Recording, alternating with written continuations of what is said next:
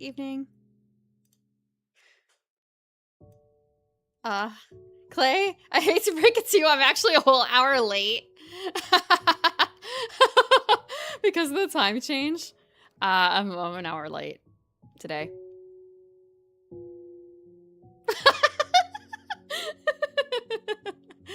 It's okay, it's my fault.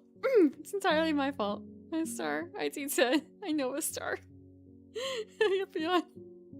Welcome, Orange. Time is relative, yes. Time is relative. You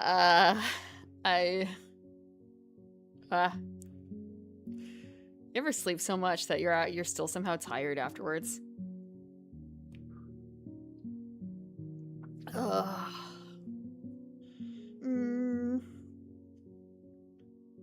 I slept too much.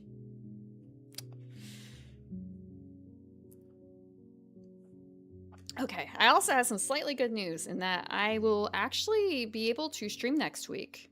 Not this upcoming week, I should say the week after.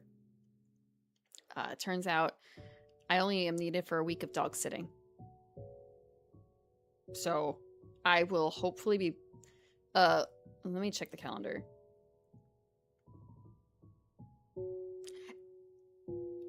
I will probably be able to stream April 1st. Now I think about it, it's kind of a, oh, do I want to stream April 1st? Yeah, I should.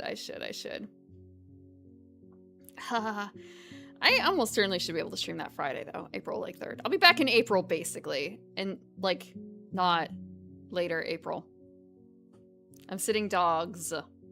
Multiple dogs. One is epileptic. And the other one is just very nervous boy. Wow, nervous boys in my family's life.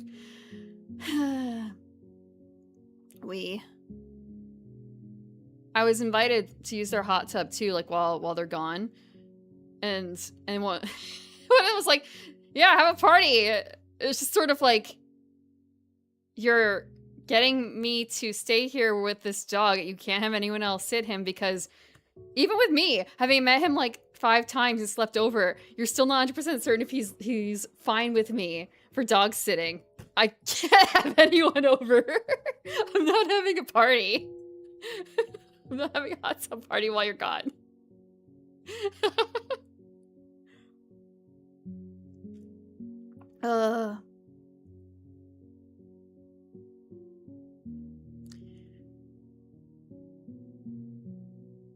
Smoked in your car and burned a hole in your brand new leather seats.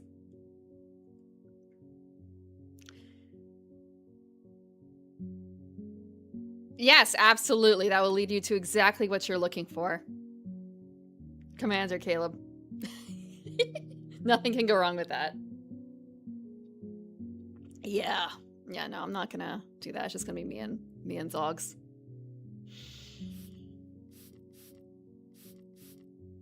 Thank you for the 7 stream streak, Clay.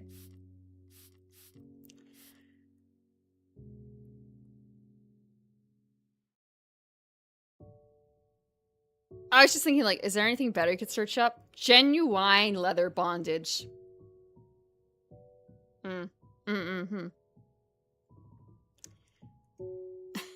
70. I think I've had that for a long time.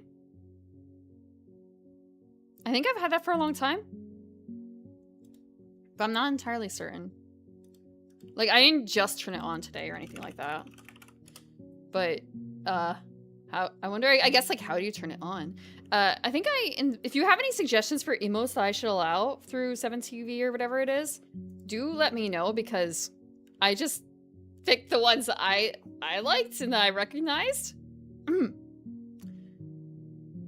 But I don't really know if that means anything to anyone else. Let me see, what is even in here? How do I use these?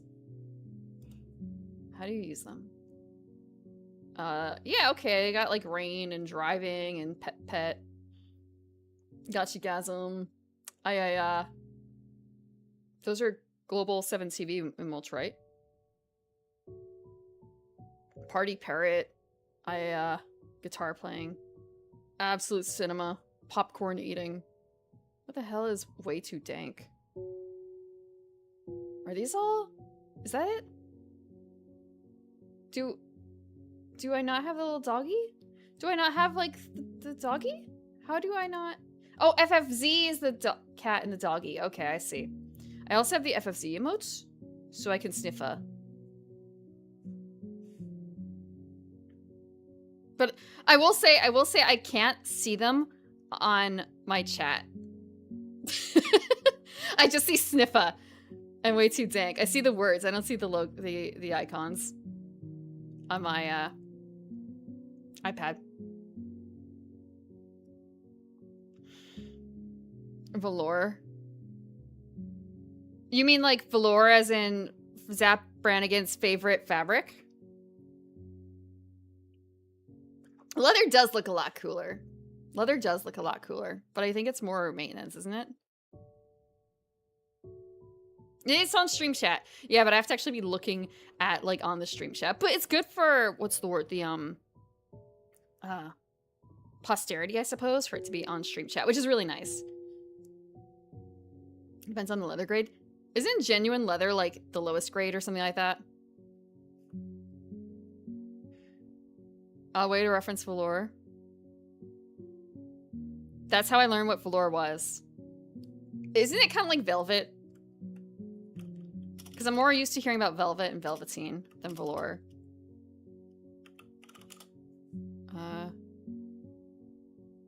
Stretchy, soft, and pliable, blah, blah, blah. Cozy, flexible stuff. So what is the difference between velour and velvet? I guess it's the stretchiness, actually. Short, dense pile. Okay. Yeah, okay. So velour is stretchier and has a matte, casual finish versus velvet. So what's velveteen? Velveteen is the, it's got, like, knots. Not knots, but it's got, like, rows, right? Versus velvet. Because I did actually have a velveteen rabbit at one point in my life.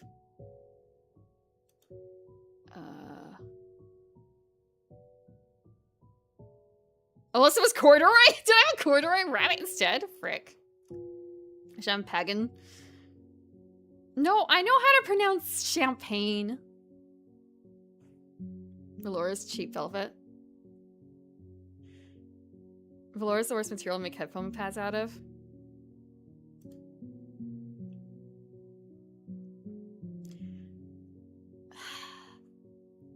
Why? I'm thinking about it. I don't know what my head pads are made out of. But I have a lot of, I mean, hair to, like, help pad it too, honestly. Just, you know, hair between the ear pads and me. How was my dentist appointment?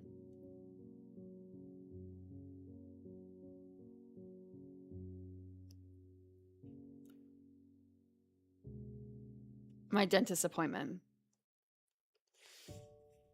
All bark, no bite. It was all bark, no bite.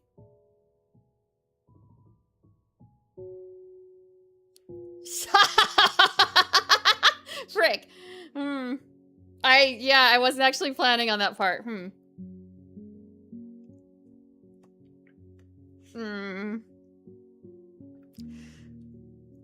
I was just thinking about dogs. I don't know what you're talking about. Think of the joke about Helen Keller's favorite color.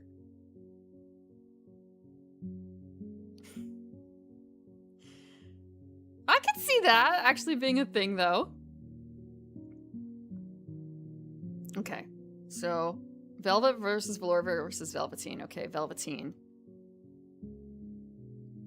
Woven with no stretch, shortest pile. Velveteen. What does velveteen look like?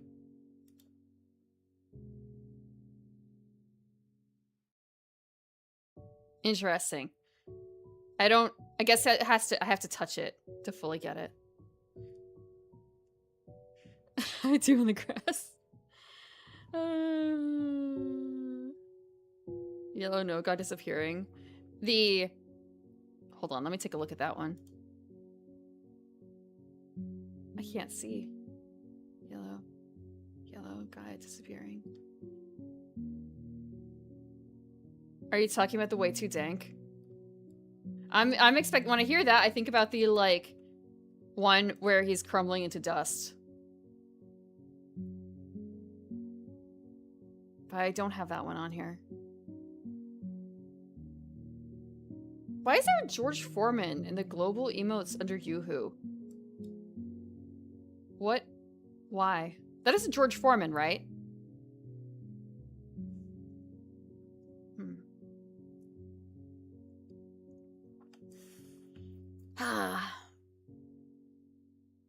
Okay, game. We made it to second act, just at the beginning of the second act. We also got the front page updated for it. Had the best grills. Do they still make George Foreman's?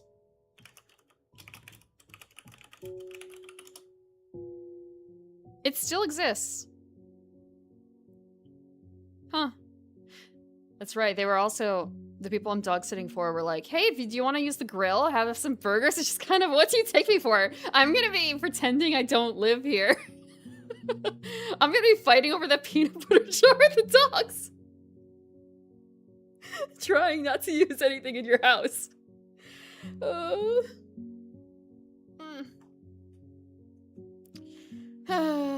I won't actually have to fight with the dogs over the peanut butter. They have their own and they have creamy and I have crunchy.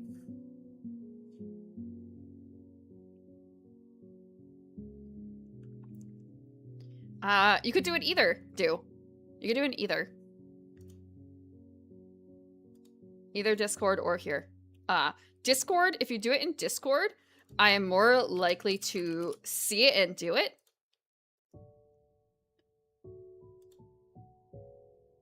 Okay, how? No, okay. How do I add? How do I add? Let me see. Okay, let me... chat? Where? How do you... Site layout? Channel? That's not it.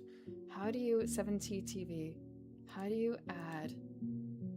emotes? Do I have to go like 7TTV, 7TTV emotes? Because you did it like this, I will totally do it right now.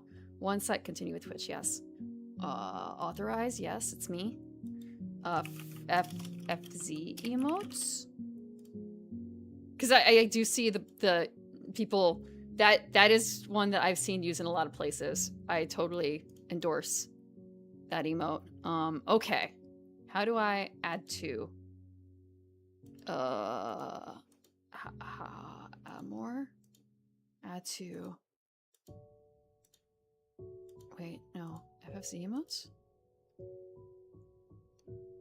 But I have FFC. Emotes? The public library? How many O's is it? Let's see.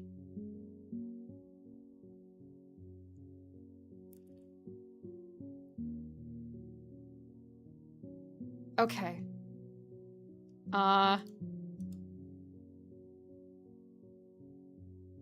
Okay. I added it to FFZ, I think. I don't know how to add it to, I don't know how to add it to a 7TV, actually.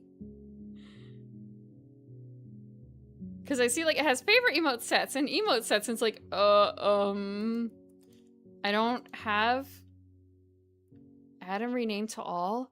Like, is that what you're supposed to do? But the confirm button isn't, like, available. Do I have to... More?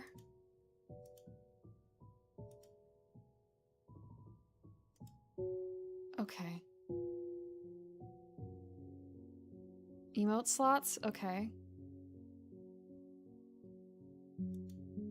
Okay. So if I click on this, it has add to, but I don't have any, like, emote sets. And it doesn't, like... How... I guess I have to create an emote set first?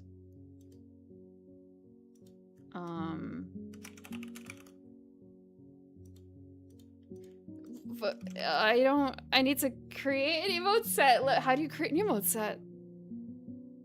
Directory, emotes, upload, custom settings? No.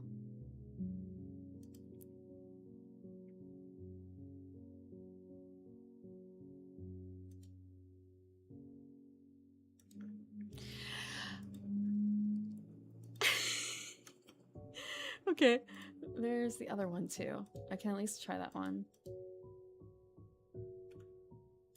Yippee.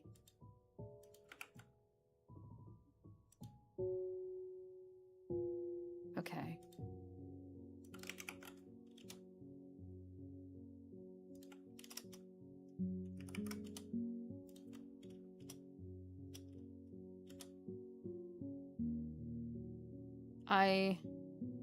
Okay.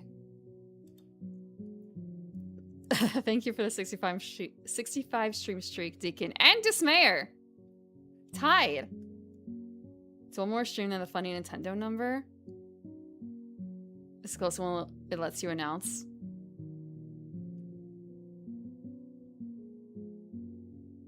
Happy 64 plus 1 stream streak.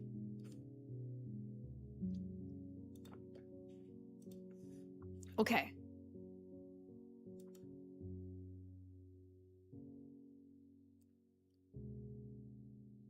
Help. Help. Getting started. Emotes. Emotes. Okay, let's see. What are emotes on 7TV? How to add emotes to your channel, please. I'm a channel owner. I have an editor. Add to, select the channel. But I think I did that? Let me look at it again. Okay. It says add to.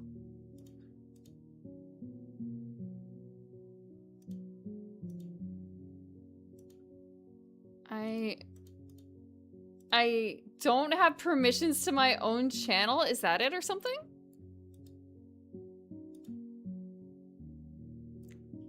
Is that my problem? Because it doesn't have anything in the drop-down. That's so whack. I'm connected. I'm not an editor for anyone. Gotta set up a sync. It doesn't say anything about that though. You have to be the channel owner via connected platform like Twitch or Kick. I am! And, or be an editor with the appropriate permissions, but I'm the channel owner! Why can't I add emotes? Add to, select the channel. It doesn't show anything like that.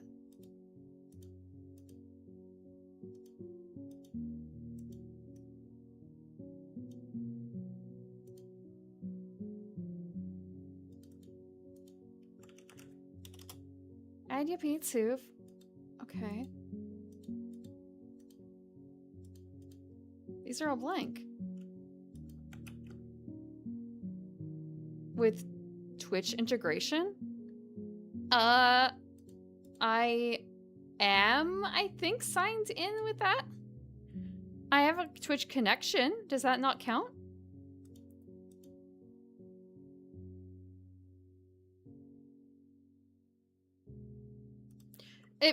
There's also a weird chance that maybe it doesn't like my browser. Let me try Chrome.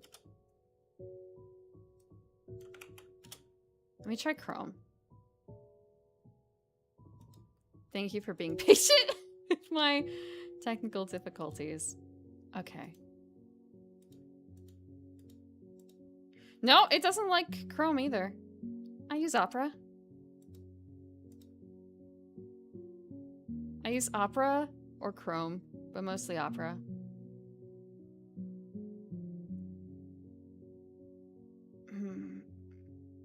Maybe it's because I don't have the browser extension? Maybe? Feels kind of weird, but could be that.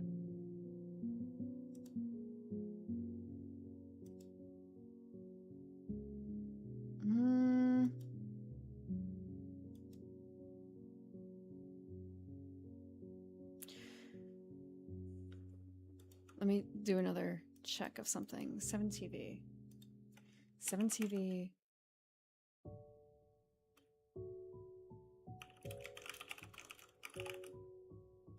Not able to add emote.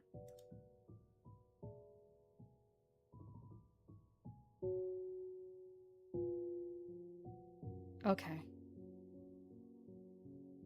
Editor in, top right. Okay.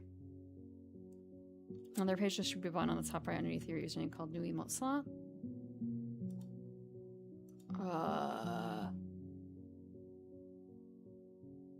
Okay. Make sure. Okay, I think I see. Okay, so if I do this instead, I'm a user. No active emote sets. Emote sets. Okay, create new set. I think I found it. I think I found it. Is this it? Can I do it now? Let me look up the Yippee. Let's just look at all their emotes. You want me to add? No. Add to. Yes, I found it. I found it. We're getting our first emote set. We're getting our first 7TV. And Yippee. Where is Yippee?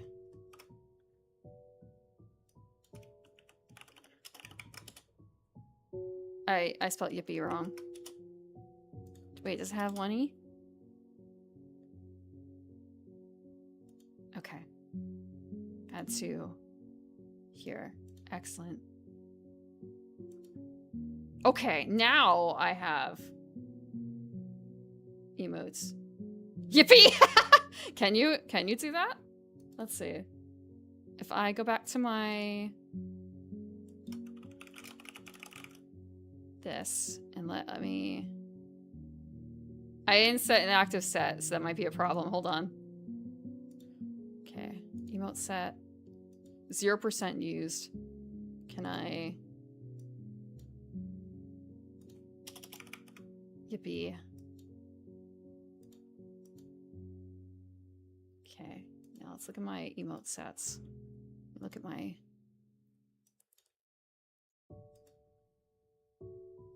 Yippee with 2 E's.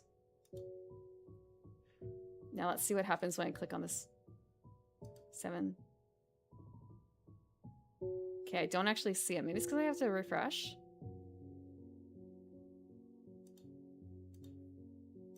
Let's refresh real quick. Hack the system. I should have done this like a bajillion years ago. Let's find out. 7TTV.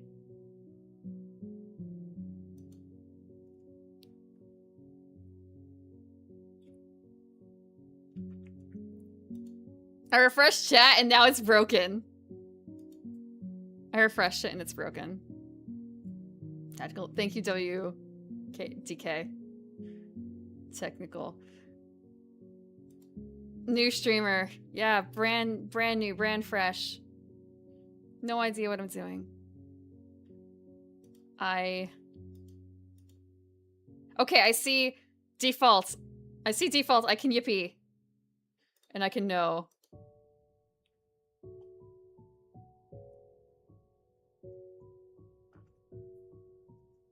Ugh. Thank you, Reddit, for giving me the answers.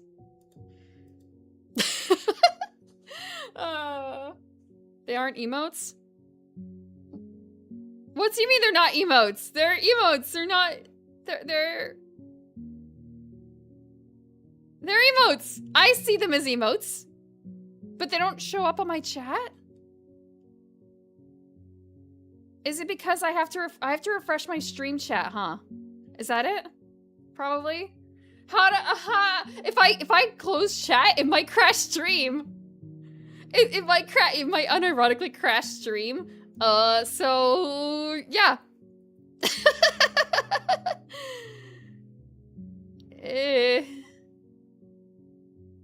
It'll happen next stream, don't worry. My OBS is a little borked. And if I pull out my stream chat on OBS, it will crash the stream. They'll crash the entire OBS instance.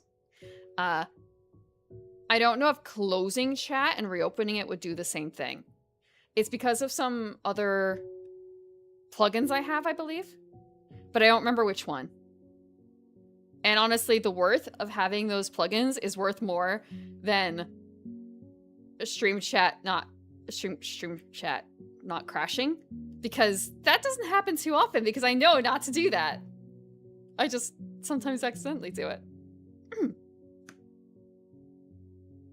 Hi, generic. Yeah, I was an hour late today. API started exact science. Yeah. Yeah. Oh.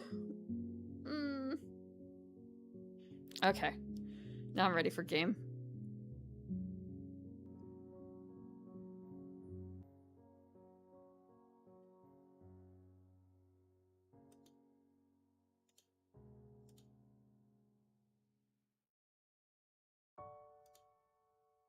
Oh, new Sammy update. New Sammy update?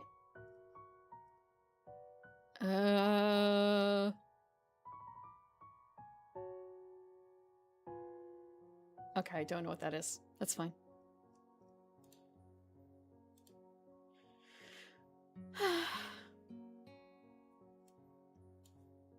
We got our second image. We got our second image. Surely it won't make you cry. Surely it's not that sappy.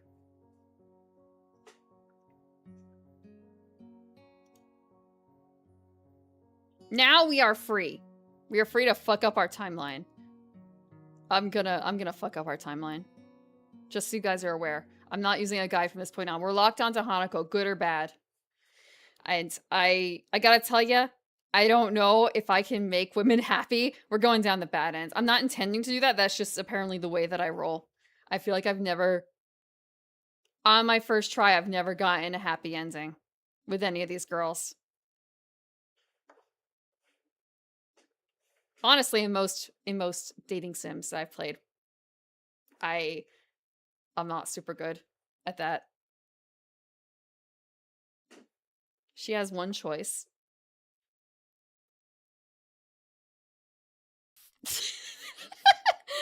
Thank you for the water. Surely she has more than one choice.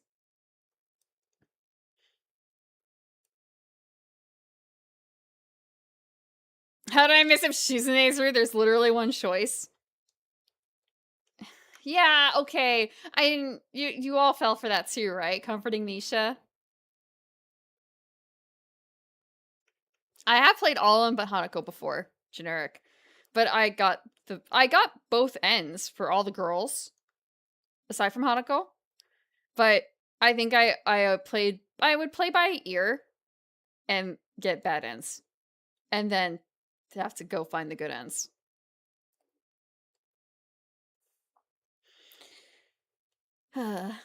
My body switches into auto mode, carrying my subconscious self out of bed and into my uniform. As always, my bottle of pills sits on my desk patiently, waiting for me to take them and pick out my daily dosage of medicine. 17 pills a day.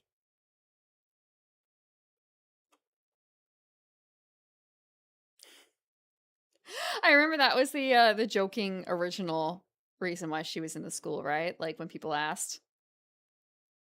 And then the writers, I guess, maybe it wasn't the writers' decisions, but the people were like, the people who were making it were like, you know what? No, that's too insensitive. We're gonna change that.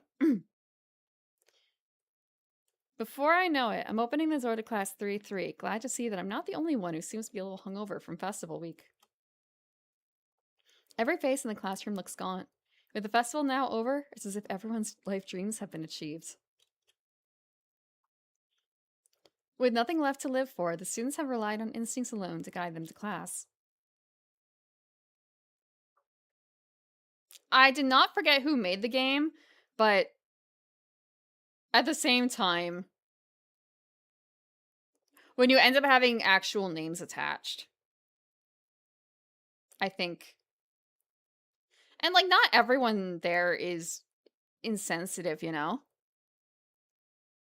Who made the game? Wow. Who knows? 4L Studios.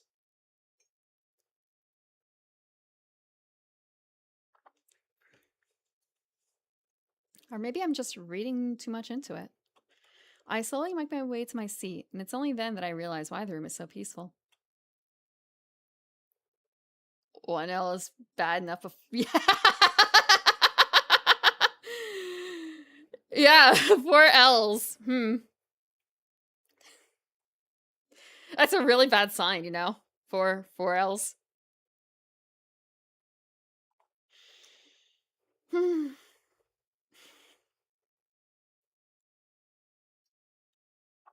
The seats beside mine are blissfully empty. The world's loudest interpreter for the deaf has yet to arrive. Whoop! They got me. Just as I'm about to sit down, the door flies open, revealing a resplendent Misha, jewels bobbing from the dramatic entrance and arms stretched towards the sky.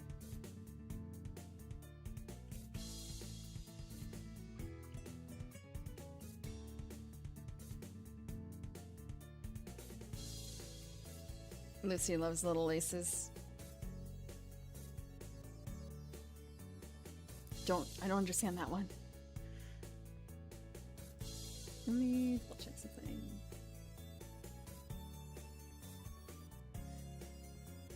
She wants a Pokemon battle. Yahoo! It's all over. Oh, wrong window. It would appear that not everyone is affected by the post-festival depression. The rest of the class glare at her, obviously thinking the same thing I am. Misha, still frozen in the doorway with her arms still in the air, nervously looks around. It's obvious that she senses the foul mood, but can't work out exactly what to do. Suddenly, she jerks forward. Hey! As she stumbles into the classroom, she reveals Shizune, arms still extended from where she shoved Misha. Thanks for the entertainment, but shouldn't you two take your seats? Still slightly embarrassed, Misha takes a few seconds to realize she has to translate. I feel like Jigglypuff. Would she not have a Jigglypuff? My first thought was Chansey, but no. Wigglytuff maybe at that? Oh, yeah! Shi-chan says she's not happy with you dishing us last week. We were really busy. Is that so? What about the stuff I already did for you two? She says that only counts for council members. Since you declined, she doesn't owe you anything. Misha leans closer and whispers conspiratorially into my ear. Snubble? Ooh, yeah. Actually, I think she's just a little sore that you didn't spend the day with her. She's really thankful for your work last week, though. Sensing that she is being talked about, Shizune lightly wraps her fingers on her desk until Misha turns around to face her. Why does she need glasses if she's so she could hear better? I can't understand any of the fast-paced signing that's going on, but from Shizune's slightly embarrassed expression and Misha's poorly contained laughter, I can guess. While this exchange is happening, the door opens once again, this time at a much more reasonable pace. I'm sure there's people who made actual full Pokemon teams for the girls.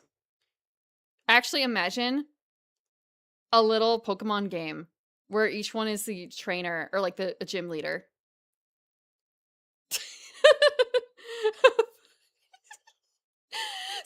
Sorry, a dating sim where you have to defeat the gym leaders.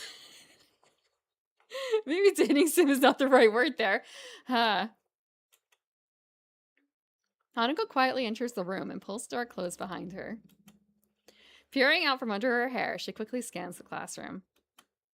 Our eyes meet and she suddenly stiffens. She closes her eyes, takes a deep breath, and then walks over to my desk. Good morning, Hisa.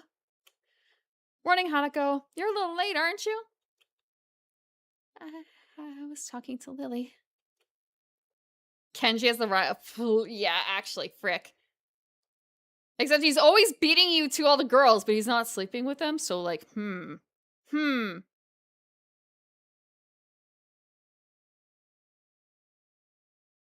make this work.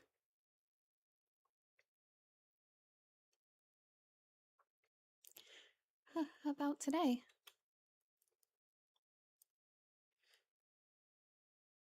Kenji might have with one girl, but she isn't a romance choice. Ooh? Ooh, is there a girl in there that's has some entanglement with Kenji somewhere? I'm not deep enough into the lore for that, I don't think. Or at least maybe I read about it once, but not for any longer. Ah, so you've got her list then? We can leave straight after classes in that case.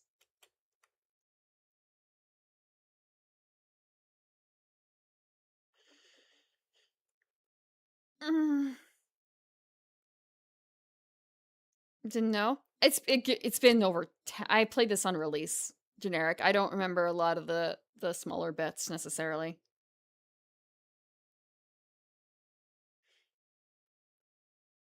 Yeah, Deacon, you're right. Dating is not an option. Sure. I must have been an adult. Yes, I was an adult, in fact, when this came out. I've been an adult for many, many, many years. I'm looking forward to it. Hanako briefly flashes her embarrassed smile at me and then hurries off to her seat. The question is, what is Kenji's Pokemon? Like, if you get a set of 3, what Pokemon does Kenji pick? What Pokemon? What is the canonical Kenji pick? During classes, it becomes apparent that it's not only the students that are a little despondent after the festival. Metapod!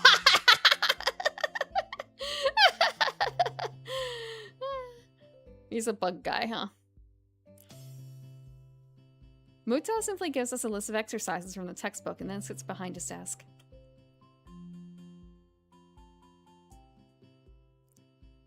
He's scrubbing the grass by accident. I totally forget about the brief lunch period for a moment. Such is the banality of the day. It's mind-numbing, and everyone seems surprised when the bells signal the end of the lessons. I mean, it makes sense. That's the way it started, right? You give him a challenge. As I'm packing my bag, Shizune and Misha flank and entrap me. Seihi-chan! It's still not too late to join up. There are lots of post-festival paperwork for us to complete.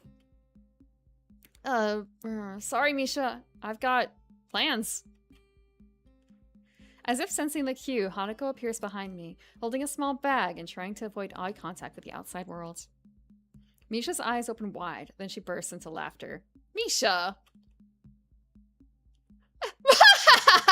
You move fast, don't you, Hichan? We won't disturb your date any further. Oh no! Misha!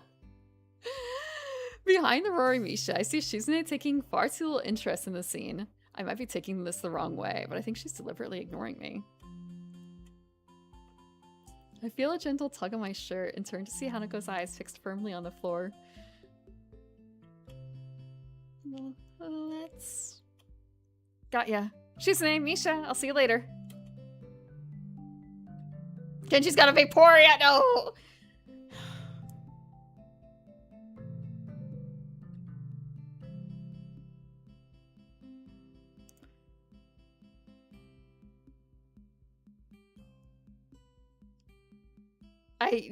No, today is a bad day to have mental imagery. And I'm still not interested in the council. Spoil sport.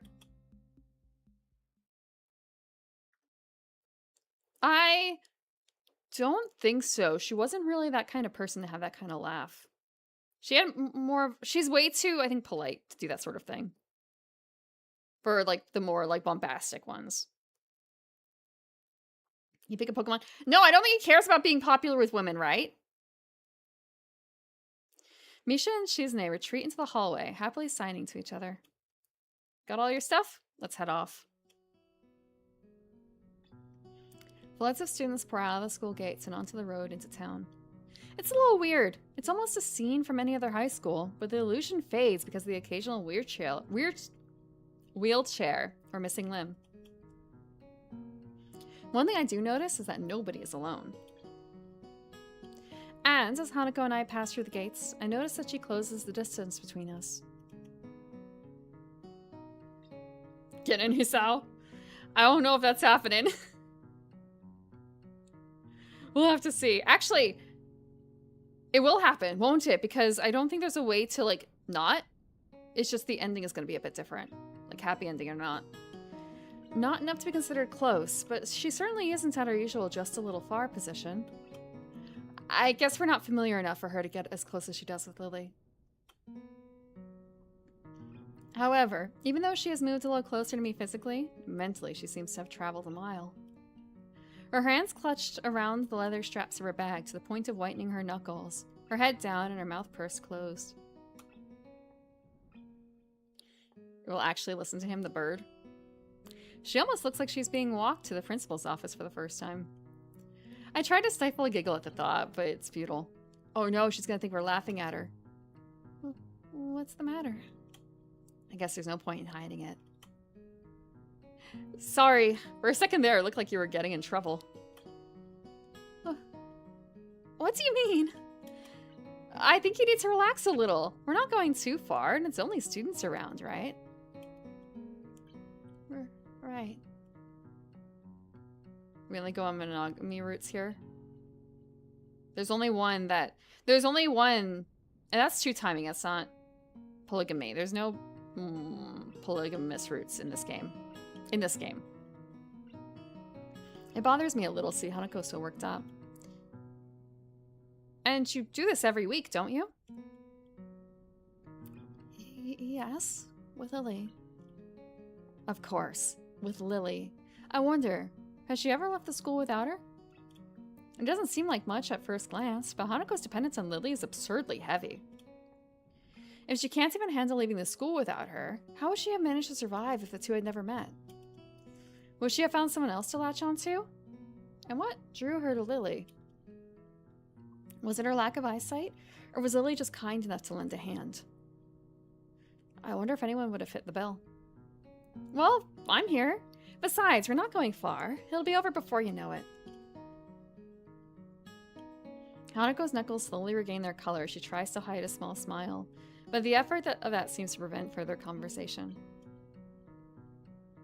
We travel, side by side, down the winding road towards the town.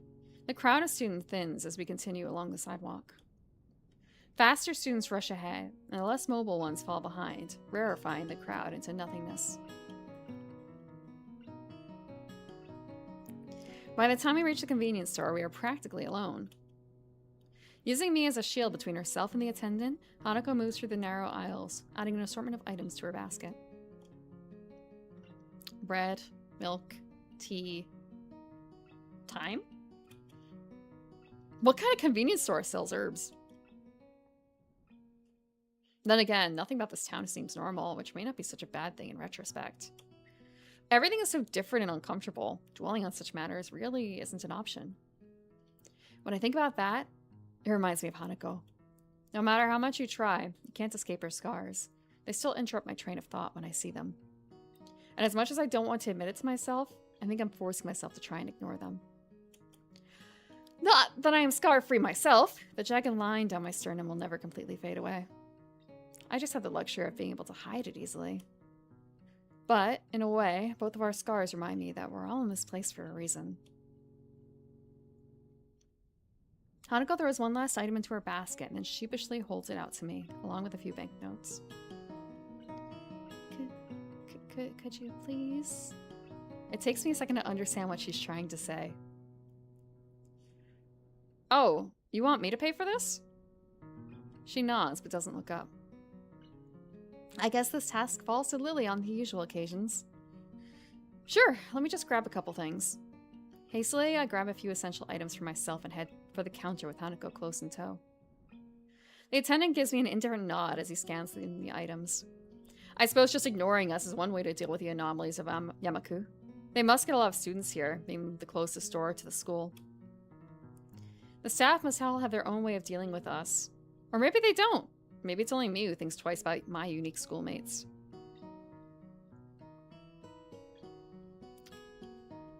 OP regulars. They're the strongest, right? Shafu, what is that?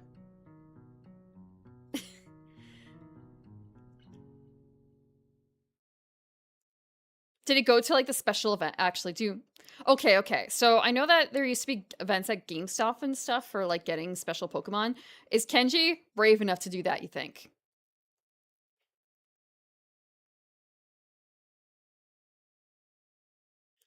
Our transaction complete. Hanako and I head back out onto the street. The road is pretty much abandoned now. The students that were heading out have already left, and nobody has started returning just yet. Can he find his way there? Oh, it's a blow. Would he use a Game Shark to hack his Pokemon?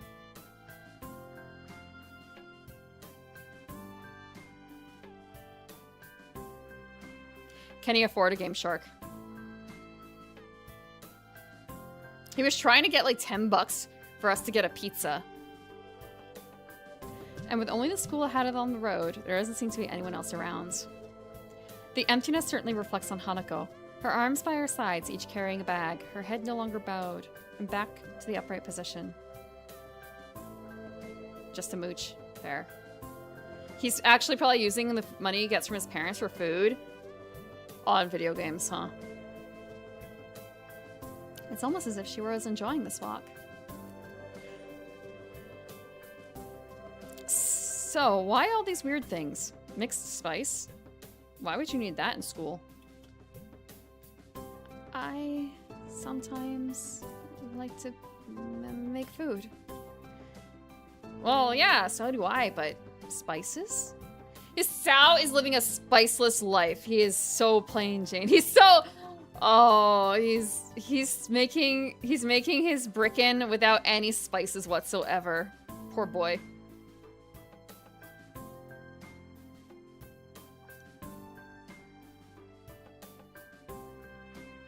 White bread, Sao. That's a little more advanced, don't you think? Bro, spices are not advanced. You just put them on the food.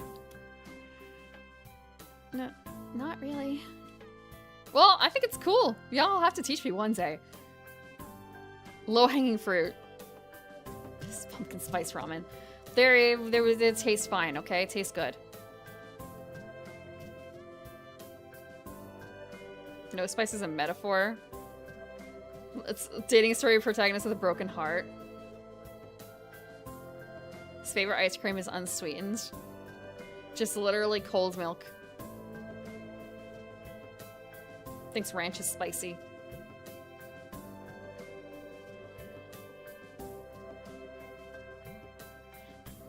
Sure. At least that's an easy in. Teach me how to cook. Hanako's gonna impress him simply by putting spice on chicken.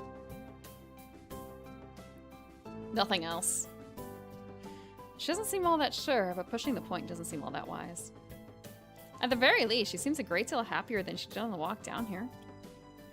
That alone makes me a little happier. Outside of the girls' dorm, Hanako and I sort out the grocery bags with our respective purchases. You don't wash chicken. I even know, do not wash chicken. In comparison, my things look positively plain. I tell you, you're putting me to shame here. No, I'm not. I'm only joking. I have a stack of homework that I skipped last week, so I have to leave now. Will you be alright getting back to your dorm? Yeah. Sure? Okay then, I'll see you tomorrow. Bye. We part ways and I return to my room. Piles of papers sit upon my desk, begging to be completed. With the entire ruckus of the last week, I barely had time to catch up. I tried to keep up with my studies while I was in the hospital, but some of this stuff I've never seen before, even back in my old school. Salt to the mashed potato. That is daring. Hanako's gonna put one stock cube in the rice cooker in his cell, call her a wizard. Wait, you can do that?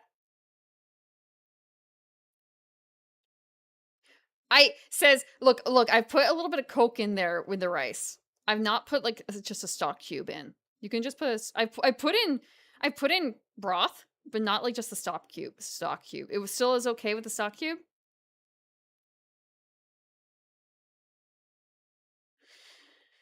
You put it in the cookie.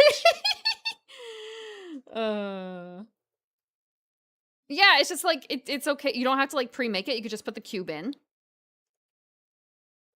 instead of like mixing it beforehand. A little bit of Coke in the rice with the rice is fine. It probably could have used a bit more Coke, to be honest. Modern day rock stars. No. I just had some Coke left over from... I think it was for my birthday, actually, at that time. Because when you're making Long Island iced tea, you use a little bit of Coke, a splash of Coke. And I still had the Coke flat in the fridge, so, like, put some in the rice cooker with the rice. That's a thing. Coke in the gravy? Interesting. I haven't heard that one before. It was for my birthday. I made the rice. No, I made it in like, I don't know. I made it months ago. I made it in like December or something like that. I still have the fluff. It's alcoholic fluff. I'm not dead yet. Totally unprepared. I pop the top of a can of drink and get to work. My birthday was last May. Literally, it's like the eggnog, okay? It's so alcoholic. It's fine. It's alcohol and sugar. But mostly alcohol. Maybe some egg in there too. It's a lot of alcohol. The days are really starting to heat up. This morning I awoke covered in sweat. By the time the student body starts leaving their dorms for breakfast and morning duties, the sun has taken full effect. Oddly, that puts me in high spirits. I don't remember exactly when I had the rice. I would have to go back and check some messages that I left to other people to inform them about how it tasted. It's also possible that I'm misremembering and it wasn't that can of Coke. I just don't drink soda very often. So it's kind of a why else would I have had an opened can of Coke if it wasn't for the splash I needed for the drinks for my birthday.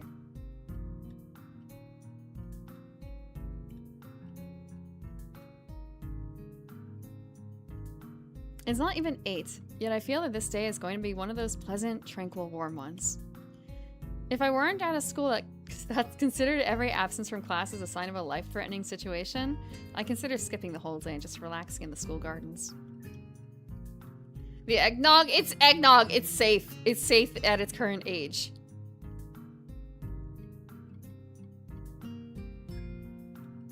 It's simply very aged. Yes, today will be a genuinely lazy day. For a second, I stop in mid-stretch and consider the nurse's warning about exercise. Maybe I should have kept up those morning jogs. Running with someone like Emmy might have been a little testing, but if it worked at my own pace... who am I kidding? I couldn't stick to something like that without some kind of motivation. It's not like I sit around all day. The walk to and from the convenience store counts as exercise, right? Especially the walk back up the hill. Yeah, it's no big deal. Compared to months lying in a hospital bed, I'm getting plenty of exercise. No, my man. No, my man. Do the jog. It seems I'm not alone in my appreciation of the day. Nearly every member of the class is glancing through the window and into the tantalizing sky. Even the steadfast Shizune seems to lack her usual figure for schoolwork.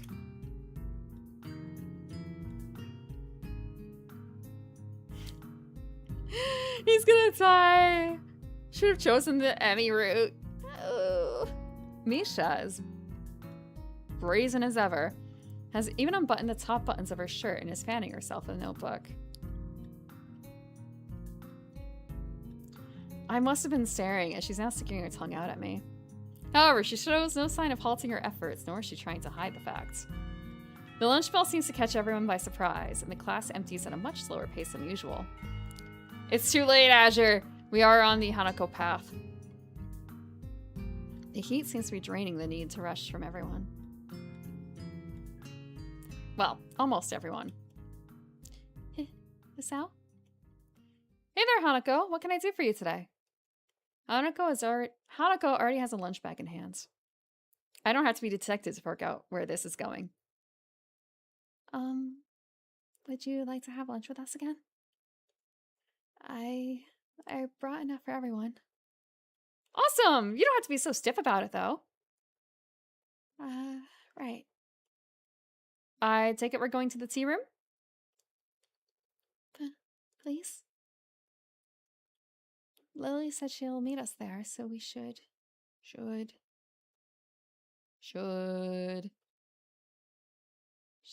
ahead together. Sounds like a plan. This heat is making me pretty hungry. Hanako breathes a sigh of relief, and I gather my things together.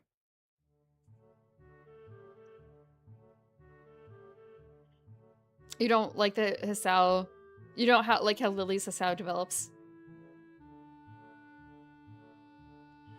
As usual, the aura of the tea room is refreshing, feeling isolated from the rest of the world. Then again, the usual din of the school seems to be a bit subdued, most likely from laziness promoted by heat exhaustion. What would you guys want in a bento? Imagine a cute girl made you a bento. What would you want in it? Do you want one of those, like, metallic ones that is, like, 3 containers tall and has something, like, 1 level of rice and then the layer of, like, stew or curry or something like that in there, and then the miso soup on top? Or do you want one of the cool, like, flat ones that's got, like, of course, rice, and, like, apple carrots, apple bunnies, little sausages cut into hot dogs? Do you want that kind? Or do you want something a bit more mature looking?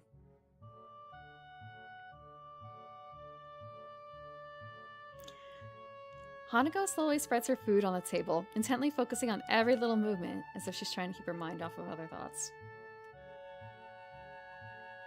Do you want chicken and broccoli?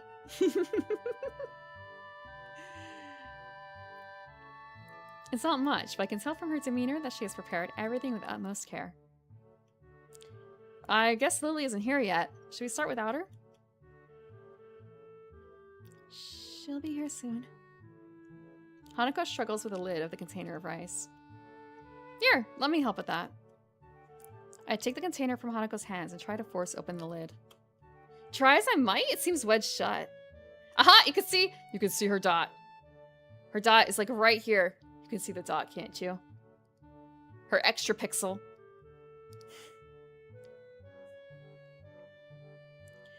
Let me guess. Did you put this in while the rice was still hot? Yes, I was in a rush.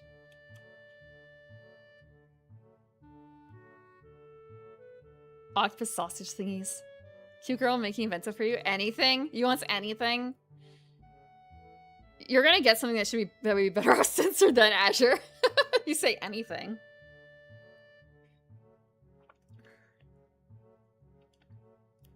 Someone caring enough to try. Food that won't rot your gut. So not full of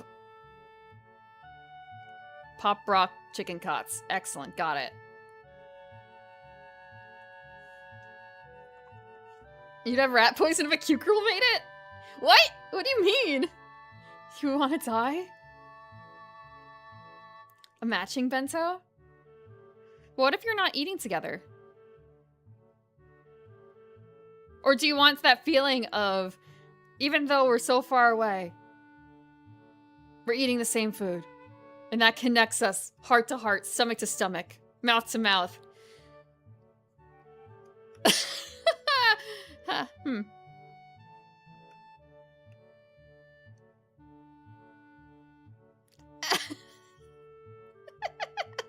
Sure. You are going to get something horrible in your bento someday. I put the container on the table between us. I thought so. It looks like this is wedged shut. We'll need some hot water to get it open. But that could be a pain in here. We'd get water everywhere. Well, in that case, how about I contribute to today's meal? At the door, Lily smiles while holding a bag stocked with various buns and bread rolls. I can't help but do the same. Since you two had a change of plans because of me, I thought I would bring a little something. Oh, I thought Lily was going to use her arm power. Lily's strong. Thanks, Lily. Here, let me get that for you. Evidence of a crime. Hi, Vrog. Welcome, welcome. Also, happy early birthday. I hope you had fun with Warhammer. But what's with that face? What's with that face, SW? What is that face? Let me see. It won't let me check what the face is, damn it.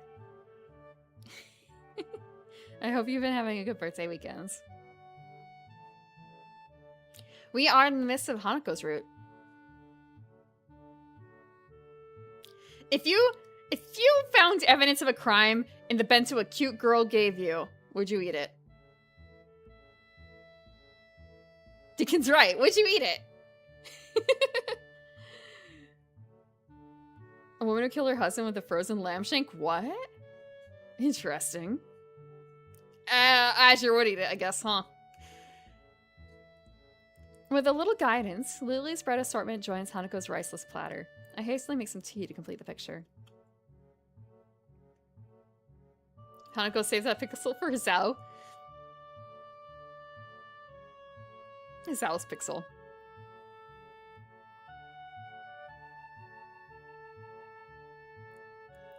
Well, I'm looking forward to this. As I take a bite, I notice Hanako trying her hardest to not look like she is looking at me. Ooh, she wants a reaction. It's something special, but then again, I can't really complain. I'm pretty lazy when it comes to cooking for myself. Not bad. I guess this is made with the stuff you bought yesterday. Hisao! You can't just say not bad! Yes. Yes. Hanako's eyes shout at me, begging me for some kind of feedback. Well, it was clearly worth it. Thanks, Hanako. I wanted to show you this after yesterday. It's okay. I was just a little surprised at the stuff you were buying. Hanako's always liked to experiment when it comes to food. I think it's good. Most of the time. While Lily's smile doesn't waver, the slight change in her tone tells me that things have not gone so well in the past. You got to hang out with the Italian goat. Oh, you got to hang out with the Italian goat. Hope you had a good time. Together, you two.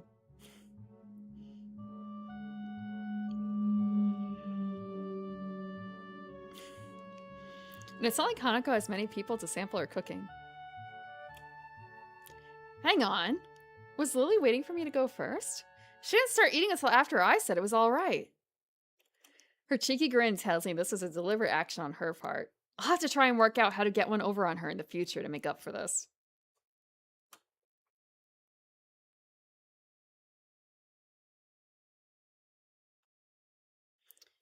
Oh, thank you for the 5 gift subs, Rock. You didn't have to do that. Thank you, thank you, thank you.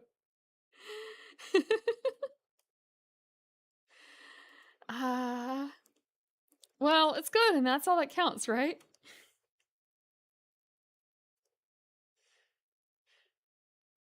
Actually, hold on. I'm trying to remember. Let me see something. Sorry, I just realized, like, wait, I have.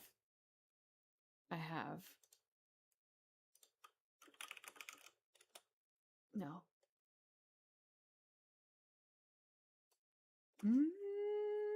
Okay. I see.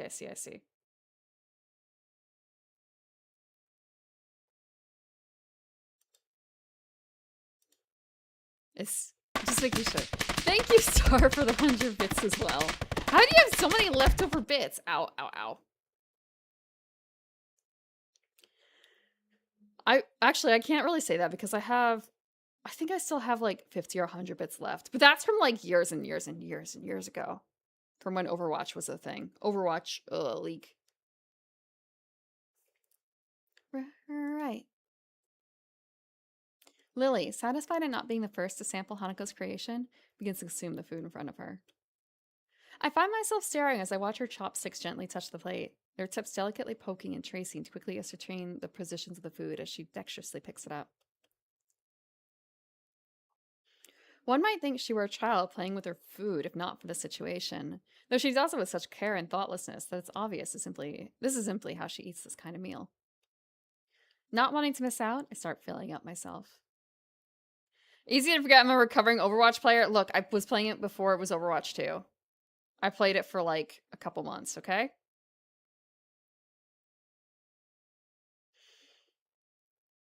Ignore the Overwatch jersey I have.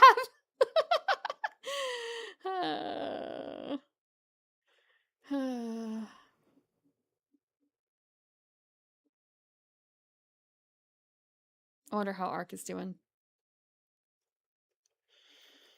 Hanako takes a different approach, waiting until Lily and I have our hands clear before quickly snatching up her share. Before long, the containers are empty, save for the still shut rice container. He's probably a doctor by now. Yeah, that's probably true, yeah. Yeah, have a good meal, Varag. Oh, you've been drinking? Sober up, sober up. Feel better. Don't let yourself get a hangover. Happy birthday again. Have something delicious. Thank you again for the raid. Thank you, Hanako. That was filling. No, thank you for the bread. Yeah, it would have been a disaster if not for that. You're both welcome. But now I must be getting back. It's far too easy to be late after eating here. Yeah, I see what you mean. I think we'll just clean up here and then head off. Well then, good day. Lily leaves, her cane tapping away down the quiet hallway. Hanako and I quickly pack our things and stay seated, waiting for the bell. Together, we stare out the window into the endless azure sky. If it weren't for the pealing of the bells, I would have sworn that time had stopped. The urge to skip class rises in my gut. I shoot a glance at Hanako, shows no sign of moving either. Not just yet. The interval between the warning bells and the end of lunch bells passes in the blink of an eye. Well, we really should go. People will freak out and start a search party if we skip. Hanako sighs. You're right. Slowly, she rises to her feet, and I follow suit. Silently, we make our way up to the old stairs, to the 3rd floor, and then to our classroom. At the door, I take point and open the door ahead of Hanako, bowing my head down in apology in advance. I'm sorry we were late, teacher. I am greeted not by stern words, nor by an angered instruction to take my seat, but simply by the silence crafted by 15 or so students trying not to laugh. Muto, ever tardy, has yet to arrive. However, the fact that Hanako and I have arrived together is blatantly obvious. Make that about 14 students trying and 1 student failing. The lovers returned! Yeah, thanks. You can calm down now. Thank you for the hype train. I hope you have your hype chest emotes. I hope you enjoy whatever you get out of them. Oh, is that your new emote? Weird frog. Very green. Very appreciative. I see hype chests on the way. For me, still. I step through the door and realize that Hanako is firmly pressed against my back, hiding herself from the class.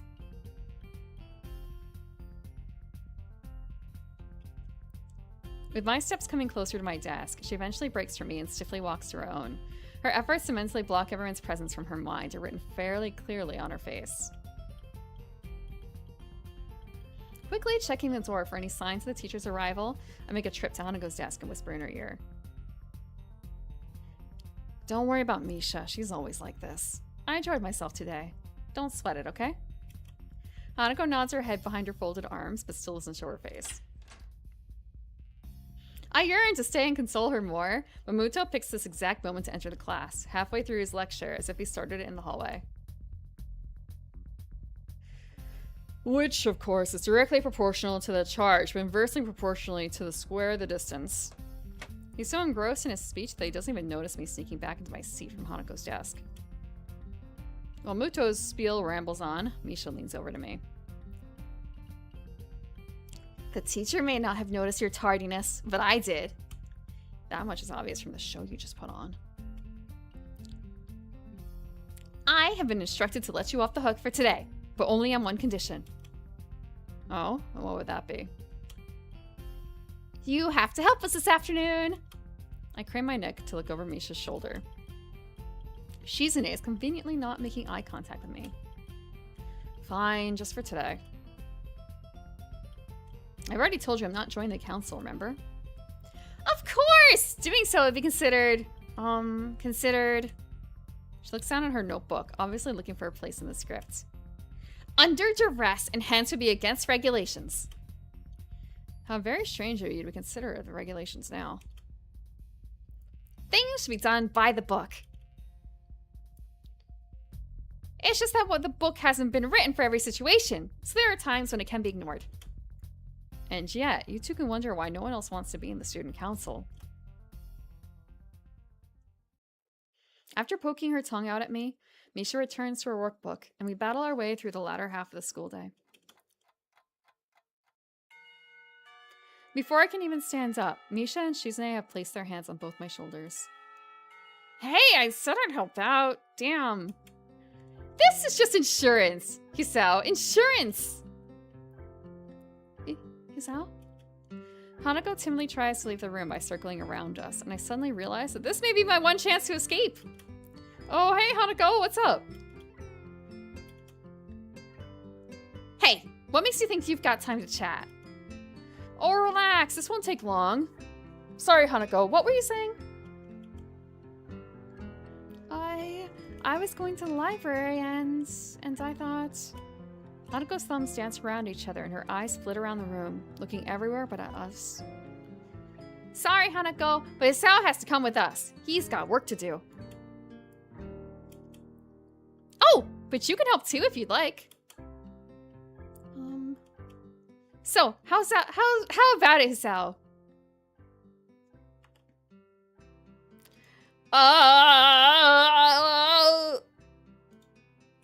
I don't want to get her involved.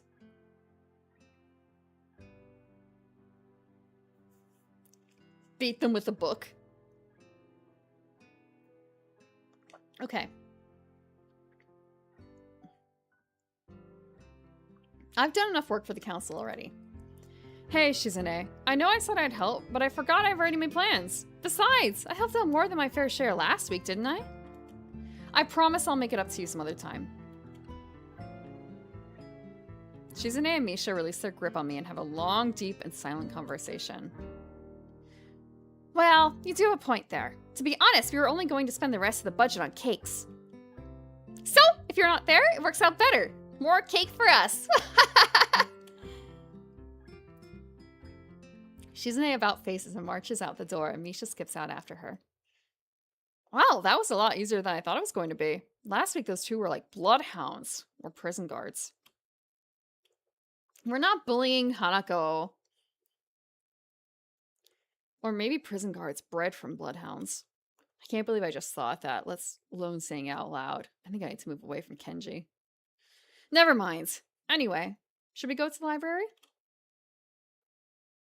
Sure. Hanako follows me through the still crowded halls to the library, using me as a shield. As soon as we are through the door, Hanako bolts for the counter, where Yuko is stacking books. Bred from bloodhounds? Yeah, you're right, it does. It's pretty terrible. Before I can catch up, Hanako has whispered something to her. You'd find that in nonfiction? But I don't know where, exactly. If you want, I can look it up. Never mind. Hey, Yuko. What's all this about? Oh, Hisao. Hanako was just looking for a book on... Nothing. A book on nothing? In the nonfiction section? I was just... I shoot a glance at Yuko. She looks like she's about to burst from the pressure of keeping Hanako's request secret. Yuko, what did... Chess! She's looking for a chess book. I make a mental note to never entrust Yuko with any important information. Yuko? I'm sorry, Hanako. It just slipped out. Well, it's not a secret anymore. Come on, I'll give you a hand. I should really brush up on my skills, too. Oh, okay. Yuko disappears behind the counter in shame as Hanako and I wander into the depths of the nonfiction section. Nerd. I don't know there is supposed to be a system for categorizing these. I know there's... Blech. I know there's supposed to be a system for categorizing these books, but I don't see how anyone can decipher it without spending half their life researching it. You get used to it, Isao. That's probably why all the librarians I know are neurotic. Towards the end of the aisle, between a book on card tricks and some book on kids games, stands a single book bearing the title, Chess Tactics for Champions.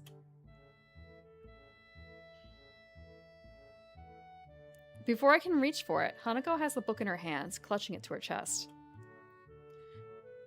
The problem is, sometimes, like, with the Dewey Decimal, there is a place you can put, like, comic books.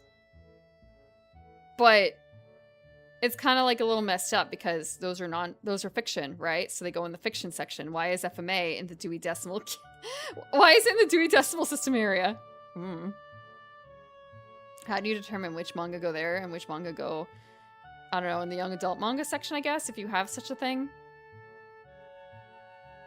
15 volumes of Yu-Gi-Oh!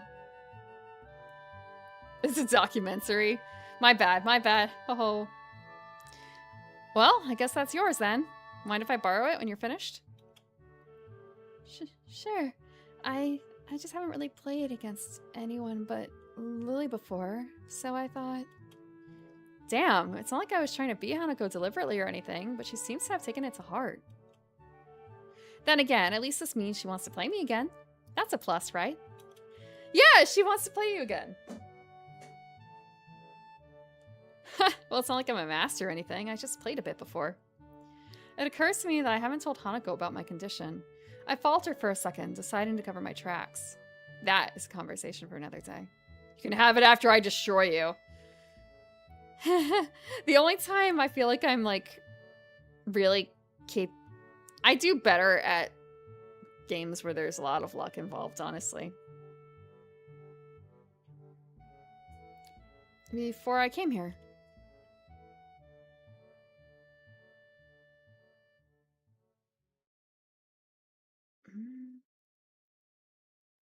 Trying to get something to go away, and I don't know why it's showing up. It's a little annoying. Oh, it's because it thinks I'm typing. Yeah, it's fine, whatever. Are you alright? Yeah, I was just remembering something. I'm not learning chess. I mean, I know vaguely how to play chess, but I'm not learning chess. I mean, other games. You were beaten in 3 rounds. That can't be legal. Your opponent was that good? When I think about it, I shouldn't be afraid to tell Hanako about my condition and my time in the hospital. Judging by her scars, she probably spent a fair amount of time in a hospital bed. But for some reason, I can't bring it up. At least not today, not on short notice. Eager to break off the conversation, I grab a random book from the shelf. It's some book on the world's fastest roller coasters. Published in 1982. Well, not very up to date, but it should at least be interesting. Well, we both got books now. Should we go sit down? Hanako seems to accept my bluff, and we head to the reading nook in the back of the library. Neither of us says a word. We simply open our books and start reading. I try to read my book, but it would seem that in 1982, roller coasters weren't nearly as large as the ones built in the decades since. Most of the ones listed are made of wood. Something about that doesn't seem safe to me. Wood ones are the most fun, though!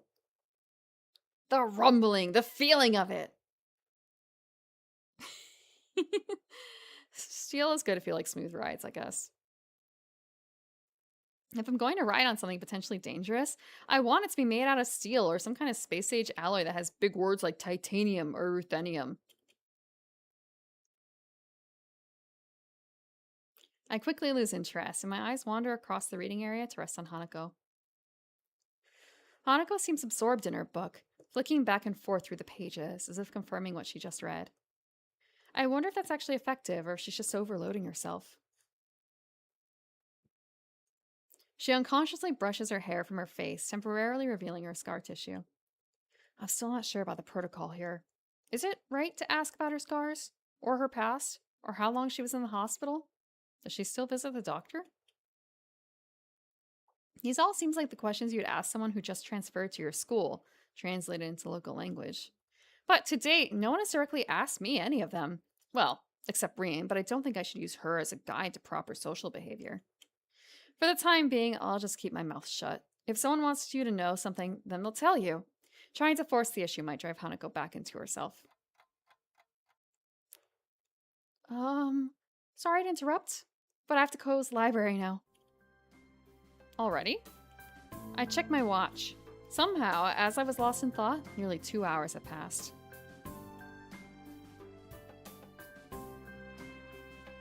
Fool's Mate was your nickname in college?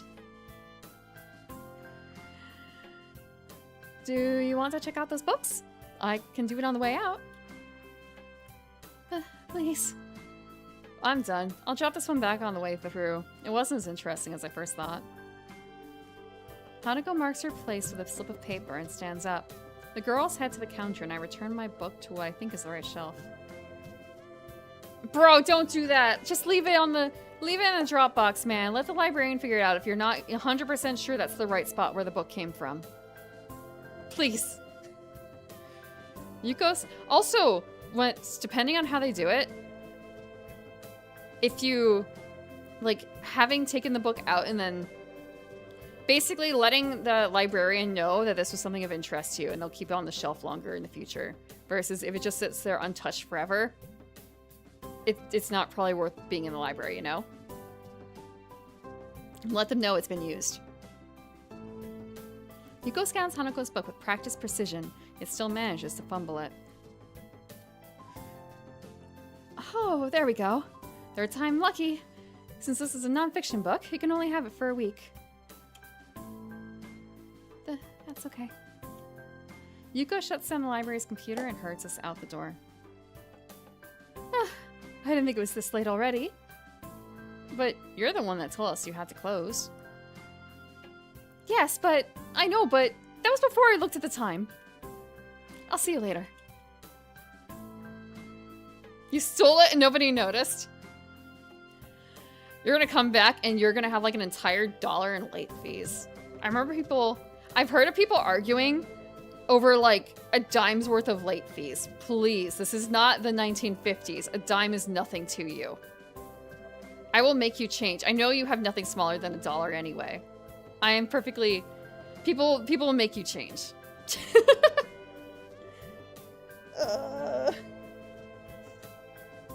Yuko bolts down the hall, her handbag trailing behind her like an awkward streamer. It was a school library. They still have late fees for those, don't they? I guess all librarians really are neurotic. Huh? Never mind. I was just thinking I've never met a librarian that can organize their time, no matter how good they are with their books. Like an awkward streamer, Hanako is just like me. I'm just like Hanako? You never paid it? Somewhere, there is a school library that has a little clay figure with the words below and on a little post-it note. Have you seen this clay man? Do not let him borrow any more books. He owes $10,000 in overdue library fines for this copy of Clifford the Big Red Dog. Oh, I know what you mean. Also, hello, Bird Moss. I'm a serious emblem.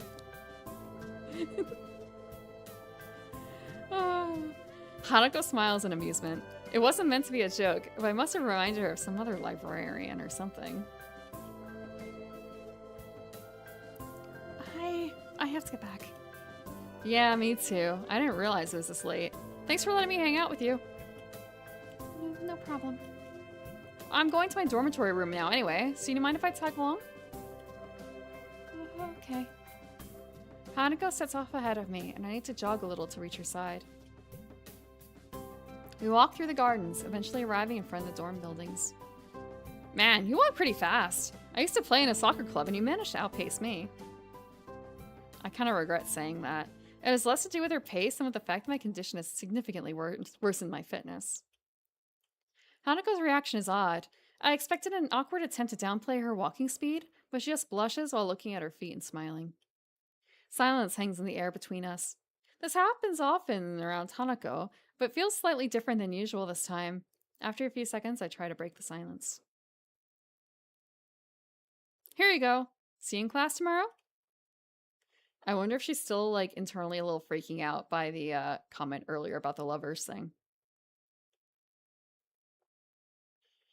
Sure. This man is never going to work out another day in his life. Hanako waves a short goodbye before pushing her way through the dorm's doors. I stand and look at them for a while before making my way to my own dorm room.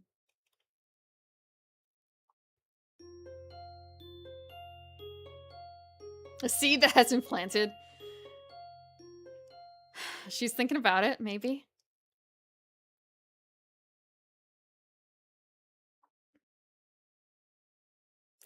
Chirping birds. Normally, this would have been a good time to reflect on the beauty of nature. But it is 6 a.m. Covering my head with a pillow, I slam my face into the mattress, hoping that the impact will send me instantly back to sleep. Futile. I toss and turn, but sleep simply won't return to me. All right, nature, you've won. See, I'm getting up now. The lack of sleep weighs my head down, or weighs my mind down, and there's only one remedy for this. A nice, hearty breakfast. Now you go on a nice bike ride, buddy. You don't have a bike here. Walk. It'd be nice to be the first person here. To be the first to dig into a piping hot pile of food, to sit wherever I desire. It would have been nice. But even my exceptionally early start has put me behind the most diligent students. I guess there are quite a few people that have early starts here for one reason or another. A group of students in sports clothes huddle around one table, eagerly discussing game plans between inhaling great gulps of food. Scattered around the hall are a number of bleary-eyed students, probably suffering from the same ailments as myself. Noisy birds. I was just thinking about some birds I saw earlier today. Because I was with family, I flipped my schedule for sleeping. I slept an inordinate amount because what else was I supposed to do? But I ended up waking up a couple times. Normal. 2 male cardinals, actually. When I opened the blinds. I was looking for dogs. I did not find any dogs. I only found birds. No, they weren't fighting. They were just chilling in the yard. Work out, maybe? Not there, no. I was just... I didn't really know what to do, so I just slept. I don't know where anyone else is in the house. I don't know where the dogs are. The last time I tried to interact with one of the dogs, he did not recognize me, so he started, like, barking and growling at me. Last time I, like, deliberately interacted with him anyway, because... But he got chill. He got chill.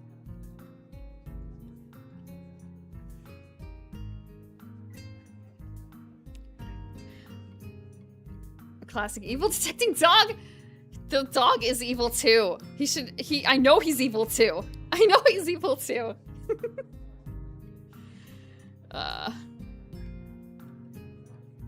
He's fine with me now, I think, since I slept over there. My mother swears that's what she needed to become part of the Inn family, so he doesn't freak out. I'm hoping it worked. He saw me asleep, like, twice. Well, quote-unquote asleep. I know. And, of course, there are the people that actually enjoy getting up this early. The ones with their bags stuffed with textbooks and completed homework. I didn't deny being evil. Was I supposed to? It's hard to not despise people like that, even more so when you're tired yourself. Picking out a familiar face from the thin crowd, I head towards the nearest table.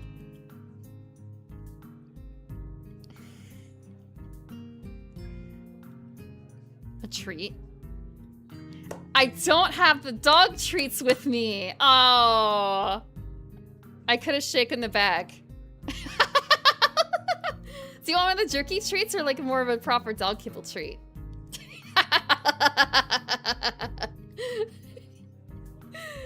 I actually was evil. I was evil woman. I was evil elf. I did not give him enough treats. That's probably why I didn't like me, actually. I had the bag of treats and I did not give him anything except for like 2 treats over the course of 24 hours. That's how I was evil.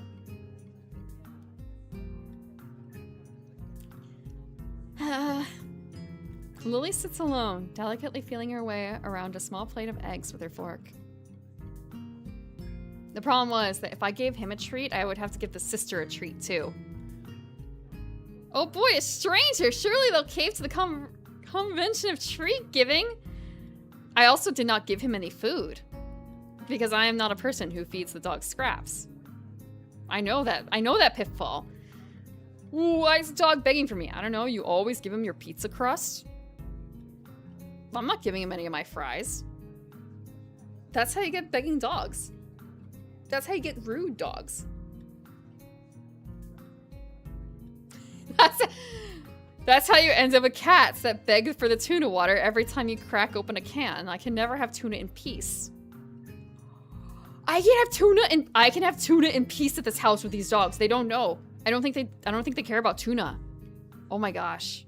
I can have all the tuna I could want, which is probably only a single can, because otherwise you're gonna get mercury poisoning, right?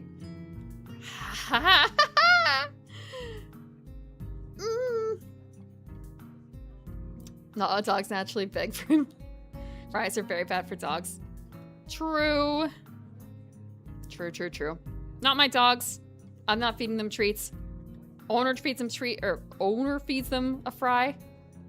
Not my problem.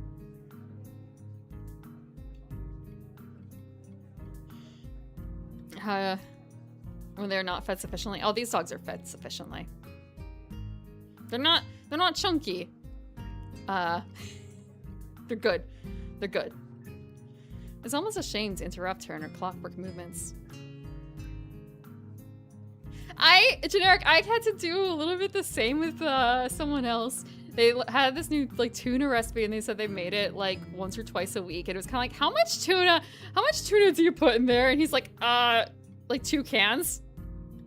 It's like 2 cans twice a week.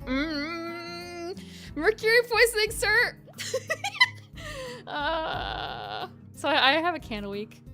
Sometimes. No more than a can a week. I know.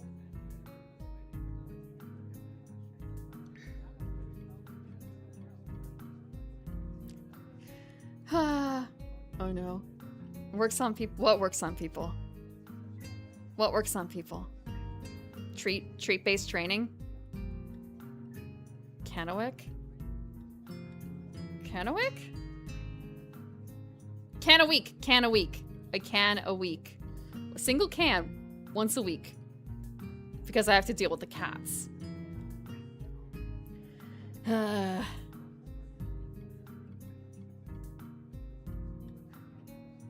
But I could have more salmon.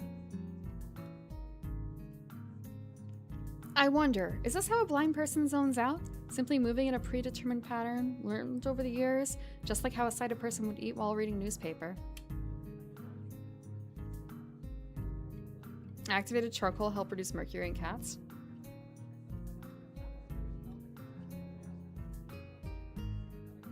I don't know. I just give them the water occasionally. I split a single can of tuna water amongst 3 cats. Once a week or less. I think the bigger problem will probably be any sodium if I didn't use low sodium tuna. Parrots can't open tins, but 2 can. 2 can also open... Actually, they can open cans. They can open cans. They can open bottles. You guys have seen the Guinness toucan, right?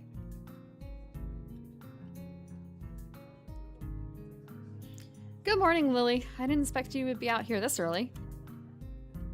Oh, Hisao, you startled me. I didn't know you took breakfast this early.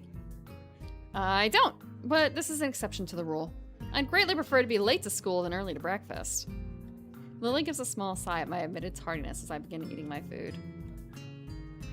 It doesn't take long for her to lapse back into her previous mindless nibbling. Each short motion lacks energy. I suppose this is similar to letting your eyes wander while performing any ordinary chore. But after a few repetitions of the find food, eat food cycle, Lily puts down her fork and dabs her lips with a napkin. It's a lovely day for a Guinness! Isao, do you mind if I ask you a question? Damn, all I wanted to do was a little food and about 4 hours of sleep. And nobody says, can I ask you a question for a simple question? Oh, for a Guinness Zero? I'm so sorry for you, Star. She's a first-time chatter. No, not the first-time chatter. Can I ask you a question? No, not the dreaded, can I ask you a question? I feel like I should try and do that to someone. Can I ask you a question? What would it be? What would it be? What would it be?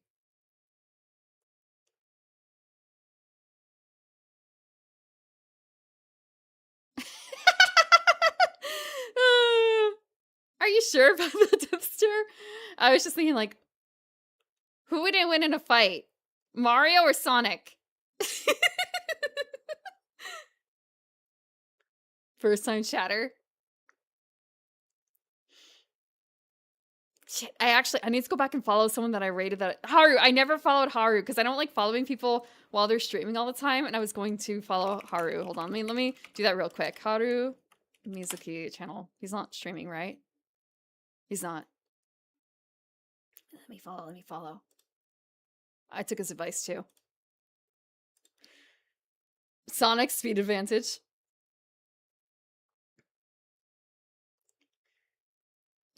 Can I ask you just one single question? You don't have to answer it if you aren't comfortable with it. It's kind of a personal question. I know I just asked you 4 of those, but is it okay if I just ask you this one very personal, very important question? Is that okay? Please be honest with you when you answer my question, which is to say the very personal, very important question I have. Will you be honest? Do you promise? Do you really, really promise? Okay, I'm going to ask the question now.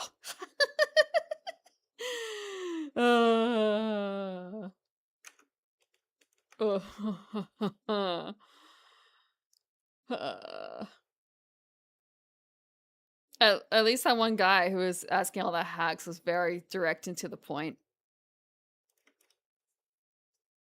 He still gets games people care about. Make it serious when it's not serious. If I go crazy, then at least the guys are Okay, yeah.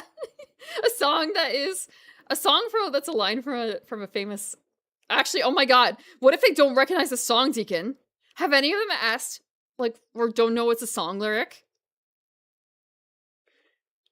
Because I realize now that maybe they might not, depending on their age. Are you sure you want to do that? Yeah, it's actually a really good line back. Like, are you sure you want to do this? So far, they've all recognized it. Bless. It's kind of like, is it because of the streamers you tend to watch, or is it simply like luck? Or is that just that famous of a song? You're too young to be on the internet. That's true too.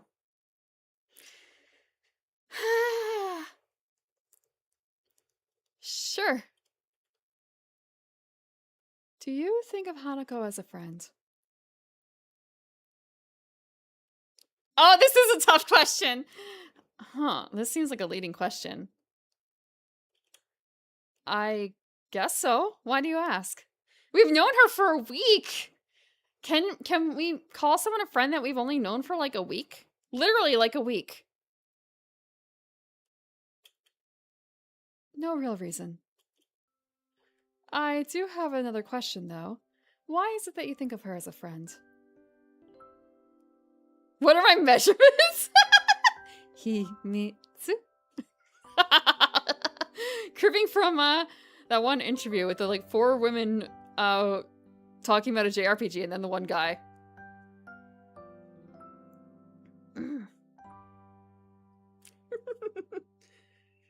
You never just gone up to someone and said, okay, we're friends now? No. No. I'm talking to a person for months and thinking like, I still think of you as an acquaintance. We're not friends yet. I'm so sorry. I don't know. I don't know. Context matters. There are kids who gain best friend in like a day at school. It's not that I hate everyone. I don't know.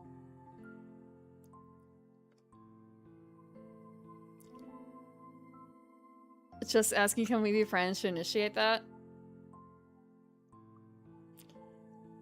Are you our friends who can never be friends?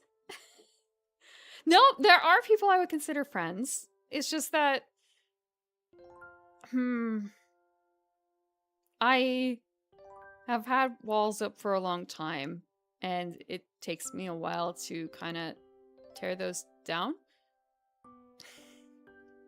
And part of it is, like, I guess, very context dependent. Just remembering when I call them friends now, but, like, the people I play board games with, I didn't describe them as friends, and I didn't really, like, I don't know. And it wasn't until they moved away where it was kind of, oh, we were friends, I think. I just never realized it until it was kind of too late. Here's the friend contract. My expectations and deliveries of fine print. Oh, I try not to have those. They're my minions. No. You've asked people what are your measurements? Man, you know what? That would actually be a great time to pull out my cat's measurements if I still remembered them.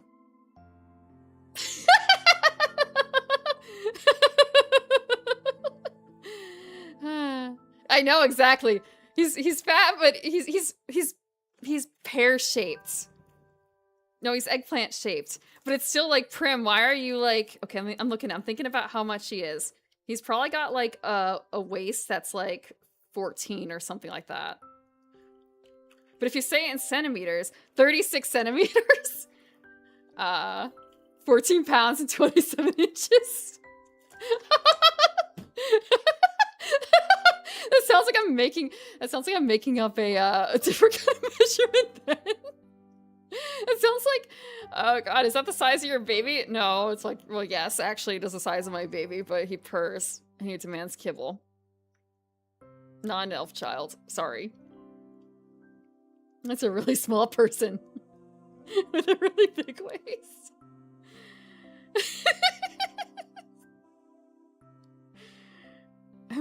A doll VTuber for their measurements, 6'3", That's really thick for a doll, honestly. I don't even think, like, I don't even know if 2B is that thick. Let me think, let me look. I'm not actually gonna pull her out. Oh shit, no, you're right. It might be close to 6'3". Hold on. No, it'd be bigger. Hold on, let me... Now I'm actually really curious. Give me a second. I'm gonna grab 2B out.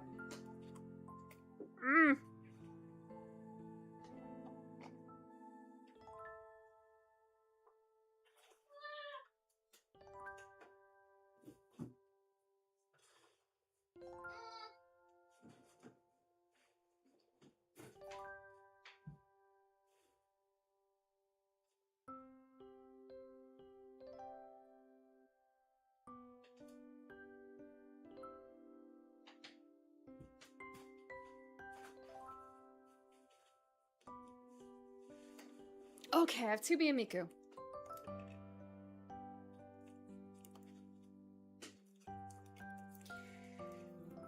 Meow? I didn't meow! I did not meow! You didn't hear a meow! It was Haru's recommendation to add the tag. I'm not adding the other tag he suggested, because I cannot be a femboy. Okay, I guess I could, but that's not me. But I could totally do the rest of it. There was no meow, that was me. Miku is 7.5. 5 3/4. Let me have her stand up.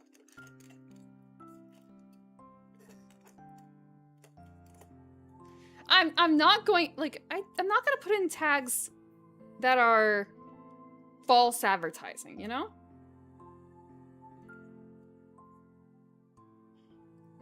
Uh, 9 5/8. Damn, Miku. I'm not putting you over there. Let's put you over here. 2B.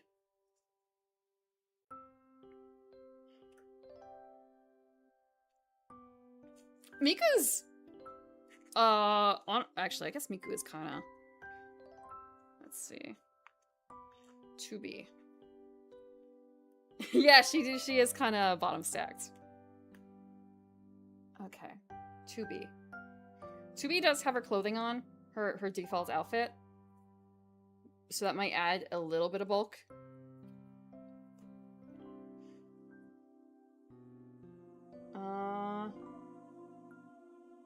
Let's see. This is... Frick. It's a little hard to get a grip here. 10.5 for her bust. Her waist is... 7. And let me get under her skirt. Ugh.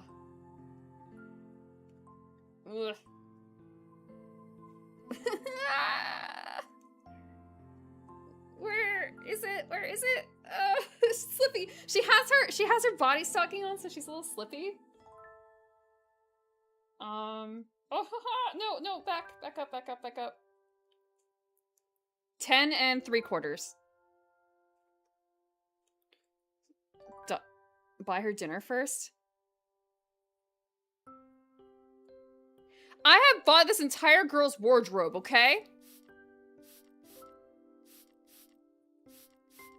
They're not figurines, they're dolls. It's just the fabric is slippy. So she is actually, like, really... She's not quite, hourglass, but she's very close to it.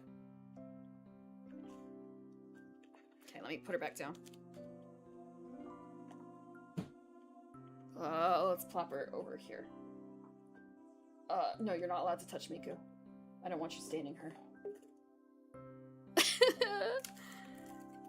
I tried my best to destain the other two girls, and it kind of worked, but I think they just need more time. Thank you for the water.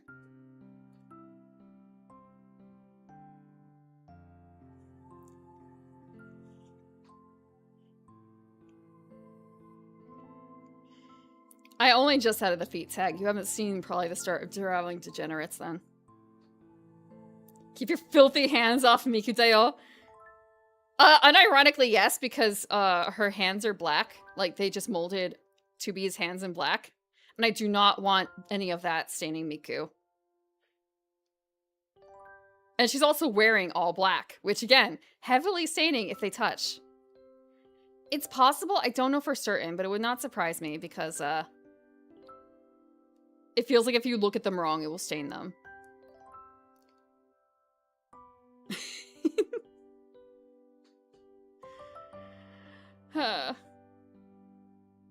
Depicting a human. Oh, yes. The X-Men are not human.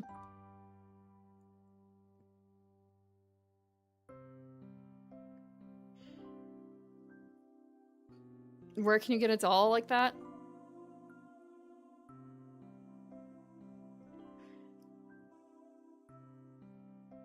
Okay. Angelphilia, you're welcome.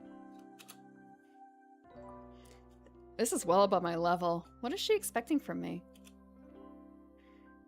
I'm not really sure. I guess it's because she's a little different in the way she deals with people.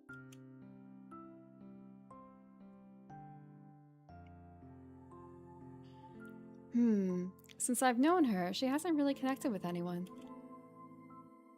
She doesn't seem interested in other people, and I think people are a little scared off by her appearance. Really? I thought that kind of thing was, well, discouraged here. Discriminating and such. If I were to put it one way... She furrows her brow in thought, a move which makes me slightly anxious as to what she's plucking from her mind. I'd say that you are a little naive. Naive? I'd be insulted if not for the slightly cynical grin on her face. I see. While Yamaku has a stronger sense of community compared to other schools, it's far from being free of conflict. Rules cannot remove human nature, after all, only suppress it. That's something I've noticed, actually. Just little things, like how certain people and cliques avoid each other in the hallways. It's no different than my old school, really. Even Lily and Shizune could be considered bitter rivals, even though they both seem like fairly accepting people. Well, at least the Misha-tinted Shizune does. Who knows what actually goes on with her fingers and behind her glasses. Being naive is good, safe even? I don't know about that one. I guess you're right. When I first came here, everything was a bit of a shock. I kept on making mistakes, or at least thinking I was making mistakes. Like when we first met, I said, I see to you. I didn't know if that was considered rude or anything, so I tried to just put it in the back of my mind, treating people any differently and that kind of thing. So I didn't. I told myself that Hanako and you and everyone else was just normal, and I tried to ignore the obvious. I talked to Hanako as if she were any other person, and so we became friends. At least, that's how I think it happens. But you know, I feel guilty for just saying something like that aloud, as if it took extra effort to think of Hanako or you or anyone here as normal people. I don't think that's right. Hisao, I think you are naive, but I also think that you are a good person, as perhaps one of your better traits. I suppose I can take that as a compliment.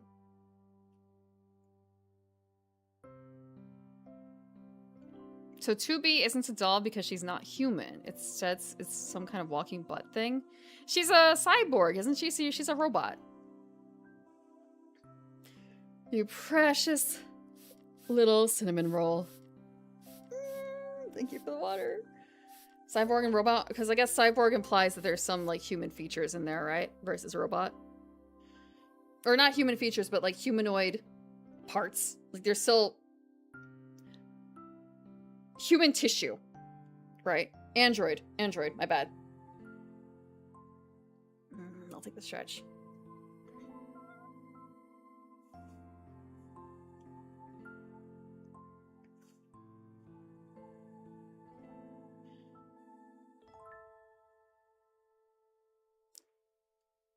Android is for male, right? Versus gynoid?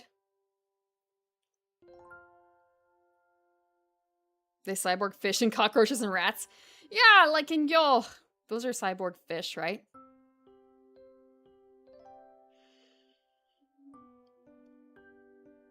Tell me, are you free tonight? If you don't count homework, then as free as the breeze. In that case, would you care to join myself and Hanako for tea? I don't really have that much money at the moment, so going out isn't really... Oh, I didn't mean going out. Just here, this evening. You can access classrooms in the evening here? No, that isn't what I meant. Hanako and I often use my room for tea parties together. Please feel free to drop by after dusk. Sure, I see no problem with that. What's your room number? 225. Room 25 on the second floor. Invited to a girl's room! Okay, sure. Well then, I'd best be off. I have class representative duties to attend to, after all. Until this evening, Hisao. Yeah, catch you later. Hang on. Was I just invited to a girl's room after hours? Is that even allowed? There is the curfew here, but I've never heard any rules about visitors in the dorm rooms. Even still, this is enough to get my sleep-deprived brain jump-started. Add to that a lukewarm breakfast and you have one hell of a pick-me-up.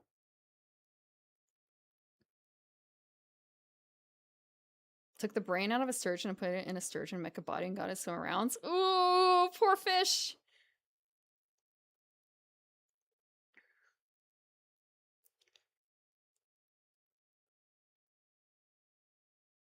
Like an arse QP? What the frick? Stop horning on Lily. We're not horning on Lily.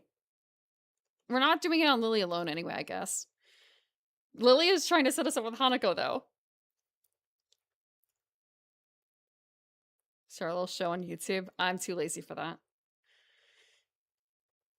I don't know nearly enough about visual novels. I grudgingly go to class, still a little excited at the prospect of breaking the rules. I feel a little like a kid planning to sneak out of his window at night. Well, maybe that's going a little too far. When you compare an invitation to a party to 6 or 7 hours of lectures, I know which one wins. Misha and Shizune do little to relieve my boredom either. For once, they seem determined to actually complete Muto's assignments. Nevertheless, the day eventually winds to a close. I hurry back to my room to wash up and comb my hair. Thankfully, I don't run into Kenji. Skipping all our homework so we can go hang out with girls. Before long, I'm leaving the boys' dorm. I nervously rap on the door marked 225, checking my watch yet again. Is that you, Hisao? The door is open. You can come in. Lily's voice lilts through the door and soothes my nerves. This is the first time I've been invited to a girl's room after dark. Hisao! Even though I know there's no ulterior motive behind this invitation, it doesn't stop my mind running wild with possibilities. One guy, 2 girls, in a dorm room with a tea set. Hisao, please! He's, when I put it like that, it sounds a little dodgy. Giving a small sigh to steady myself, I gingerly put my hands on my handle and open the door, craning my head to see inside. They're in pajamas! The door opens completely and I catch my first glimpse of Lily's room. Hair down! Pajama party! We're not in our pajamas. Should I go change? Am I overdressed for this? By the way, I sleep in the nude. We can't do that to the girls. Her furniture looks almost antique, with the bare walls and flat surfaces are barely decorated at all. In the center of the room sits a low table where I see a small tea set at rest. It seems that everything in this room has its place, possibly excepting the several piles of books stacked up against the wall. My sense of vision isn't the only one to be stimulated. The faint smell of something can be picked up on the air. Nail polish, perfume, makeup. It's hard to describe any other way other than girly. My eyes finish their quick sweep of the room before returning their position onto the girls.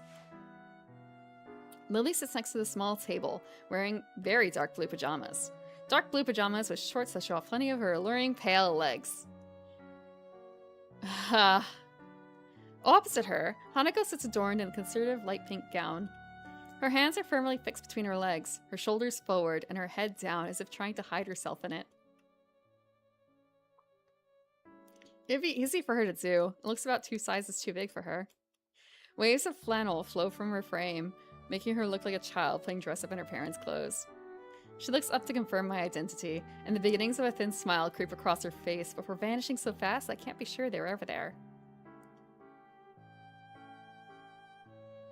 There's no point in you standing in the doorway, Isao. I take a step into the room, closing the door behind me. The little kitty face on Hanako! My, I'm afraid this really is a small room for the 3 of us.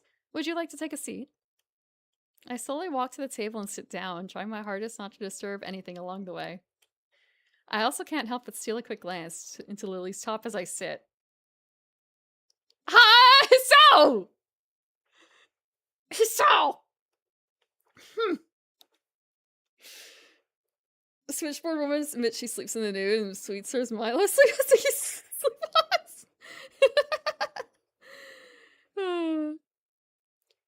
I don't remember that bit from Atlantis.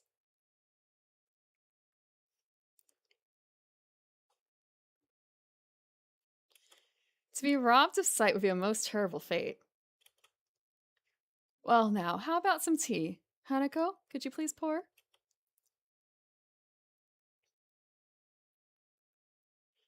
Yeah, the pink suits Hanako. The really dark navy suits Lily too. Sure.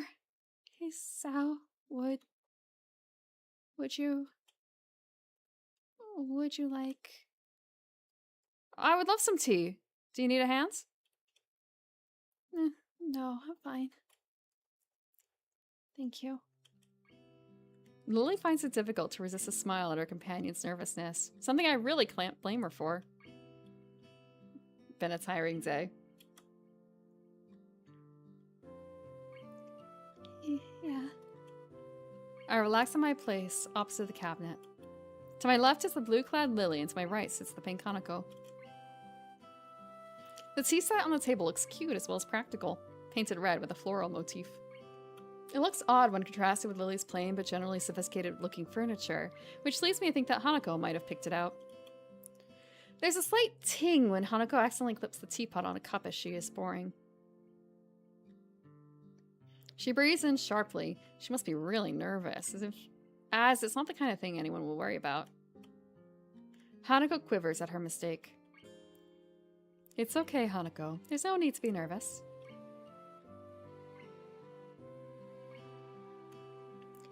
Assistant, your master demands tea. Hanako seems to find some confidence in Lily's reassuringly soft-spoken words and deftly pours the next 2 cups. Here you are, Sao. Lily. Hanako carefully places a cup and saucer in front of Lily and myself. I could get used to service like this. Let's put her in a maid dress. Thank you, Hanako. Yeah, thanks. You're welcome. Lily searches for her cup, and upon finding it, sips delicately. Hanako made Google search. I don't know how much of that exists. I do the same. This tea tastes somewhat better than the tea we usually have at school. This is nice. It's so different from any tea I've had before. Looks like you picked the right one, Hanako. You've done well, even if it was a bold move. Hanako's smile returns, redoubled. Even with her blighted face, her shy smile couldn't be called anything but cute. I'm glad you like it. Hanako, finally beginning to relax, sips from her cup. Something about this makes me think about Lily's question at breakfast. Why am I friends with Hanako? Lily seems genuinely concerned for Hanako's well-being, but it's not like I can do anything to help her. As far as I can tell, her scars don't hold her back physically, and everyone I've met seems to have overcome their disabilities to some extent. I don't have any ulterior motives to hang out with Hanako, we just share similar interests.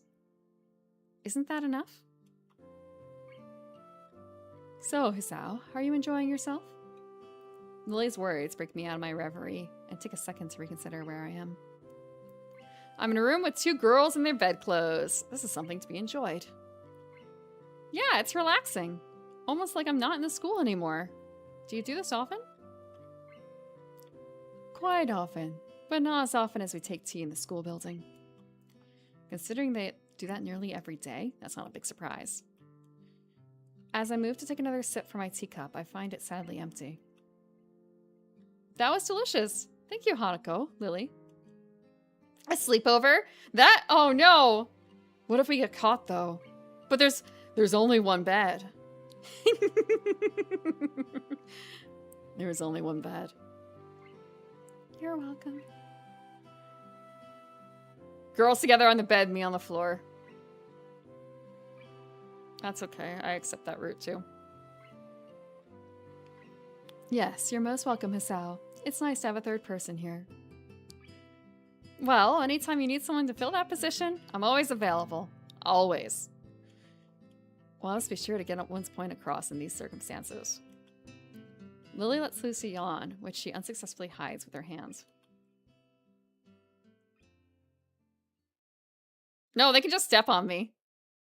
That's fine too. Pardon me, I think I'm a little tired. Exactly. I had the same thought, of course. I think we're all a little tired. My, how stupid we are tonight, Hanako. We really should head to bed. We all have class tomorrow. Yeah, I should go. Thank you for your presence, Asao. Sao in the chair? I don't see a chair in this room.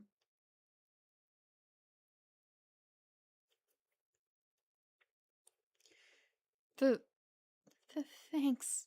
You'll come again? Not even a whole army could stop me. I'm impressed by your determination, Hisao. Either way, you're right. We best get going. I stand up and make for the door. Hanako gingerly stands up behind me. I stop and face her. Are you coming with me? Hanako instantly blossoms into a full blush. Ah, what was that for? How come I get 2 Katawa Shoujos? I just have that much game.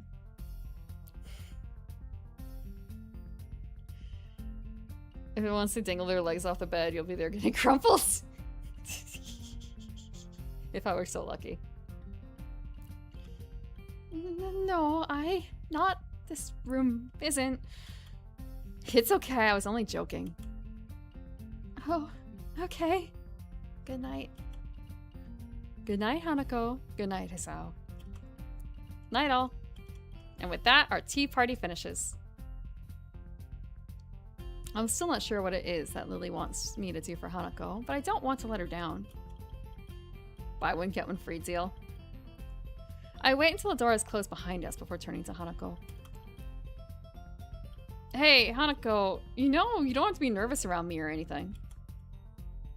I mean, we're friends, right? Right, we're friends. If you ever want to hang out or anything, just let me know. We still need to have that chess match. Rematch, remember? Sure. But I don't think you'll win. It wouldn't be any fun if it was easy. Hanako seems to give a muted laugh, but she could have just been just as easily been exhaling. Good night, Hisao. With that, Hanako quickly retreats into her room, located next to Lily's. I start to walk back to my dorm, but the simple act of walking seems to drain me of my energy. I barely make it to my room before I'm hit with a wave of exhaustion.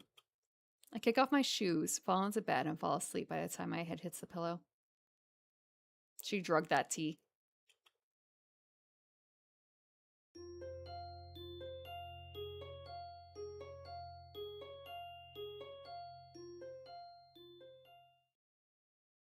Me when you're anemic. I am going to take a 5-minute break here because I need to get more water. Kenji was right. Maybe Kenji was right. Actually, I'm going to save. And then 5-minute break to get some water. 5 minutes. Stretch. Do your thing.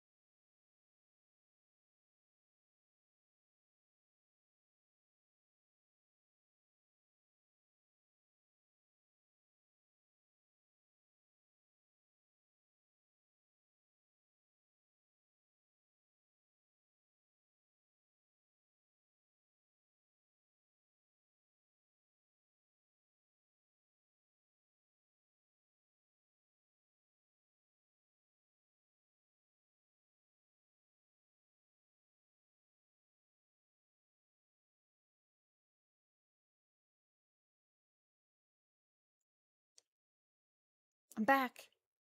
Break over. Got my water. 2D 100. 17 pills a day requires a lot of drinks.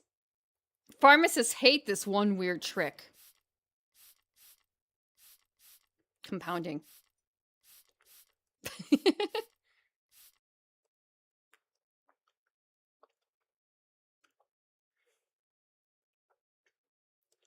You can get some pills compounded. They kind of grind them up and they suspend them in the liquid. But it's probably easier for a lot of people to just, like, take the pill. Thank you for the water.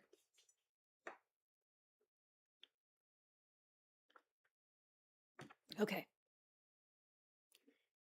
Hanging out with 2 women. And Lily's one of the worst, right? So is mine, Bucky. So is mine. 8 pills is too much.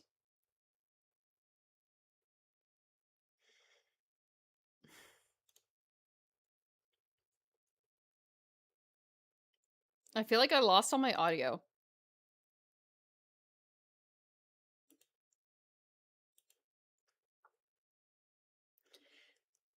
No, I think Kenji would think Lily is the worst. Sleep well? Nope, it's not. It was just that there's no sound in this particular scene. Was no sound. Kenji's sudden arrival makes me jump, and I narrowly avoid butting heads with him. I know he has poor eyesight, but he knows who I am now. Does he still have to stand this close? Oh, yeah, like a baby. Damn, why do people say that? Have you ever heard a baby sleep? They scream all night, every night. Babies don't sleep well, ever. Well, there goes my restful state. I have to remember to never use figures of speech with Kenji. He does have a point. Babies are either, like, really, really easygoing or screamy little hell monsters. And they're usually the second one. Usually. It is the rare baby that is a sweet, angelic creature of the night. I was not one of those. I was a screaming little monster. Yeah, that too. If they're quiet. Well, I mean, I guess it's especially true like toddlers during the day. Like, it's too quiet. There's something wrong. What are they up to? And it's crayon all down the hall.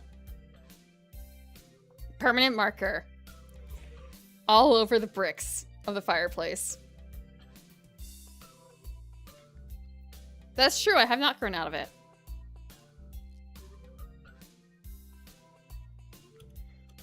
All right, I get your point. It was a figure of speech. Yeah, sure, whatever. Where were you last night? I had a favor to ask, but you weren't around. For a split second, I considered telling Kenji the truth, that I was spending time with Hanako and Lily. Thankfully, that split second passes as soon as it came. I was just out, checking out the local area and stuff. You know, recon. Good man, good. I knew you were the type to plan ahead. Stop giving babies crayons. I gotta give him a taste for the purple early. Anyway, what was this favor you wanted? I was gonna get some takeout, but I needed change. Wait, what? I gave you money last week and you still haven't paid me back. And now I was starting to think you were cool. Kenji fishes around in his pocket and produces his wallet. As he counts out the 400 yen he owes me, I can clearly see at least 2 10,000 yen notes. Hey, what the hell? Why are you borrowing money off me when you've got that much cash? Kenji hisses a little, realizing that he's been had. Get off my case, man. It's bad luck to break a big note for anything less than half its value. It's a tycoon's rule. Last night's dinner is going to cost me 7 years of bad luck. 7 years. Don't you think that's enough cause to help someone out? I get a shorter sentence if I just stole the stuff. My common sense screams at me to say something to him, but thankfully I restrain myself. Arguing a point like this with Kenji will just lead to further and more complicated discussions. Yeah, I guess you're right. Maybe you should plan these things a little better. Yeah, man, I know. But I've just got so much stuff to do. It's hard. And you're never around anymore, so I'm on my own. It's been a week, my man. We're supposed to be brothers in brotherhood, remember? Yeah, I get you. Global conspiracy and such. I'll keep my ear to the ground. Kenji draws close enough for me to get a clear whiff of his garlic-tainted breath. You'd better, man. You're already spending less time here. That's the first thing they do. They'll try to split us up, divide and conquer. Sun Tzu said that. Ooh, spooky girl's gonna drag you out of your room and make you do things outside. Couldn't be me. Roger that. Now I've got to be going. I've got classes. You coming? Hi, Dils. Yeah. Yep, it's Kenji. Nah, I'm tired. I stayed up all night just to make sure nothing was going to happen after splitting that note. As rational as ever, I see. Whatever. Night. Kenji scurries back into his room, and I hear him throwing his locks as I walk down the hallway.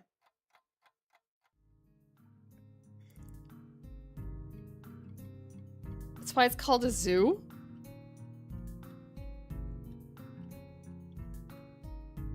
The ducks live outside. Let's go. You wanna watch? You wanna go feed the ducks?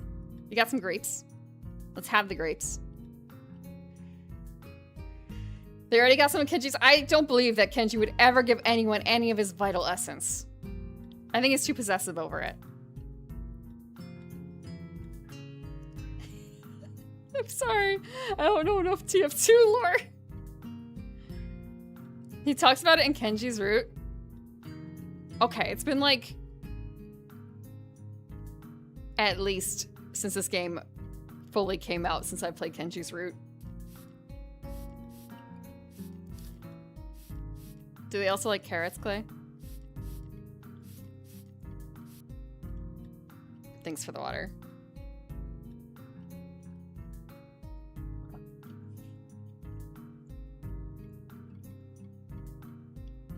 That is why some people can't roll their tongue, or why their second toe is longer than their big toe.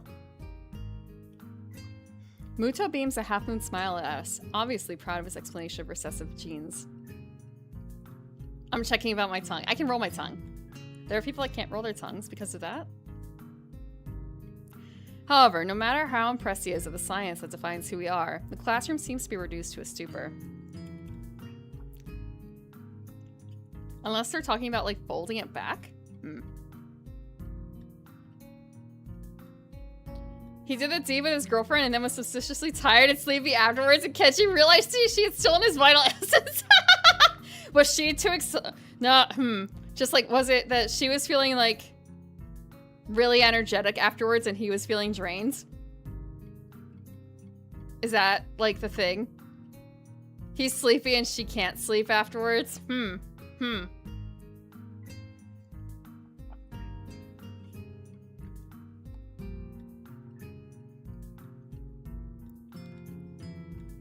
It's called a zoo unless it's a farm. No, I thought it was about your tongue, though. Rolling your tongue. Like, just making the shape. Extrovert versus... No, but it's specifically about after sex, right? I don't know if that's introvert versus extrovert. I don't know.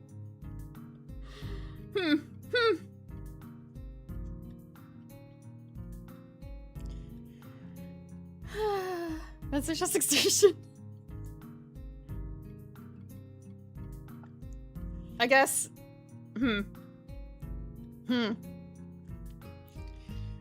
Why is it that a bad explanation can make even the most interesting things seem worthless?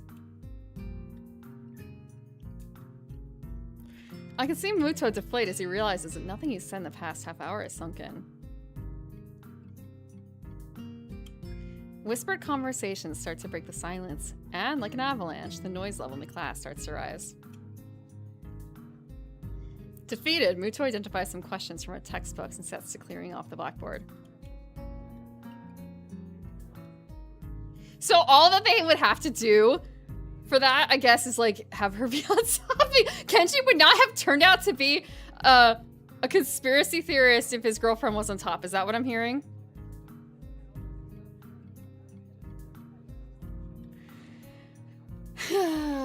Almost as if expected, Hanako packs up her things and leaves as soon as possible. Starts talking and laughing amongst themselves.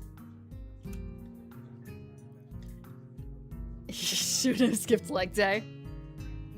Is that what helps you? Is that what helps people? Who his girlfriend is? Which one? Which one is his girlfriend? The Amazon position? I have to look this up. Who is... okay. Kenji girlfriends. No way! No way! No way!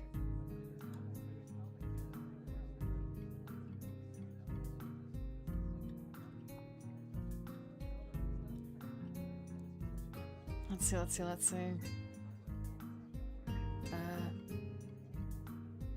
Okay, it was true in the beta, but not in the finished game.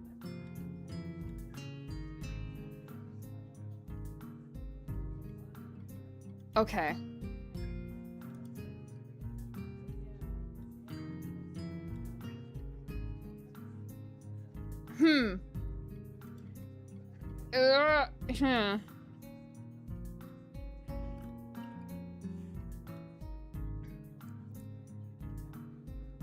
About to...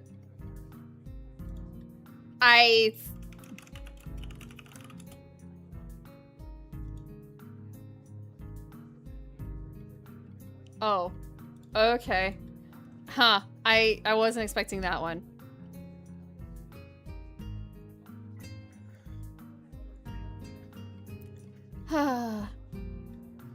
Kenji's never dated any of the cast. What's the truth? Fans speculate. Yes, I did.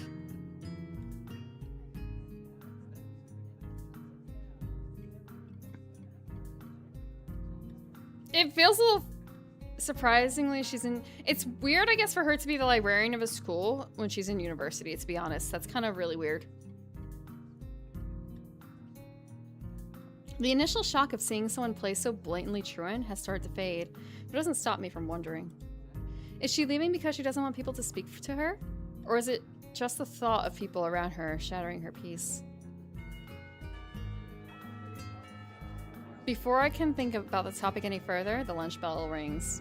I wonder if she was simply taking the opportunity to leave early. The usual clamor of students exchanging books for lunch reverberates around the room. While Misha is distracted, I grab my lunch and head out the door. Lily already sits in the tea room, setting out her lunch alone. So, Hanako's not here then? Oh, Hisao, how are you? I haven't met Hanako since this morning, I'm afraid. That's right, Hanako and Lily live next to each other. Somehow, I think that their morning conversations are slightly more grounded than Kenji's ramblings. That's strange. She left class early, so I figured she'd come here. So she's still leaving class early. Huh? Oh yeah, I've seen her do it a few times. Lily drops her head a little, and her tone of voice is notably depressed. It's very reminiscent of someone who is used to hearing bad news. I was so sure that she'd stop doing that once you two became friends. Everyone has their own pace, I suppose. Well, I was wondering about just that today. Why exactly does she leave? I'm not entirely sure myself. I personally think it's because she doesn't want to be put in a situation where she has to answer someone. I have a flashback of my first meeting with her, when I thought she looked like a cornered animal. Maybe I wasn't far from the truth. But she seems fine talking to you, and with me, a bit. It is a little more complex than that. I imagine that the first thing most people ask her is about her scars and what happened. She rarely talks about it with me, but I can tell that she doesn't like to remember whatever happened back then. Leaving class and running away from discussions is her preemptive strike, if you will. Huh. So then how does that explain her talking to me? You said it yourself yesterday at breakfast. You tried to ignore her scars. Once she saw that you weren't going to ask her about that, she opened herself up to you. If you're over the age of 18, sure. Yeah.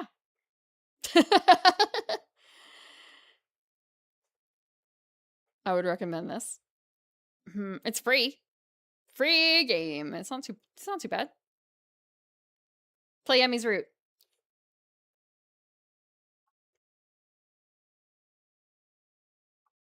I guess you're right. Maybe. I don't know. You know her better than I, so I'll take your word for it.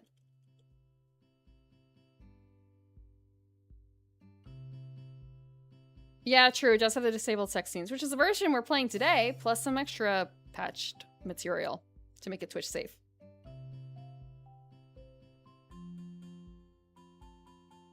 Har har, generic. May have been the first visual novel you played. Free? Too rich for your blood. You can always revert back to just the one act. The first act. That release. I wouldn't worry about that. I'm sure you'll come to know her as well as I do soon enough. I welcome the prospect of her having a new friend, and the two of you have such similar interests. You both read and you play chess. Wow. Well, I hardly count reading as a team sport. It is good to have some company, though. That's my point. Hanako is still an average person at heart. She also wants company at times like that. Yeah! A beard.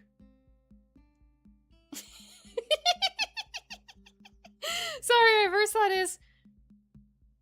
Does your beard know they're a beard? Huh. I see, I think. To be honest, both of you still confuse me a little. That's only natural, Hisao. We've only known each other for a little while. It's unreasonable for you to expect to understand us, just as we can't understand you. That is half the fun of becoming friends, right? Yes it is. If your dad doesn't— No, that's not true.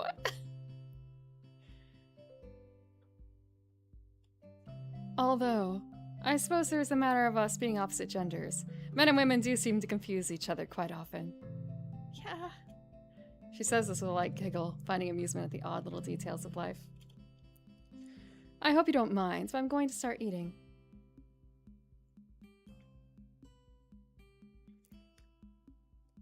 Saw a game reference in a Life Diary style webcomic of all things back in the day. Some girl was getting relationship advice from a friend and she came back with, "You have an anime girlfriend with no legs!"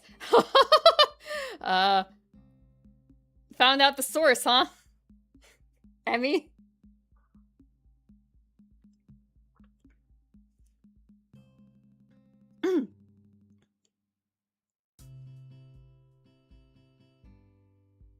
Back shoulder hair? I'm so sorry, I have none of those. I'm illegally playing Katawa Shoujo. My bad. Thank you.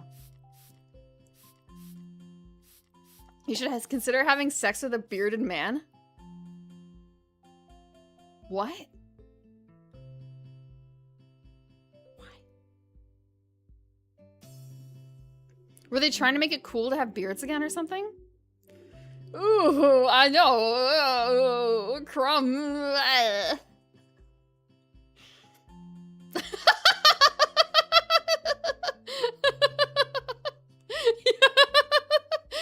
we're said. Have you guys considered that, huh?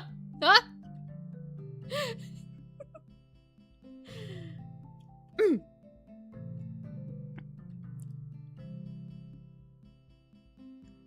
No. I don't want to think about it. I don't want to think about it. We'd be better off without it.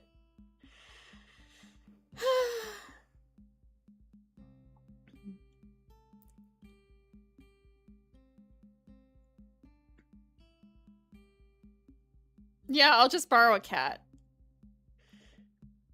No, go ahead. I think I'll eat something too. I've got some books I want to drop back at the library before classes start, so I better go to move on. Did cat not work? Okay, didn't crash.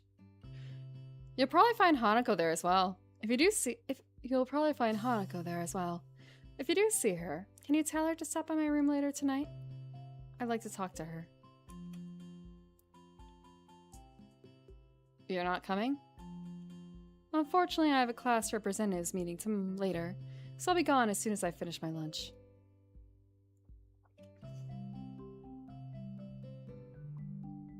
You know, wait, hold on.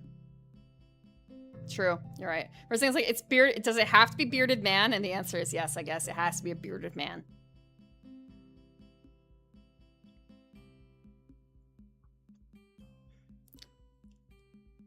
Okay then.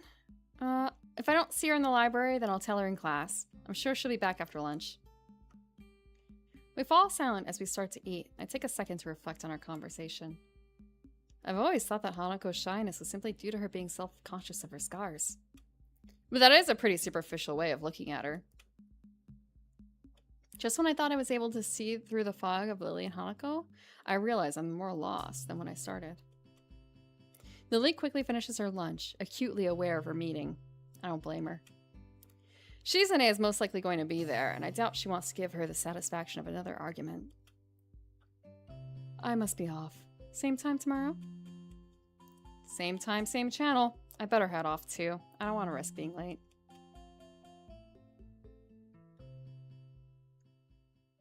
There are choices. We've already made a number of choices. We're in the second act. Lily smiles gently, picks up her cane, and walks out into the hall. Gathering the hair. You have one of those little roller balls. I turn my back on Lily as we head in opposite directions. For some reason, I find myself hoping she doesn't get into another fight with Shizune. As much as I like Lily, Shizune and Misha have been pretty instrumental in helping me adjust, even if half our conversations are thinly veiled recruitment attempts. Then again, I barely know either of them. Maybe they were previously leaders of some kind of secret society, but their love for each other drove them apart. Man, I need to stop reading cheap fiction. It's rotting my brain. Either that or I've got to move away from Kenji and his bad influence. Yeah, sometimes it does feel like reading fiction like that does rot you a little bit on the inside.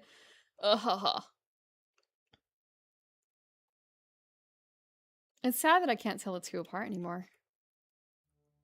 I slide my books down the return chute and they crash into the cart with a pleasant thud.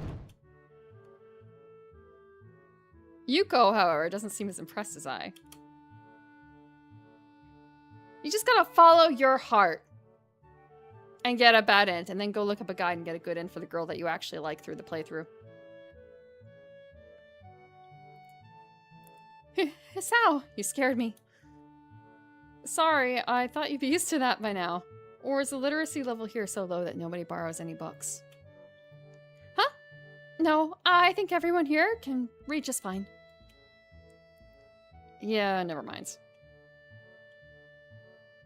There are some battles that you can never win. Trying to explain jokes is one of them. My dad taught me that the hard way. Say, Yuko, have you seen Hanako about? She left class early, but she wasn't in her usual hiding space. I think I saw her sneak in before lunch. Oh, but I'm not supposed to tell anyone that. I just told you that I saw her leave. No need to stress out. Oh, of course. She's probably in the back. Thanks. Get any new books in recently? No, sorry. I'll let you know when we do, though. Okay. If there's one thing I know about librarians, part-time or otherwise, it's that they appreciate people who take a genuine interest in their work. I walk the now familiar path to Hanako's reading nook, picking out a few titles along the way. Sometimes I find it hard to discover a book that will interest me among the shelves. An author's name and two-word title don't mean much in a sea of similar words. For that reason, I sometimes reread books that I read in the past. Better to bet on the favorite than a new runner. Yeah, follow your heart and end up with Emmy. You know you want to.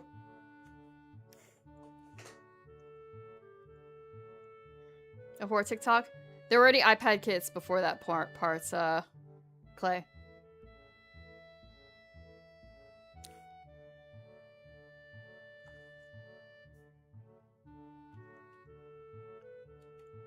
An unfamiliar title from a familiar author peeks out among the spines of its neighbors, so I remove it from the shelf. At least I'm not going over old material. As expected, Hanako sits on her beanbag, buried deep in a copy of Dance, Dance, Dance. Hi, Hanako. How's it going?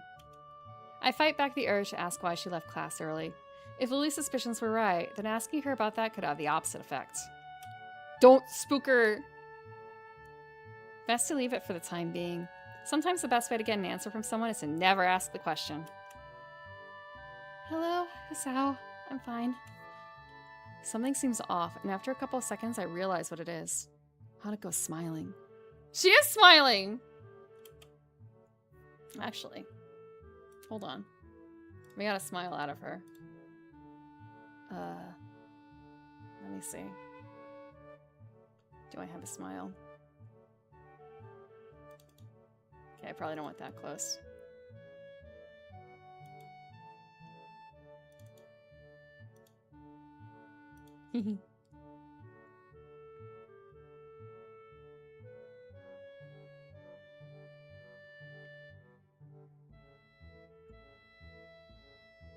Tens of hundreds of photos of Hanako on my desktop tomorrow, Parker. Huh? I could do that. I've got all the sprites. Reading Rainbow for anime nerds. That's what manga is for already. I did my part. I gave my nephew all the old manga I didn't want anymore.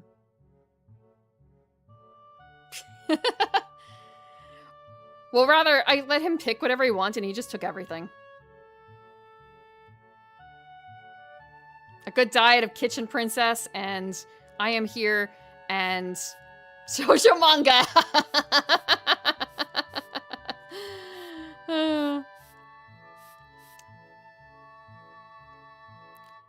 Yuri? I'm trying to remember. Yuri is the cutter, right? I think she was my first run, too. When I was figuring out her writing, wow. Feeding the raccoon, oof. She looks as if she's pleased to see me. It's a nice change from the usual, instinctively frightened reaction, and something I hope I can see more of as we get to know each other better.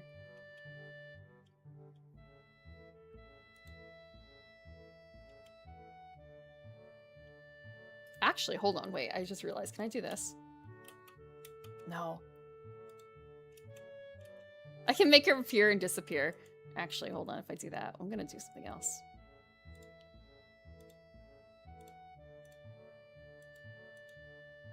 Whoops, wrong way! Oops, wrong way. If I do this.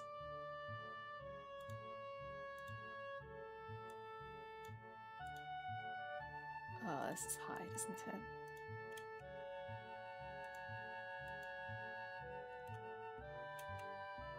Haha, sorry. Yeah, I can make her peek and not peek.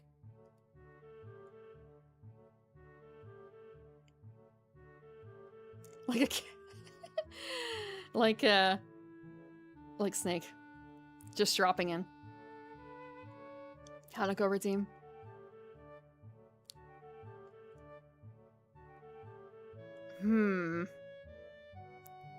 Casper the Friendly Ghost. Gotta have a slide up. Every redeem of a point, she pushes up a single pixel. Good to hear. How's that book? I've heard it's a trip. It's good, I think. I've only just started it, so I don't really know. Fair enough. Let me know how it goes. I may borrow it once you're done. Sure. There's a good 15 minutes left in lunch. Not enough to really get into a book, but too much to stand around doing nothing. I've already watched Higurashi.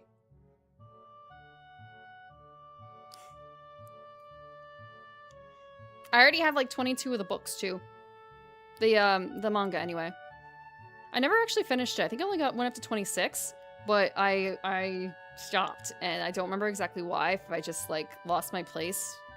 Because I definitely got like book 22 2 copies. And I never finished it.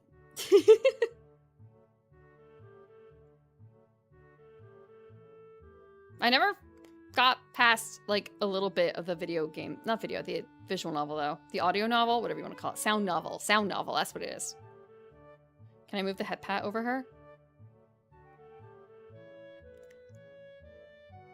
Not easily. Not easily. I can do it for next stream though. Maybe. Actually, maybe. Yeah, actually I could. I just need to have a little reminder. I'm gonna write that as a reminder for myself. Suggestion box. Head pats for Hanako. Now, Hanako's already returned to her reading, so I doubt I'll get much conversation from her. Oh well, I better make myself comfortable. Yippee! Yippee! I slouch into a beanbag and crack open my book. The familiar style of the author leaps out at me from the very first line. As the sentences turn into paragraphs, I start to relax a little. But no matter how much I try, I can't seem to get myself into the atmosphere of the book. This is partly due to the lack of time, but the more distracting factor is Hanako. Every 10 or so seconds, she peers over the top of her book, but when our eyes meet, she quickly ducks behind the covers. Quit staring at girl in the library! I guess she did want to talk about something after all. Oh, but... What's up? You look like a prairie dog on lookout. No, it's nothing. I've told you before, nothing means something when you say it like that. Hanako squirms a little in her beanbag, hoping that by changing her position, she'll find the words she's looking for. Thanks for this stretch. I was in an accident. Accident? Just now? Are you alright? Hanako shakes her head, her hair flowing around her shoulders in wisps of amethyst on a background of pale and dark flesh. Good stretch. Thank you for the stretch.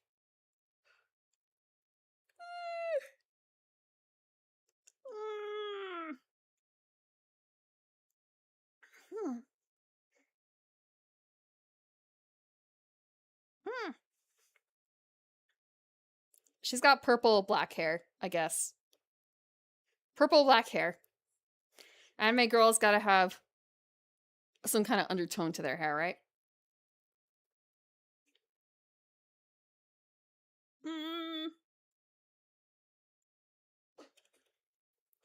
No, when I was younger. Realization crashes into me like a semi. When I was... It's alright, Hanako. You don't have to tell me anything if you don't want to. Again, she shakes her head.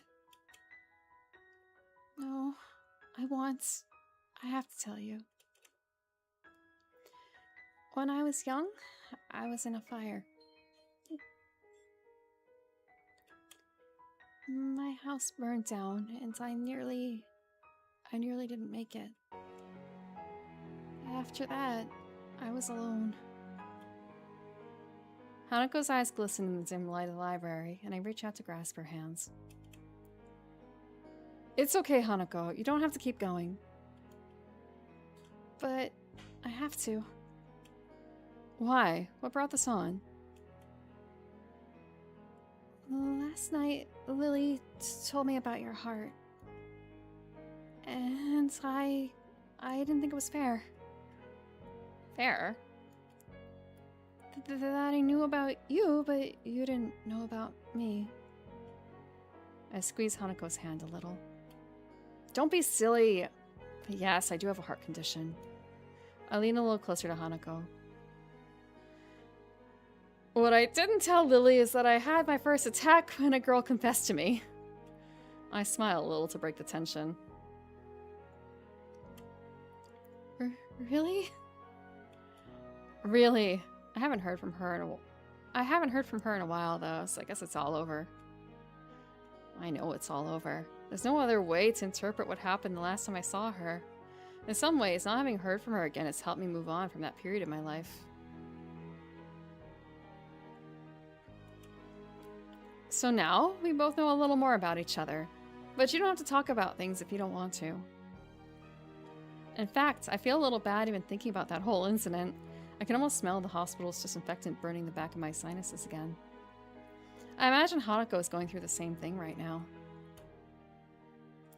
When I was in the hospital, I went to the burn ward once, and only once. I was bored, so I went for a walk through all the wards.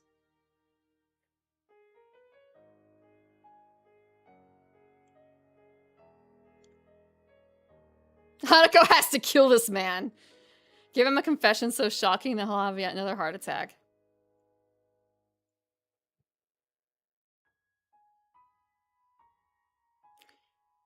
If they have kids, you think that he can go through it without having a heart attack?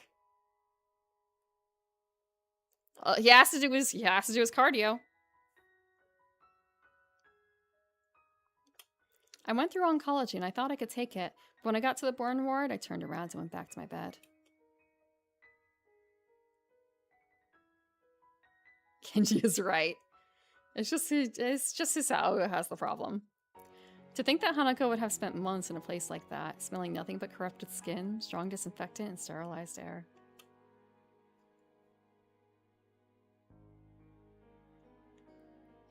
The really bad cases were kept in isolated pods that no foreign objects could enter. That would have meant no reading.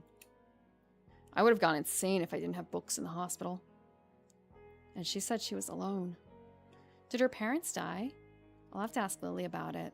I can imagine myself saying something dumb unintentionally. Thank you, Sao. I haven't told many people about this. To be honest, I haven't told many people about my circumstances either. Then I won't tell anyone either. Deal. I changed my grip on Hanako's hand into a handshake as the warning bells chimed through the window. Well then, we better head back to class then, eh? Sure.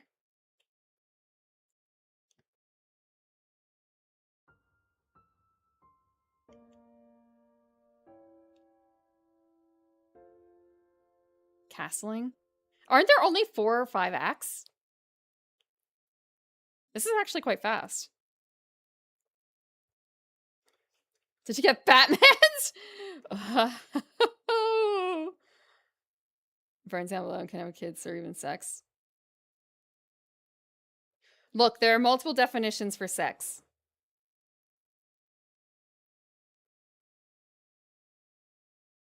There is nothing that leads me to believe that she can't do something if she wants to. Let's save. Have you learned nothing from Bill Clinton?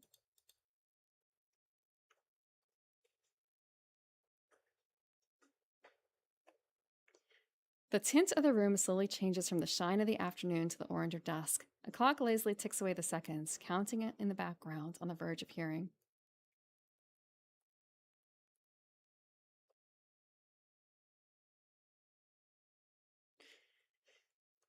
Did the did the court believe that?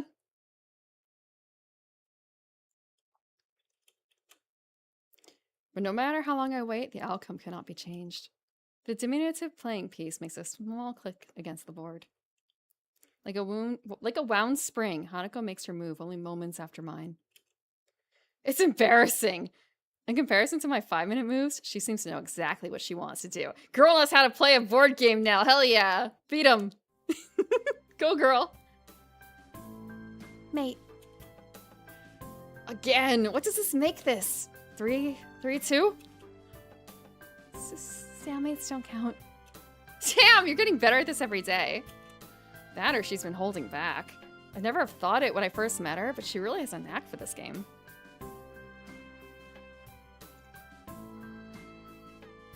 No one else has left their mark on him, so it's fine. Monster Girl rules. Hands count. Chess seems to have become a popular pastime for the two of us. hiding away in the tea room, playing a game or two after classes. From here, the students outside can just barely be heard milling about. The everyday noises from below remind me a little of my life before Yamaku, though I'm by now well aware that it's a life I'll never get back to. No, I'm just saying. I don't see a ring or anything like that on his hand, right?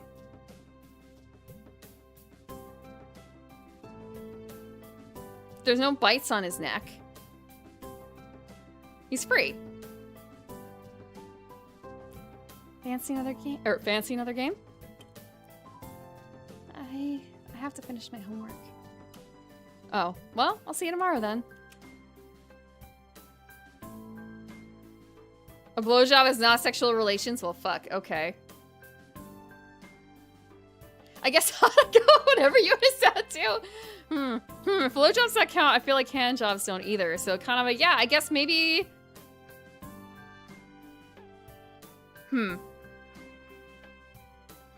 That's silly though.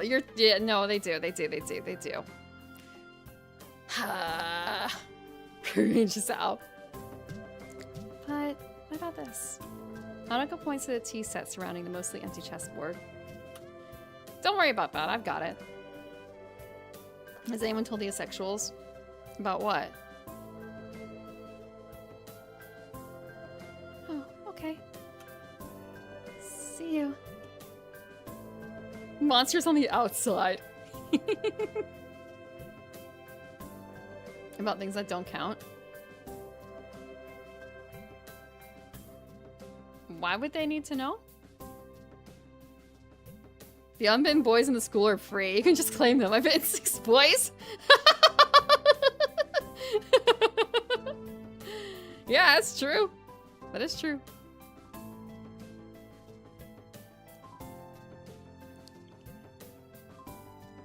Sodomy was everything that was not.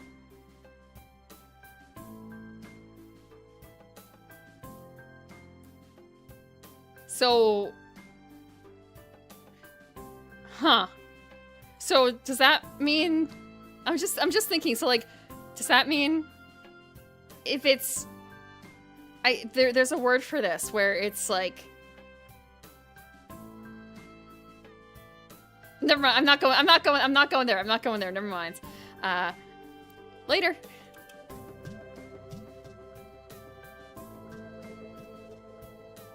Hanako departs as I start cleaning up the area. The occasional whistles and cheers from the sporting clubs outside become less frequent, eventually approaching silence. A part of me still wants to be in some kind of team. Since I played soccer and other sports before my accident, I guess it's only normal to feel nostalgic about what I can't do anymore. You can still get up and run, buddy. But I have other reasons than that for my coming here so often, and I don't feel so bad about losing that part of myself because of them. Lilia's a good friend by now, but it's the small exchanges I have with Hanako that feel especially dear. Just 2 gals being pals. The small victories I feel every day as I see more of what she's like under her self-imposed shell. That's why I come here most of all. Candle waxing? Candle wax. I've never heard that one before. As I'm putting away cups and saucers, I hear talking outside the door. Pausing for a moment to listen, I can make out it's Hanako and Lily and decide to go outside to investigate.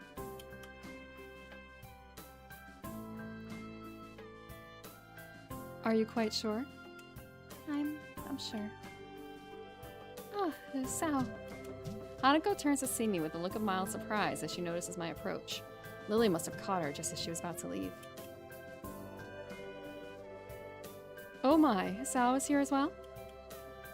Afternoon, Lily. What's up? Of course they've never had sex. They're not married. That would never happen before marriage. I was hoping, now that I finished with my class representative duties for the day, that I might have the 2 of you accompany me for tea at the Shanghai. It'd be nice to enjoy ourselves outside of the school for a change. I'd be up for it. I think Hanako had work to do, though.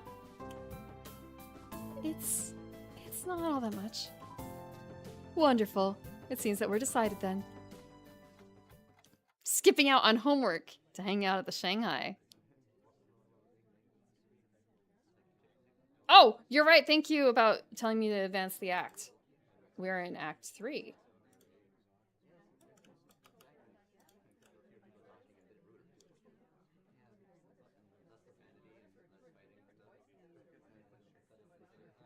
God, that just reminds me of the Analog of Hate story.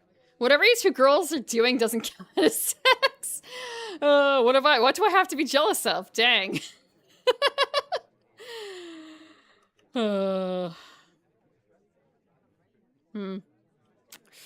Yep. I'm glad I played it. I cast my eyes across the cafe as the three of us step in. As usual, there are only a handful of people around at most, and the noise level is a quiet background hum.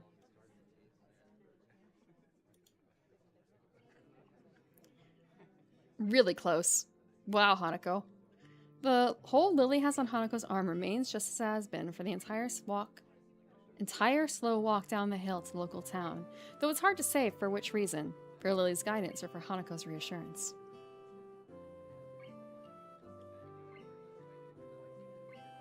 Who is they, Cheeb? I feel like that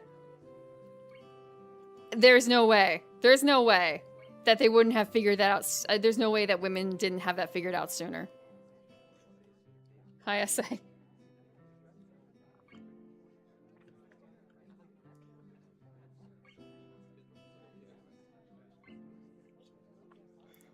For a moment, Lily removes her arm from Hanako's to retract her cane as Yuko quickly skitters over to where we stand, but soon replaces it right back where it had been.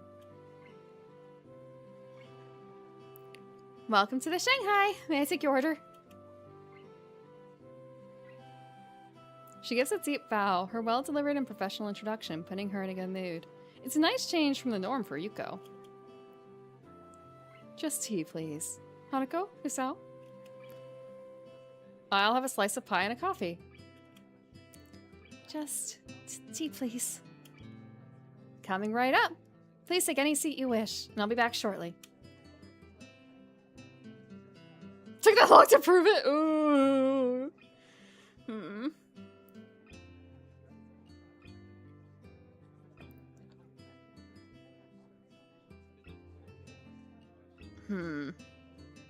Service with a smile.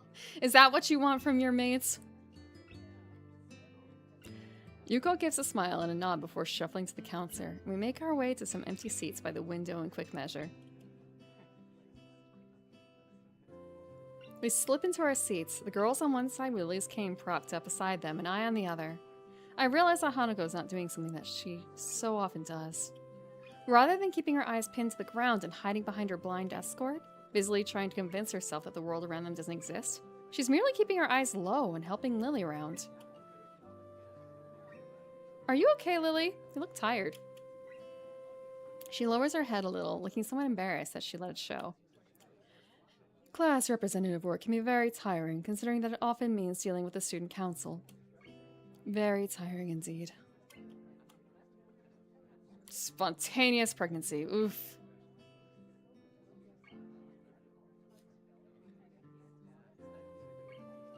Well, I mean, depending on how old the kid is, it could still be his.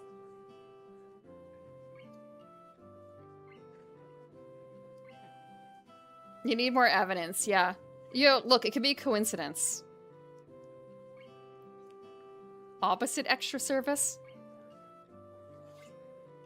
Do you want Angry Maid? Do you want Angry Maid? The one who writes, "I'll kill you" on the omelet?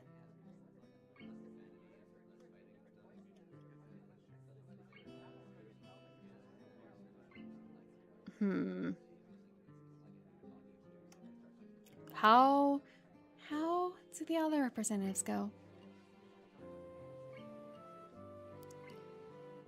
Better than I, but not by much. Shizune is a harsh taskmaster no matter whom she deals with. It doesn't sound like you particularly relish the job. Why would you do it in the first place if it's that bad? Being a class representative is enjoyable, and I can deal with the responsibility well enough. It's just that the people involved are sometimes...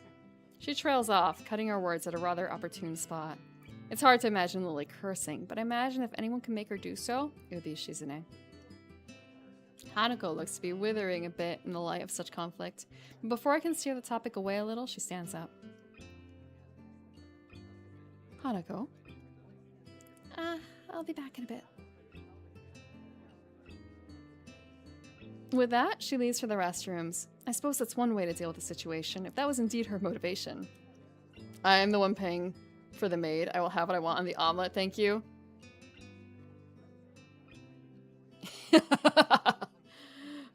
Very rude. Skull and crossbones. Lily, however, looks a little wounded. Don't worry about it. I don't think it was you. But...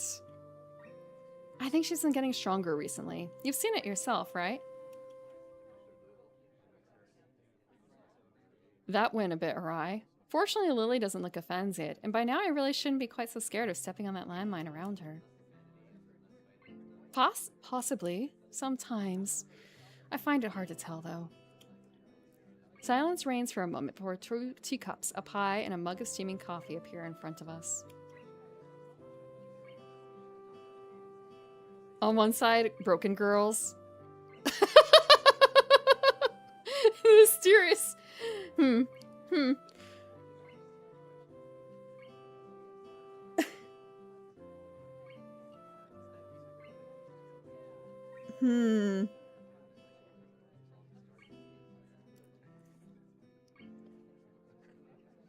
Lily arc, Hanako versus Hanako arc. Hanako is so interesting because Lily and you sort of become her parents.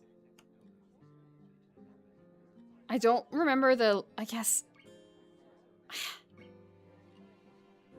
Yeah, I guess in the Lily version we become her parents, huh? Mei-chan, can I have the Straw Hat Skull and Crossbones on my omelet, please? Yo, if you want that, you go to the Ghibli Museum or something. Actually, no. Yes? Ghibli Museum or... What do you take this to be? Namja Town?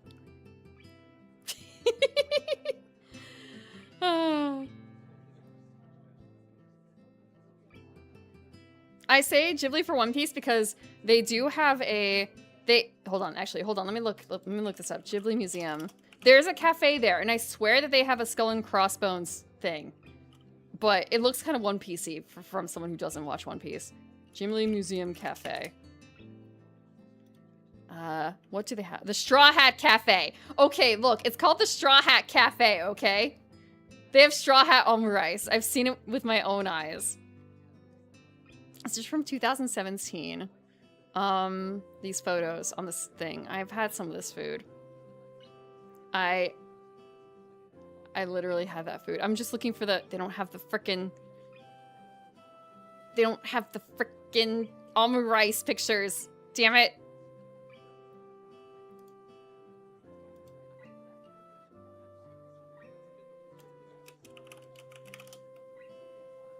They do! I found it. I found the picture. Hold on.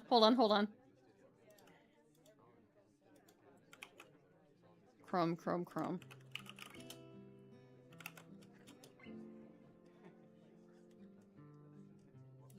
Okay, it's not exactly what you asked for. However. Okay, it's kind of big. Okay, it's really big. Hold on.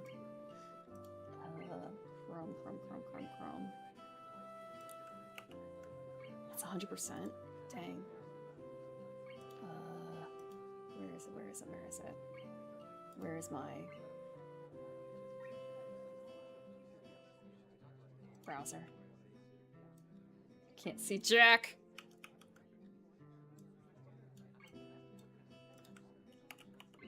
Like this. It's a Straw Hat omurice. Would you take that?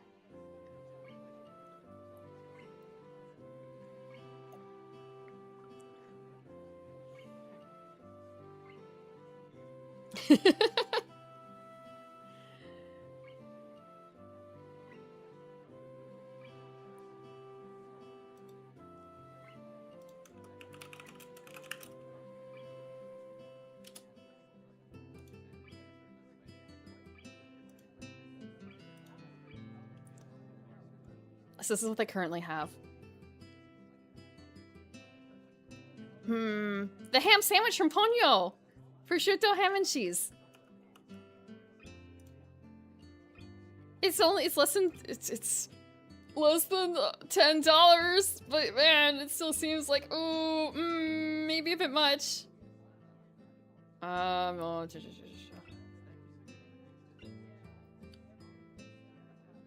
Cottage pie.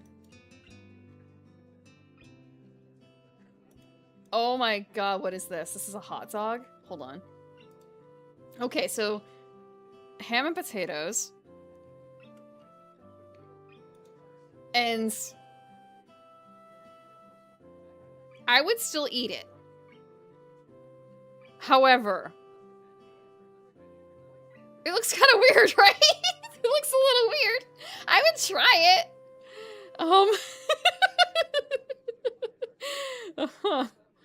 Let me take a look at what it was again. It's a yellow hot dog stand.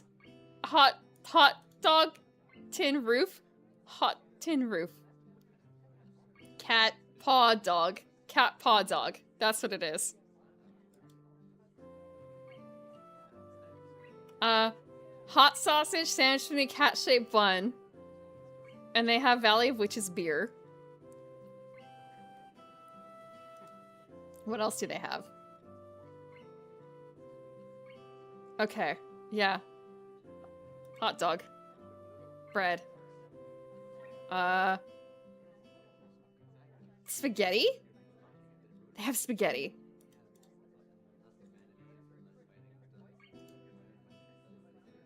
Baked ketchup spaghetti on rice gratin. Clubhouse sandwiches. Spaghetti bolognese. Custard pudding. Seasonal fruit sandwiches. Okay. No, but I guess I'm gonna go back to the top. That wasn't what I was thinking of. I was thinking of the, I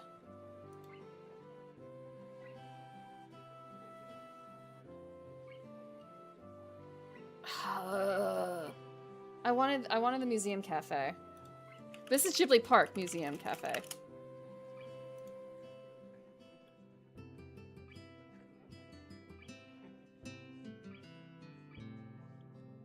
Straw Hat menu, okay. Do not care. They have their own hot dogs, see? So they change these seasonally too. Or maybe not seasonally, but they do change them. I actually will translate. A glutton's cot sandwich. Curry-flavored chicken sandwich with raspberry sauce and walnuts. Mama Boss's favorite soup. Straw Hat hot dog. Huge pile of french fries. Omelet with unevenly shaped strawberries. Greedy fruit omelet. Moist chocolate chiffon cake. Small apple and coconut kugelhopf. Chocolate and peanut butter tray bake. Caramel banana tray bake. Hot dog in it. I don't know if I want to do that in a Ghibli museum. Skinny will order the same egg group. Japan loves their sausages. I don't get it. I've shown you the baguette dog, right? Surely I've shown you the baguette dog, but the baguette dog at least fits in there.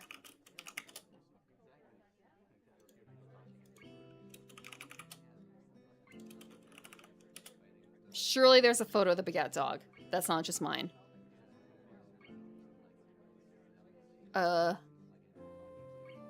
No, I can't easily find the baguette dog.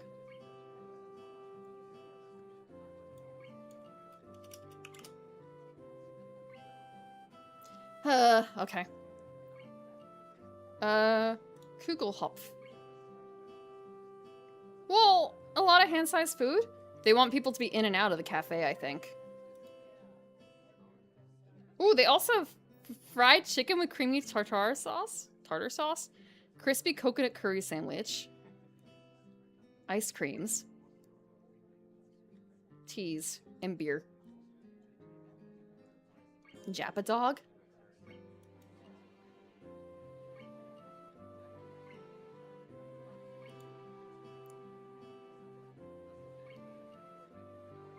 Cream soda in the open fields. Ah. Japanese food. Food Japan. Yeah, well, half a baguette with a hot dog inside of it. They're cooked separately. You just put the hot dog in the baguette afterwards. Fried hot dog, look for a thorn? A thorn in your hot dog, what? Japa dog stands out as one of the most iconic foods in Vancouver, serving authentic ingredients such as sausage made with kurobuta Kobe beef, original sauce made with imported stuff from Japan. That's good, because usually it looks very pretty, and depending on the food, it's kind of like whatever. The Christmas tree I got, the Christmas tree I got at the Gundam Cafe, pretty. Lukewarm mashed potatoes holding bits of chicken and broccoli together. Mmm. Yeah, and the fruit sandwiches lie. It's all pushed to the front. The stuff that's made to look really pretty is not always super tasty. Or maybe pretty or cool, I should say. Hot dog in the bread before baking? I don't want my hot dog to be sliding around in marinara. Like, no. No, I don't want it loose like that. Sliver of flavor. The smallest bit of kiwi. I noticed that Yuko takes special care to place the teacup against the tip of Lily's fingers, letting her know where it is. Here you go. Thanks, Yuko. Thank you. What? I will give you this one chance. I hope it's not something bad.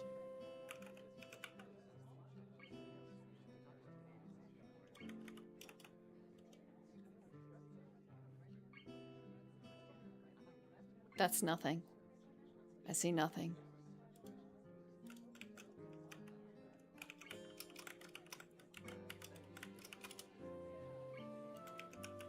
Okay. But Japa dog. Japa dog. Special hot dogs. Okay. Love meat. Spicy cheese, teri mayo. Chicken karage, kurobuta, teri mayo, oroshi. What is oroshi? You tell me what the available stores are, but I don't know what's in it. I probably, like I don't know. Oh, arabiki pork, cheese, meat sauce, beef for that one. But oroshi doesn't say what's in it. Then they have the regular special dogs. Teriyaki, tartar, okonomi, guacamole, avocado, cilantro, bacon cheese, yakiniku, and yakisoba. Ooh. Ebi tempura? I would try most of these.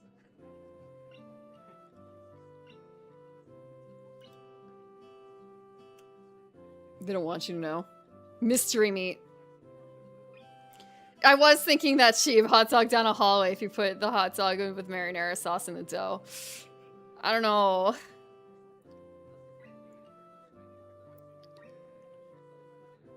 It's probably just grated daikon. I hope you feel better, essay. Tempura dogs? Okay, let me grab the picture. I say grab the picture. What I'm really doing is grabbing the entire website.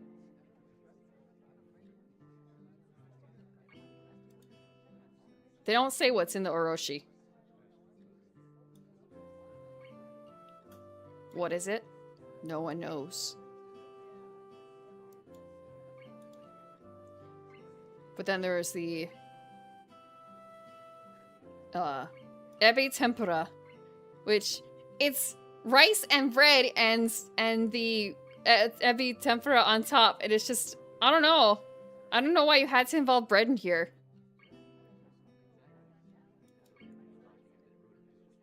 Tempered dogs. Okay, I say that, and yeah, I'm not gonna complain about the noodles on the dog here.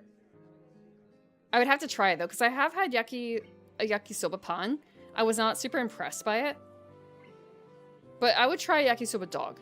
Because maybe it's just the one place I got the yakisoba pan from was not, like, super good.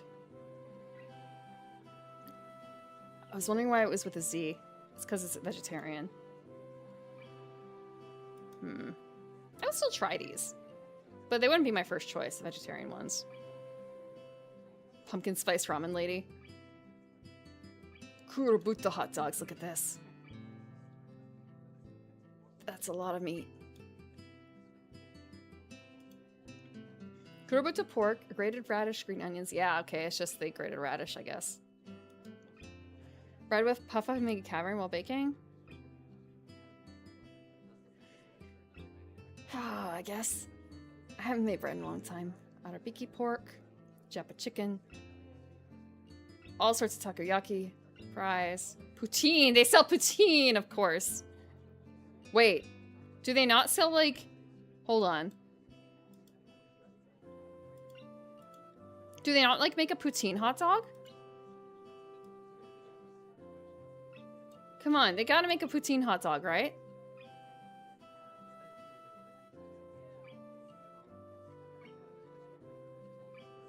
I don't... Ooh, Menchikats. I'm sorry. I was distracted. I don't see a poutine dog here. That kind of dog. Look, they can make a fusion of it, okay? They can make a fusion of it.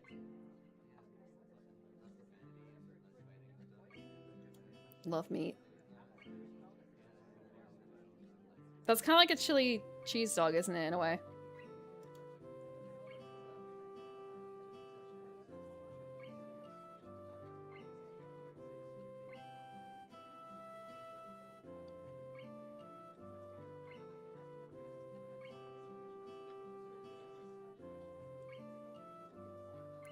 Poutine dog.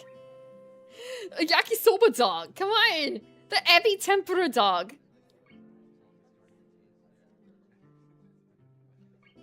They can make it like, what do you put? It's cheese sauce and, sorry, since they make poutine, let me go back to the definition of poutine. Sauced fries. Wait, hold on, poutine. Gravy and cheese, right? They could totally put that on top of a hot dog. In one of their, like, fancy hot dogs. Make it the Kurobuta poutine dog. There you go. It's fusion.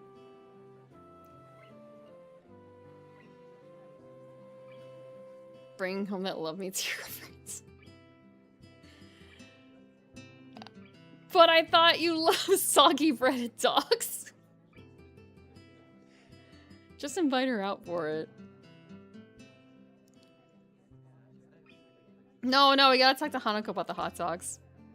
With a quick and silent bow, the bespectacled waitress takes her leave. Ah, that's right. I was meaning to ask you something, and now would be the right time to do so. I'm all ears. Hanako's birthday is coming up, and I was hoping that you might accompany me for present shopping in the city this weekend. Hanako's birthday is soon? I suppose it would be a nice chance to cheer her up a bit.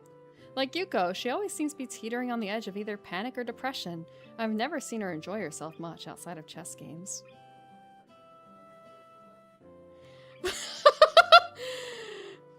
You won't eat my love meat? I got it especially for you.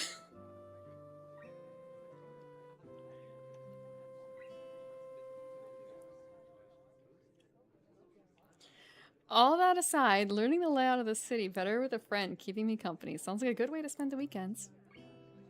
Sure, I'd be happy to. Have you got any plans for what to do for her birthday? A party or anything? Hanako being Hanako, perhaps a low-key affair would be. Lily cut herself short, leaving me to wonder why as she brings her teacup to her lips and begins to sip. After a few seconds, I noticed Hanako walking up to us over her shoulder. Lily's hearing must be very good indeed if it was the sound of the restroom door opening that tipped her off. A chess plushie?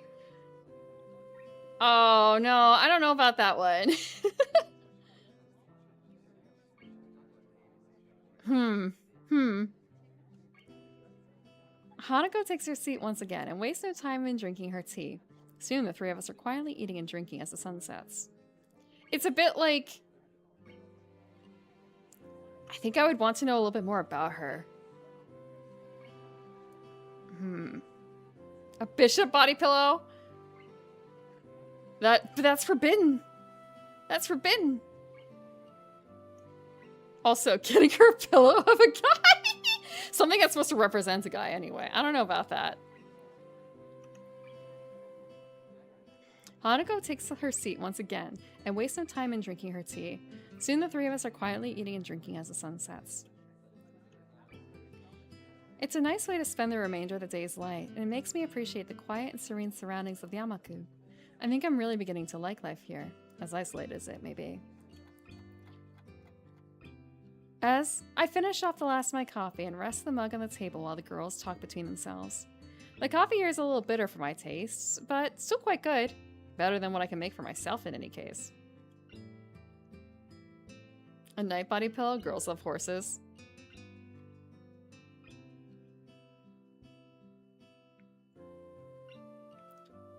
The girls' discussion is mainly focused on their respective reading preferences, which does give me a little curiosity about a related topic.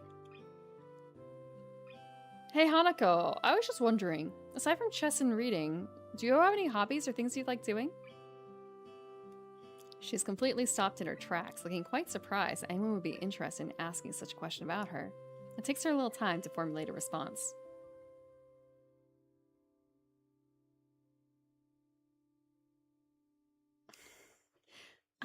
I guess. I like singing a little. I'm okay with computers as well, but I don't use them all that much. Singing's not exactly something I expected to hear. It's hard to imagine her singing voice, given how soft-spoken she is. Lily, on the other hand, simply nods. She must already know all this, since she's been friends with Hanako for 1 year or so by now. Private karaoke booth? That would actually be really fun to do as a gift for her, actually. Like a little karaoke party. Maybe.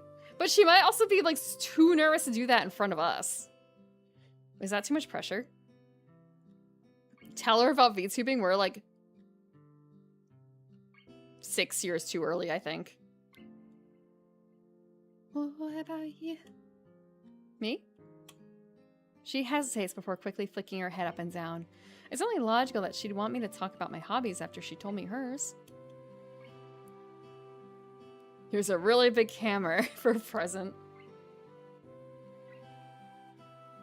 I don't understand the implication, unless you're gonna say... Unless this is some sort of nailing joke. Is it? You're built for one thing, nailing. There was soccer as well, though I can't really do that anymore. Reading, which I picked up in the hospital. Black Parade. This is surprisingly hard. Lily and Hanako look a little put off by the direction this is taking, and the more I think about it, the more I am too. I think I missed something. Text history. Okay. There's chess, obviously, but also... It sounds as though you've picked up quite a few things since your incident. Lily's candor is coded with probably the most positive spin one could put on what I said. Hanako, however, is silent. If a situation becomes difficult, her reaction always seems to be withdrawing into silence in order to prevent things getting worse. That or physically retreating. A soft ringing gives us pause. As Lily reaches into her pocket, it becomes obvious that the sound's coming from her phone. Sorry. It's okay. Lily gives a quick nod before shuffling out of her seat and taking the call a little distance away to avoid disturbing both of us. Clothes presents is hard. A belt. I think getting clothes for as a present is something that you really have to know a person for, right? To know if it's to their taste or not. Some people just don't wear belts, right? Unless... Yeah, some people just don't wear belts, I think. Must be nice to be popular. Hanako smiles, but doesn't take up the hook for further discussion.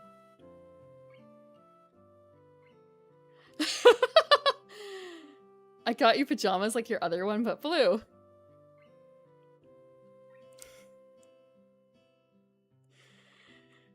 How does a pig ask questions in Spanish? ¿Por qué? Good try. Thank you for 60 stream streak last to the James Enzo. Good try on that one. I end up just sitting back and closing my eyes, relaxing as best I can.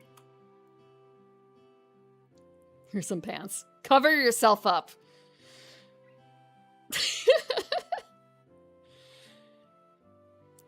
It's nice and peaceful here. I wonder what it'd be like to have grown up somewhere like this, rather than in the city. You come from the city? Looks like I found something she wants to talk about. Yeah, you could say I was a city kid through and through.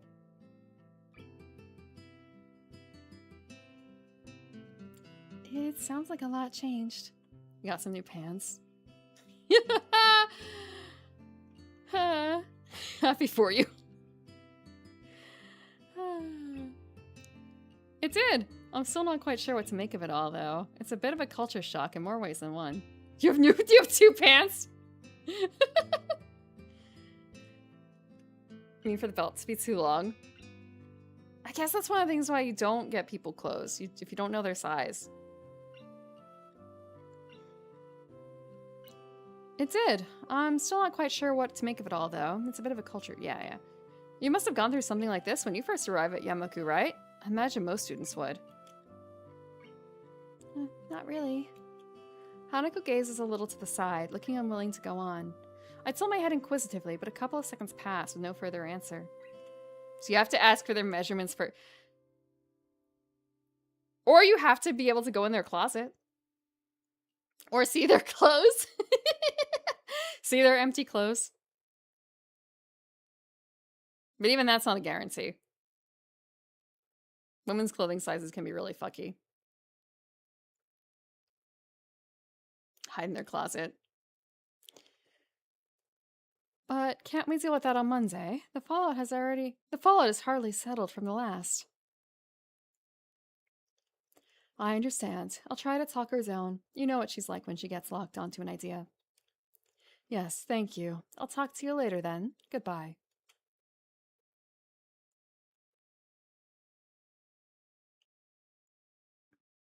Lily's conversation ends with the snap of her phone closing. She returns to our table but doesn't take her seat. Need to go? Unfortunately, class representative work calls again. I can come with you. It's all right, Hanako. I'll just be going straight to the student council. There's no need to spoil a fine evening on my account. Besides, if you were to accompany me on my way back to the school, who would keep our poor Kisao company? Okay. I can join you for tea again later tonight if you like. I may well need it. All I can think of is, man, no wonder she drinks in her path. We agree on that plan, and Lily says her farewells to the both of us, taking her cane after Hanako passes it to her. Despite my offer to pay for Lily's share, she insists on giving us her portion of the bill, and gives her regards to Yuko as she takes her leave. And then, we're alone. It may be all well and good to leave Hanako and me alone and have some time together, but all it typically means is the two of us sitting near each other in silence for a while. I wonder what I must look like to Hanako. I never thought of myself as a scary person, but to have someone my own age acting this way around me makes me intensely self-aware, as if it's my fault that she's so troubled. She might get more used to people if she were to stop being so cloistered in Yamaku, but then again, when even people much older than her react so strongly after a single glance at her face, she may well feel the same way I do now.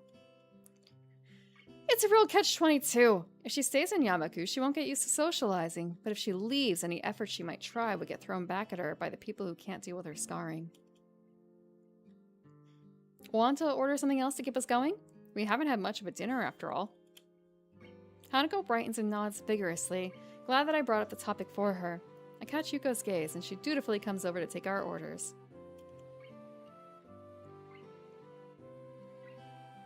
Would you like something else? I'll just have a sandwich special and a hot chocolate. Bit late for coffee by now. Hanako? I'll have the same. With a nod and a bow, Yuko turns on the ball of her foot and returns behind the counter, where she busies herself fishing out bread and condiments and working the machine to make her drinks. Not a word is said between us until Yuko comes back. She smiles and gives us our food and drinks before moving to a customer who's called for her attention. I give up on the prospect of having much of a conversation with my companion and decide to just enjoy the meal, small as it may be. It tastes nice, as does most of the food here. After having a few mouthfuls, I notice something's missing. Namely, the sound of Hanako eating. Looking back at her, I see Hanako fidgeting a little behind her untouched sandwich. Not hungry? She shakes her head from side to side. Even as she does, the patch of hair she keeps over the right side of her face still does its job in hiding it almost entirely. It's not that. Aw, I was all ready to have your share too. No, don't. Well, actually, you're not boyfriend enough for the boyfriend tax. You looked troubled. Is something wrong? I'm startled by her thinking that I'm the one who looks troubled, but on second thought, she's probably right. My face may have given away my emotions without me noticing, and she's hardly a dim person. Quite the opposite. We're friends, right? Friends. From the tone of her voice and shrinking posture, it looks as though I've hit yet another landmine. This is another reason why interacting with her is difficult. The self-imposed psychological barriers she puts up between herself and others, including me, and most likely even Lily. It's a shame that... I think that we are. I'm a little taken off guard by Hanako's straightforward answer. All the more so since I was about to give up on getting any reply at all. It is straightforward, but at the same time she couched it in I think. So it's kind of she's still making it a... not like a solid thing, I guess? I see. The fries tax? If there can be a girlfriend tax, why not a boyfriend tax, you know?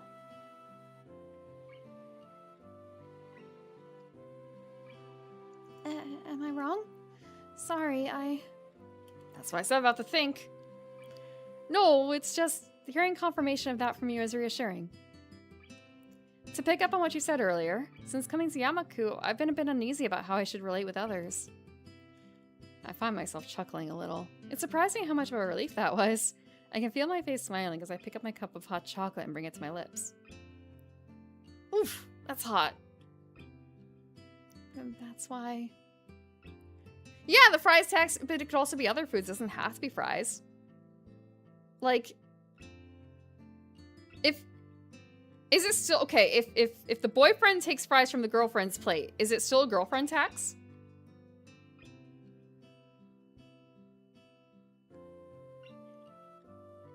That's why I haven't eaten yet. I was waiting for my drink to cool down first. It's just a tax? I guess I'll wait then. The both of us share a little chuckle. The situation isn't really that funny, but for some reason, it feels like laughing is the most natural thing to do right now. I guess we were both a bit wound up about each other. I was so busy thinking Hanako was the one with something wrong. It took her to remind me that I was uneasy as well. She fries right out of her plate when she's done with them. But be that as it may, it still feels a little nice. A little nice to have someone thinking about me like that, in her own way. Is that what it's called? The Phantom Tax? Hold on. I can spell Phantom.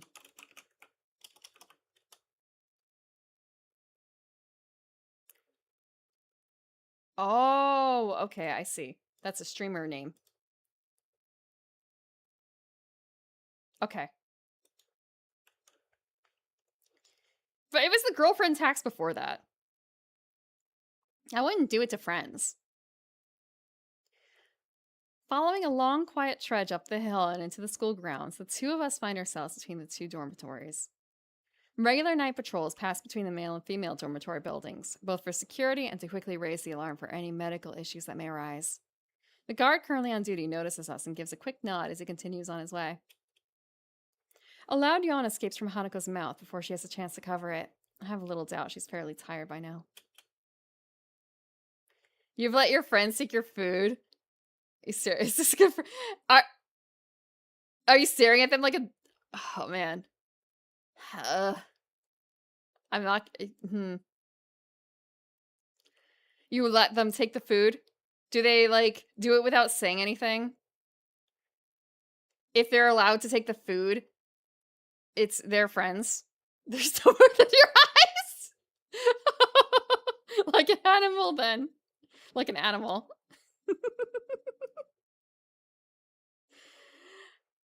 I'd be better off in my own. I better be off to my own room then. See you tomorrow, Hanako. Good night. Just have food that's not as easily shared then. There's no quotation marks around the friends. We separate and begin to walk our separate ways before I stop and look back. Hanako stands there, waving to me as she smiles. I smile and wave back to her, and after a few seconds, she turns and walks up the stairs to her dormitory building, disappearing through the door. These little moments we share between us feel like a small treasure. One thing is sure, I want to protect that small, delicate smile she so fleetingly wears around so few people. You can't fix her, man! I wonder about these feelings I have when Hanako's around, and when I'm able to do things for her. Whether they may be the seed for something beyond what we share now. Act 3? No way.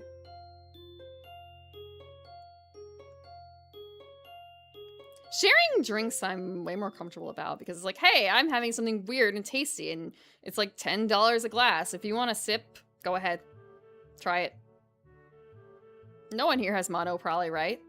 Yeah, sure. No one's got COVID. We got our shots. We're good.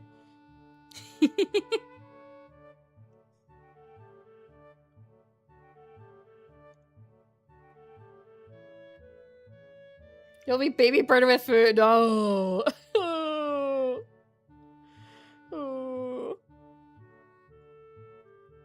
The summertime sun is something to be savored, but when combined with a clean country air, it's all the better.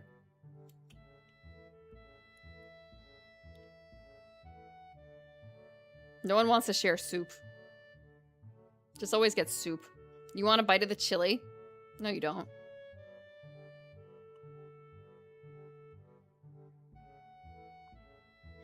The track and field club members are horsing around on the field ahead.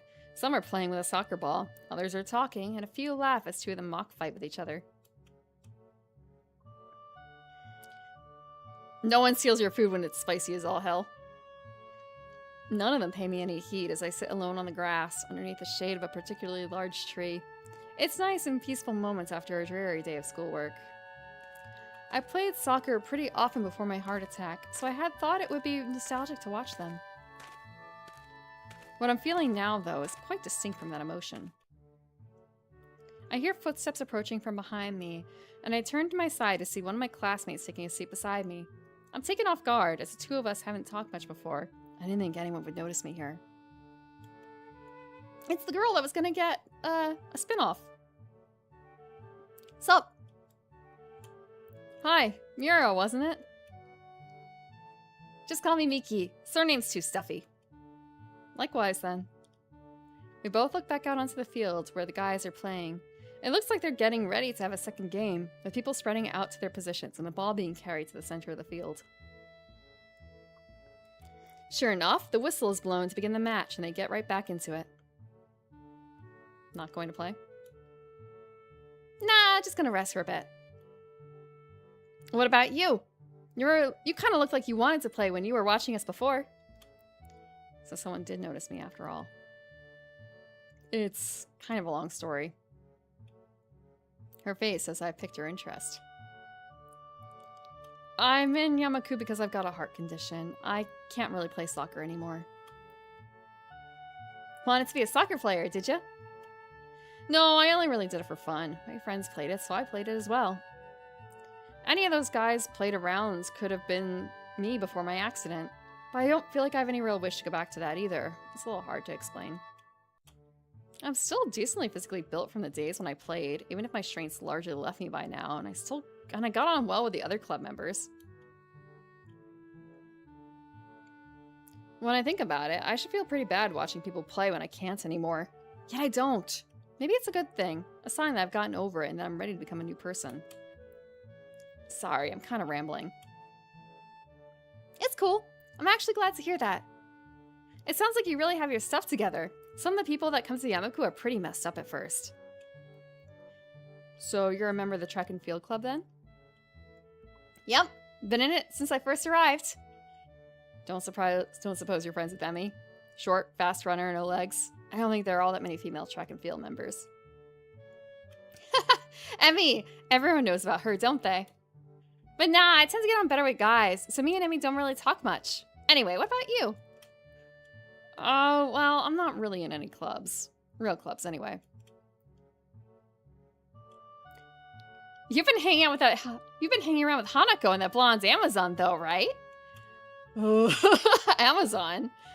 Blonde Amazon. I suppose Lily has the height to fit that description, if nothing else. I nod in response without making too fine of a point of things. Then don't worry about it. As long as you've got some friends, you don't need to join a club. A loud whistling from the field attracts our attention. One of the players is on the ground, clutching his leg, and the others stop play to jog up to him, leaving Mickey grimacing. Ouch, that guy, that looks painful. That guy really has bad luck. She's not super tall, right?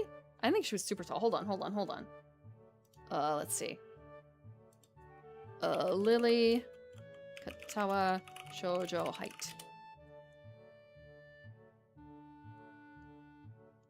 She's 5'7". A little over 5'7", like 5'7.3". 171 centimeters.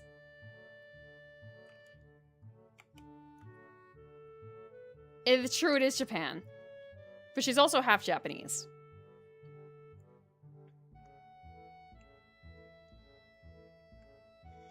Normal Caucasian height.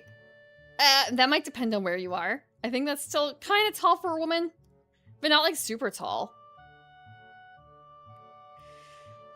It's not towering over me, but it is taller than me. As she continues to look out onto the field, I can't help but being reminded of her own injuries.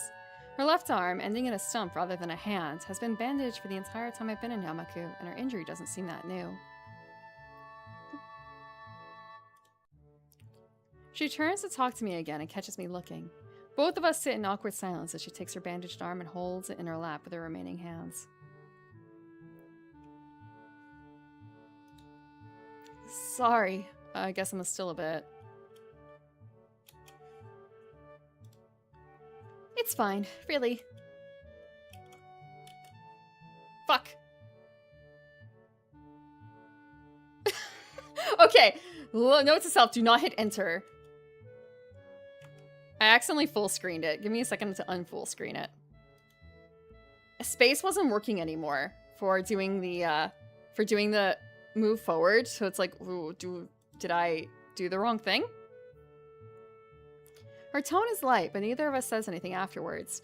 Every disabled student here has their own way of dealing with their problems, and some finding their conditions troublesome is only natural. I'm included among them, after all. No, I wasn't unfocused. I could click through, but I couldn't spacebar through. Thank you for the water.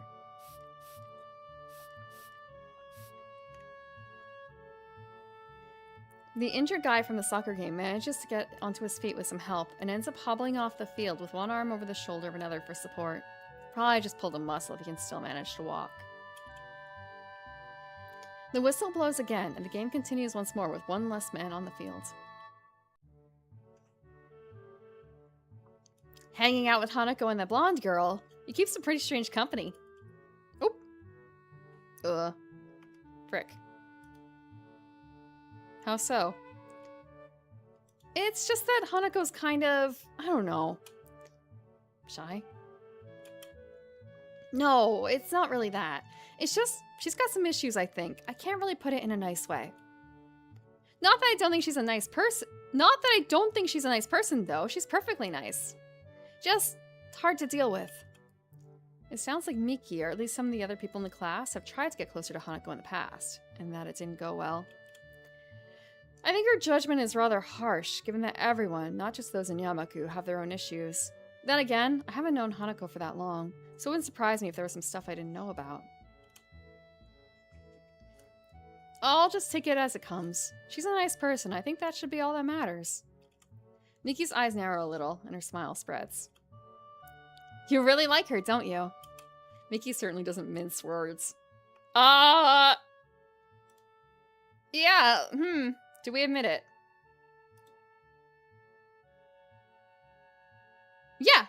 Yeah, we really like Hanako. We have a blossoming love in our heart, and we thought about it. Yeah. To be completely honest, yeah, I do. I'd appreciate it if you didn't tell anyone. Hey, whoa, you can trust me. No problems there. To be honest, I think it's kind of cute. If you want to go for it, don't let me stop you. Thanks. Completely random classmate. I totally appreciate your approval in me pursuing Hanako because it totally matters.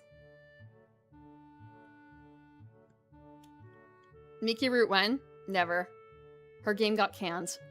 Sorry. She may say that, but she was just talking about Hanako having issues. Still, I want to hold myself to the words I said. Hanako's problems don't matter. I'll deal with anything that comes up, because I want to help her. If there's even the smallest possibility that I can pull Hanako out of her depression and seclusion, then I should work towards that, no matter what. If she needs a prince, then I will be that prince. Oh no! Don't! You can't fix them. You can't fix them. As I think about the possibility of a relationship, I can see Miki grinning at me while watching my face. I'm no doubt blushing, and I look away from her only to make her laugh. Miki gives off a different vibe from the other girls. Talking to her feels more like talking to a guy than a woman. Her saying she prefers male company doesn't help to dispel that notion either. Glancing at my watch shows that lunch break is ending in only a few minutes. Time to start heading back to class. Lunch is about to end. Want to head back? Yeah, we'd better. I pick myself off the grass and dust myself off, offering a hand to Miki to help her up as well. She takes it and easily pulls herself up, showing the muscles moving in her toned bare arms in the process.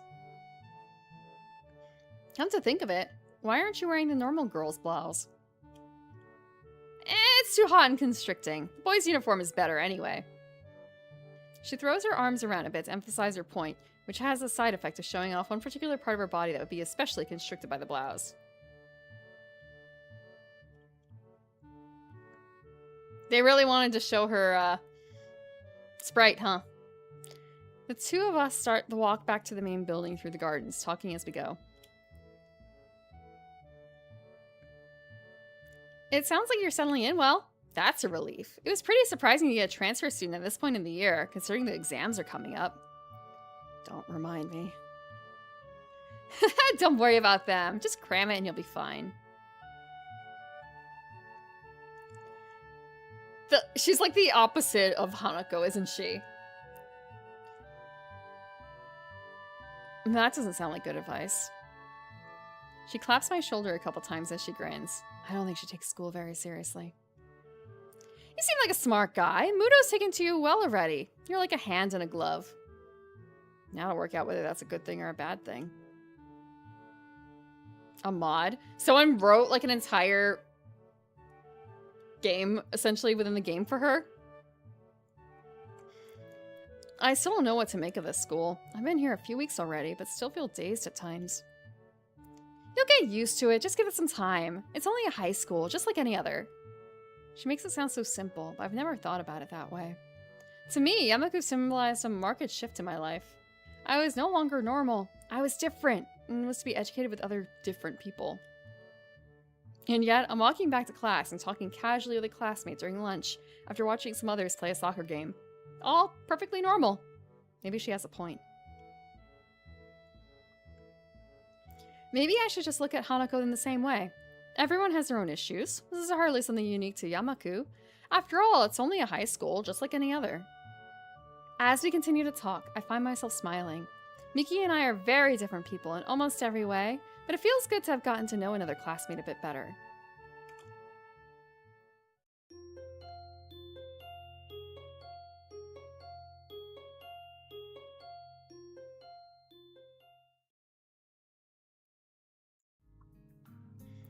A light breeze blows the scent of early summer around my head while I wait for Lily. Small white clouds litter the sky, breaking up the monotony of the blue. Yeah, she's missing a hand. I mean, there could be more, but that's the obvious one. Hisao, are you here? Lily's voice lilts on the breeze as if they were the one and the same thing. I stop gazing into the sky to examine Lily. Oh, it's a cute outfit! With a peach off-the-shoulder sweater and tan ankle-length skirt, in addition to tan sandals, she's quite a nice sight. Yeah, I'm over here, Lily, near the gate. Were you able to sneak away from Hanako? Yes, it's not uncommon for me to go out during weekends, so I don't think she noticed anything suspicious. That, and she has someone she sees. Lily purses her lips as if she maybe shouldn't have continued. I find it a little hard to believe. The outfit is very demure, very mindful. Really? I don't know about that one. I feel like look, okay. I'm trying to think about the, like, I guess the width of the straps for the undershirt make it... Did you guys have a rule where it was like they had to be an inch thick or something like that? I guess, no, this is only a girl thing, really. The straps of whatever you're wearing have to be at least an inch thick.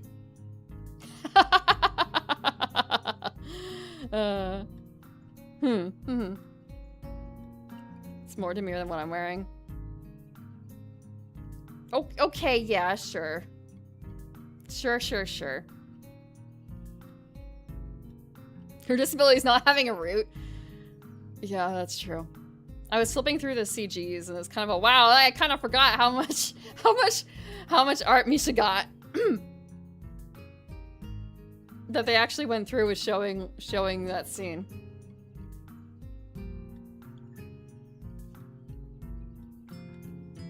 The fingertip rule?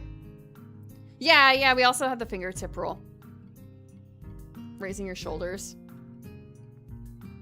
I suppose, yeah, you could.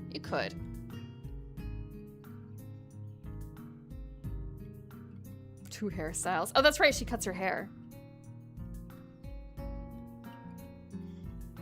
Hanako's seeing someone? Really?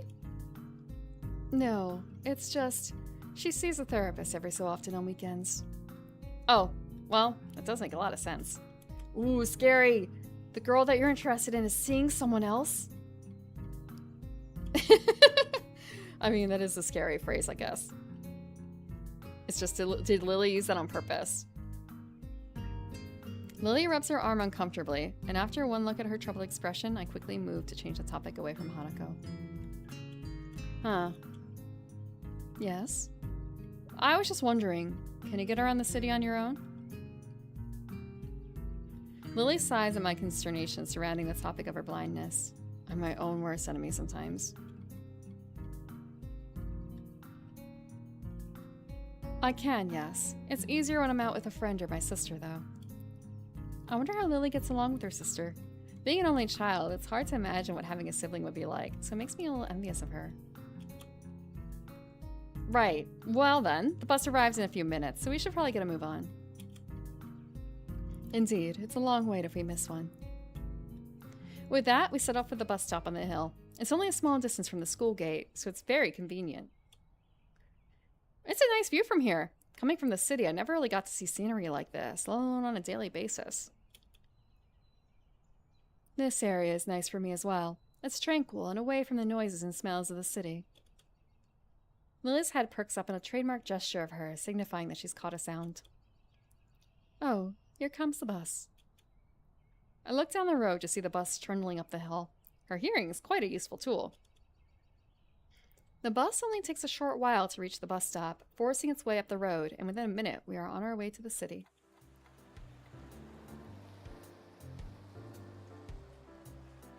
It's not a date. Walking around the city, I feel a distinct nostalgia. The smells, the traffic, the tall buildings everywhere. It's a lot like my native city, save for the raised walkways. In fact, she's wingmanning. Lily is wingmanning, isn't she? It feels a little weird, walking around a city as casually as I would in a park, but with cars rushing around underneath me. As I'm busily pondering the engineering marvel that is the raised walkway, I get a surprise. It takes a moment for me to realize that Lily has wrapped her arm around mine, extending her cane in front of her with her other hands. For a moment, I'm startled, but I manage to keep enough of a lid on it for Lily to not notice. While it's not the first time Lily's relied on me for guidance, she's only held onto my sleeve's cuff before. It's logical that it would be easier for her to navigate a crowded and complex area such as the city while securely linked, but I'm far from being as used to this kind of contact as Lily is. Lily is wingmanning us, right? Right? Finally realizing the growing silence between us as Lily waits for me to get moving, I quickly kick my brain into gear. You know, it was quite a surprise that Hanako likes to sing. Have you ever heard her do that before? I have indeed. We've been to karaoke sessions several times, along with my sister. I can't say I take to the activity much, but the other two like it. Maybe Hanako doing karaoke is more fitting than I initially thought. Just her and those she knows, all alone in a little room. It would give her a rare chance to let her guard down, with nobody else there to judge her. Maybe it would be nice to bring her into town for a karaoke birthday party, if she likes doing it. I'm not sure she would deal very well with the excitement. I moved to protest, but her face shows that she's mulling the proposal over some more. It takes quite some time for her to come to conclusion.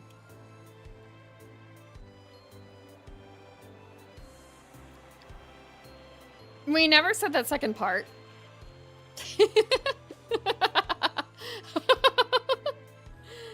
That does remind me of something. I started following Mike Inel on Twitter, and he posted a little GIF about that process, actually. Hold on. Where is it? Not process, but like basically that very same thing that you just talked about. And he wrote about it. He's like, how could I have forgotten that this happened? I made an entire little animation, never posted it anywhere. How could I have forgotten this interaction? Where the fuck is it? Am I looking in the right spot? No way. I swear. Maybe it's the wrong account. Maybe I'm looking at the wrong account. There's no way. Does he have a second account? No.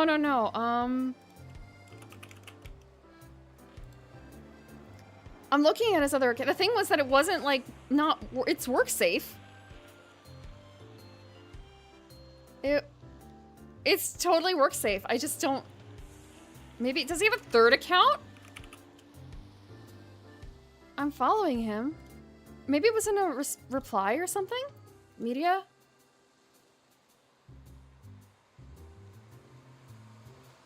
Maybe he deleted it?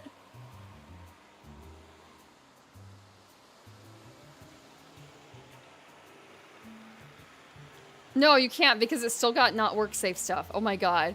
He does not really make a distinction here. The internet is forever?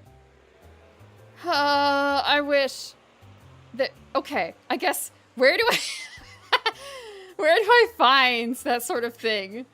Something that he may have posted and then deleted. If he posted it to Twitter. Fuck. It was a little GIF. It was in the last 2 weeks he posted it. It was in the last 2 weeks. Maybe it was on, no, is he on Blue Sky? Maybe? Like, no. I don't know if it does. I don't know if Wayback Machine does Twitter. Okay, it doesn't look like he updates his, or maybe like Mike Inel is like on Tumblr. Let's see.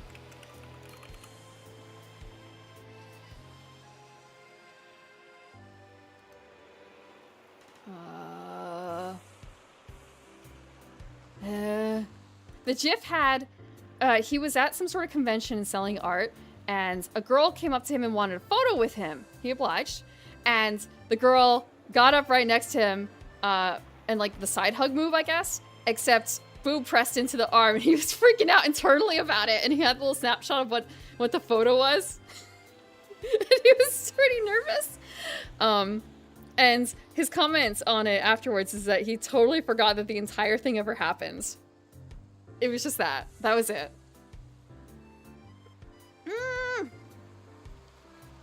And I can't find it now. I swear, did I just dream this? No way.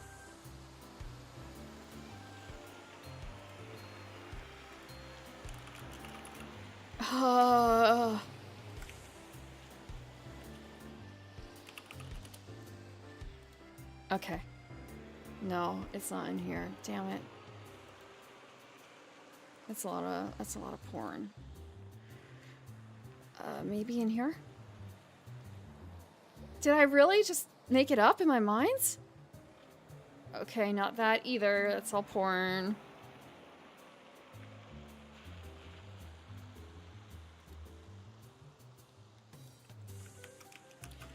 No, it was him, because it was his art Sona.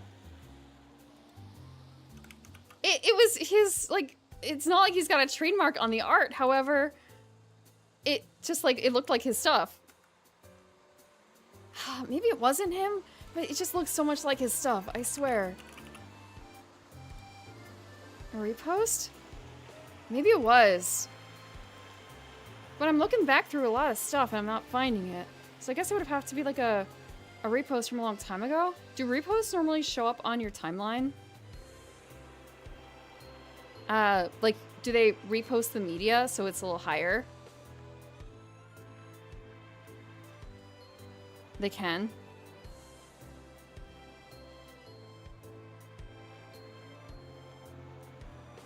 I swear he posted in the past, like, week.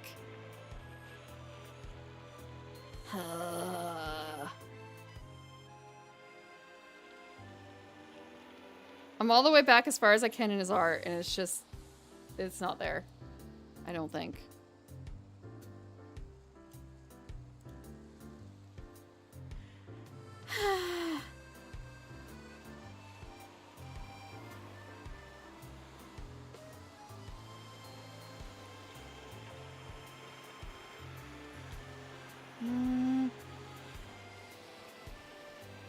Yeah, I'm all the way back to like February on his main and I can't find it. Much less everything else. It's not a reply, is it?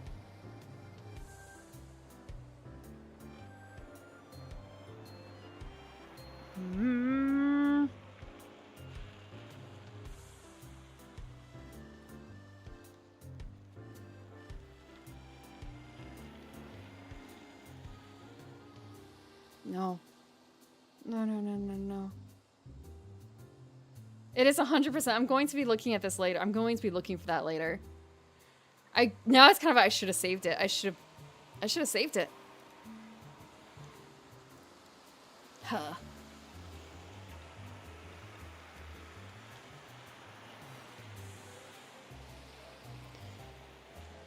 Yeah, I saw the old Katawa show. Like, wow, huh? What timing?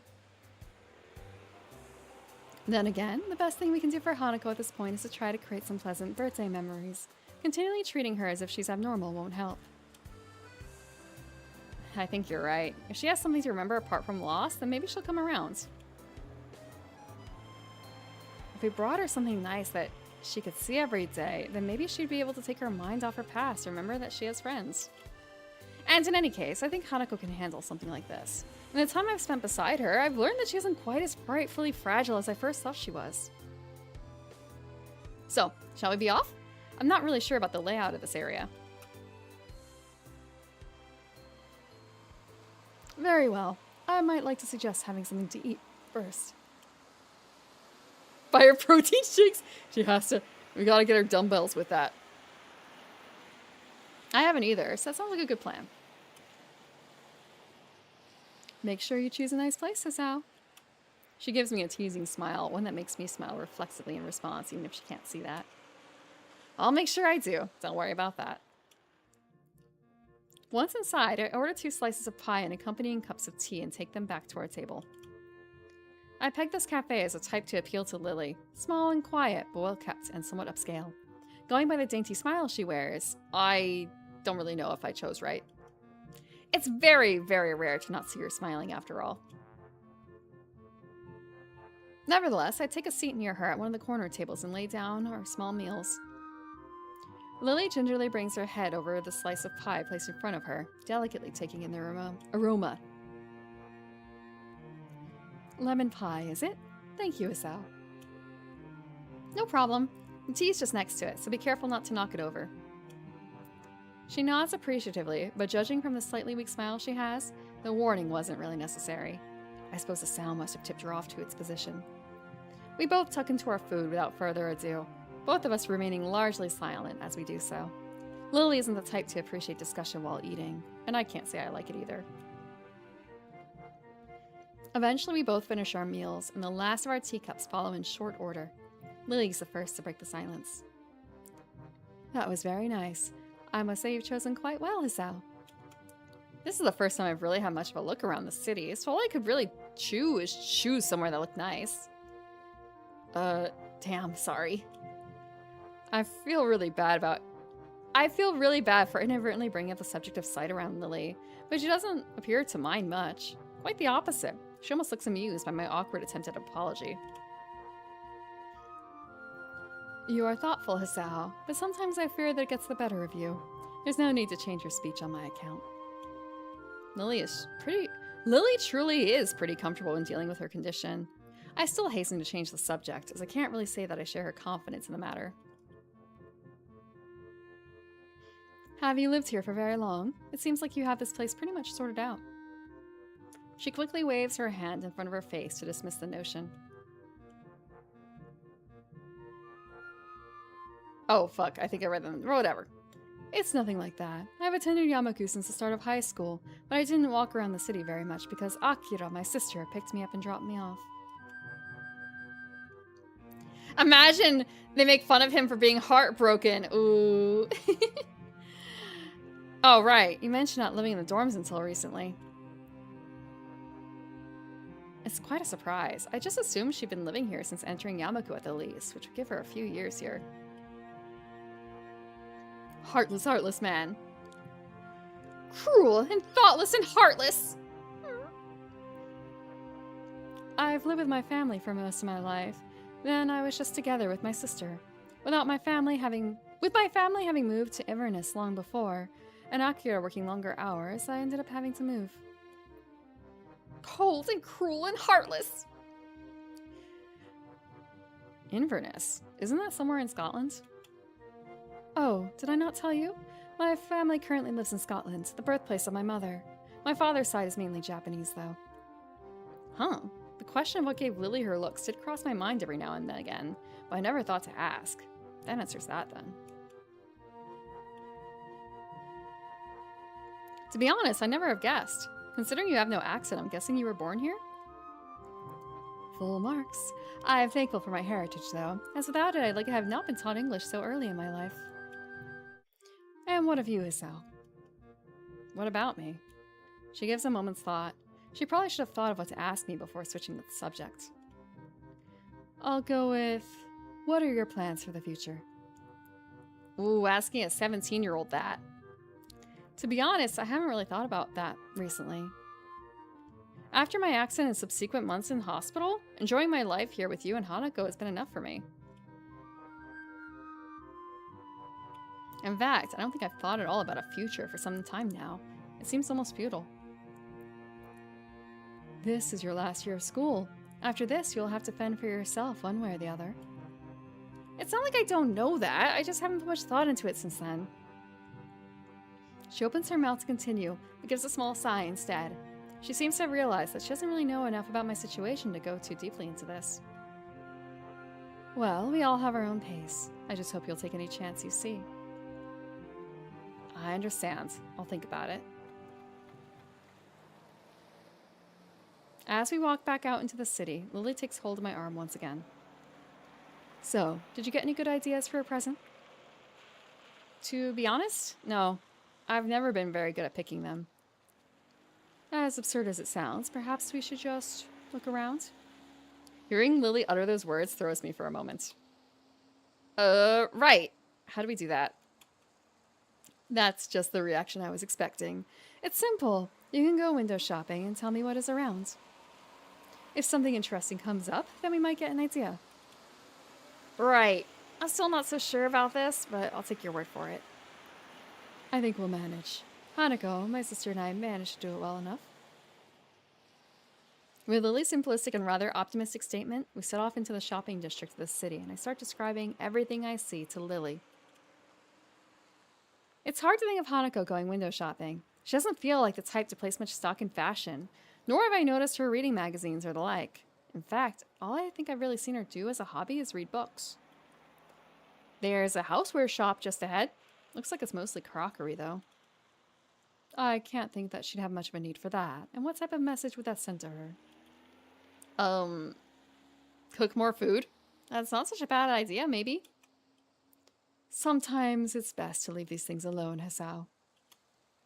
Once again, I get the feeling that Hanako's exploits in the kitchen aren't always successful. Lily must have had to help her on that sometimes.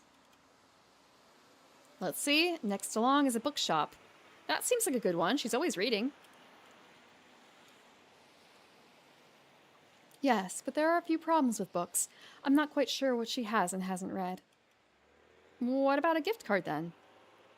There's nothing as impersonal as giving someone a gift card. It's like saying, I don't know enough about you to work out what you'd like. I always thought of it as making sure they got what they wanted. Giving people gifts is supposed to show them the level of affection you have for them. If you can't decide on a simple gift for them, then how much could you think of them? Right. No gift cards. Lily seems overly passionate about this, but I can see her point. If you're going to get something for someone, then you should put at least some thought into it. If I want to get something for Hanako that reminds her of us every day, then what good is a gift card? In that case, what did you get Hanako last year? A porcelain doll. I thought that if she had someone to talk to, it might help her ease her pain. A doll isn't ever going to criticize her after all. So, should I be looking for a doll shop? No, Hisao! Really? Really? We're gonna go for this? Do you know if she actually still likes dolls? If you could be so kind as to keep a lookout for one, I would be grateful. Sounds good to me, though I wish you'd mentioned it earlier. But if I did that, then you wouldn't have started thinking for yourself, would you? Once again, Lily has a point. My brain is currently analyzing every story passed for gift options. If Lily had mentioned a doll shop to begin with, I wouldn't have thought of anything else. We wander through the city streets, but seem unable to find anything that resembles a doll shop, or anything that I could consider a fitting present. A model kit? Dolls at this age. Ooh. You might as well say, I might as well turn that back on you. A model kit? In this age? Get you a doll instead, huh? Huh?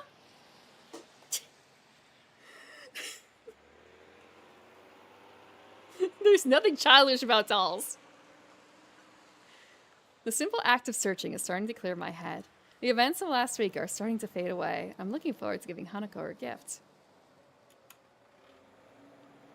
The sisters line?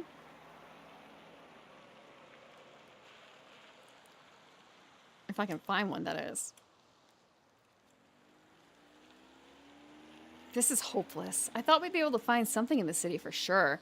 I'm sure we've walked down the street at least once before. This almost sounds like you're giving up, Hisao. I'm not, but it's a lot harder than I thought.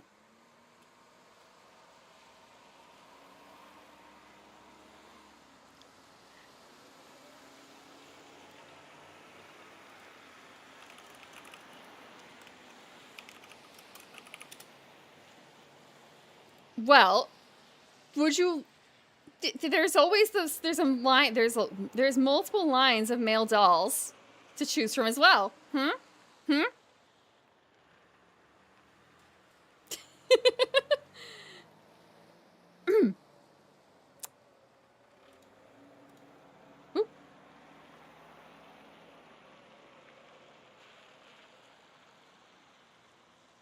I say as I'm looking through and like, where boy? Where boy? No, I swear that they had boy.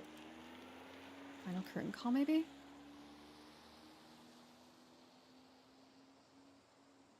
I'm sorry. I'm completely baffled by the fact that Danny Chu is selling dolls with, 3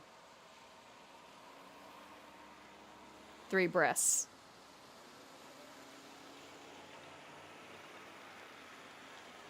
He's even got bikinis for them. I am not kidding you. Okay. Okay. They're aliens.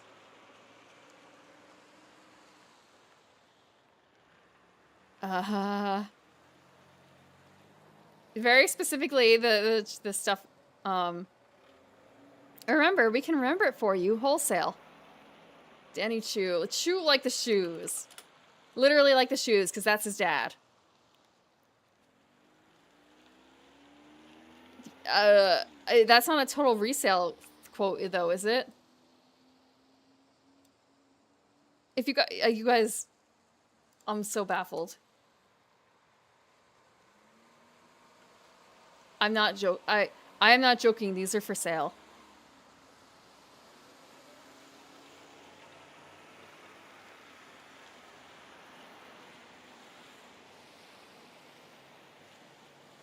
How much? Okay. So you were originally selling them for like almost 12,000 yen. Now it's down to like 6,000 yen.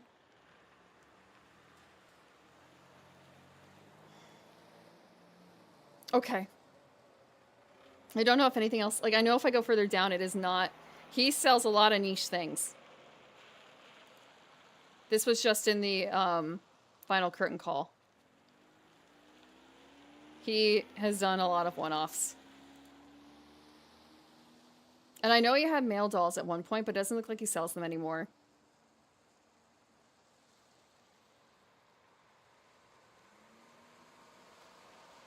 I know it did. Oh, I found a male doll. My bad. Ho ho. But it's not cute enough. I know he's done some other non-human skin tones too, but it doesn't look like he's got any of those up right now. Oh wait. Oh damn.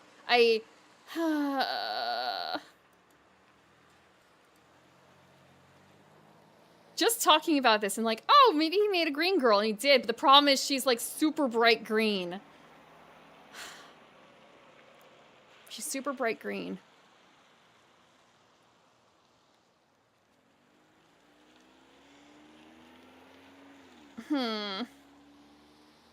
They might have like a less green one somewhere in the past, but they're not being made now, of course. He also had 3 eyes. He also did one with 3 eyes. Sometimes he just gets an idea and he runs with it. 3-eyed girl. Gyaru Prim. Just make me neon.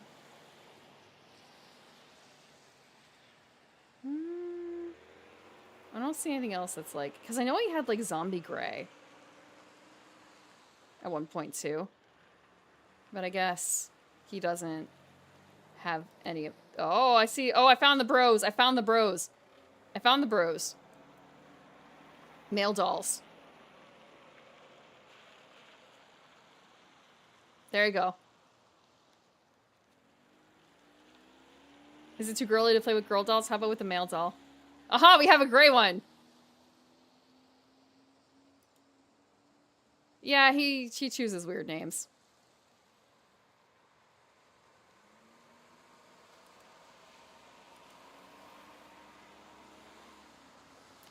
Cinnamon milk coffee, all those are like the skin tones. But I don't know about the rest. Prim's brother, the pretty one. No, my brother's not gray. Too excellent, too feminine. He did have a lot of trouble, honestly, with the faces for the male dolls at first.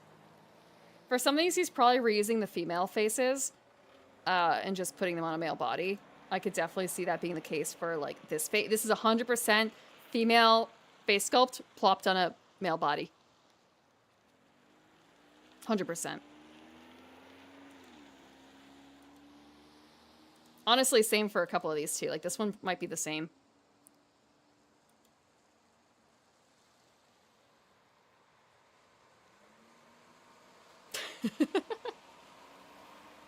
Vampire gray, swimmer body type. That's probably because that was what the initial influence, or not initial influence. Free was popular when he was modeling his original boys, and initially his models were not like that, but he got feedback from the female doll fans that whatever he was initially doing was not very attractive, so he ended up with, I believe, this instead. And I think there was, I think there was hope that he might get, like, the free license, but I don't think that ever happens. He did get, Lelouch and Suzaku and Spike Spiegel for male dolls.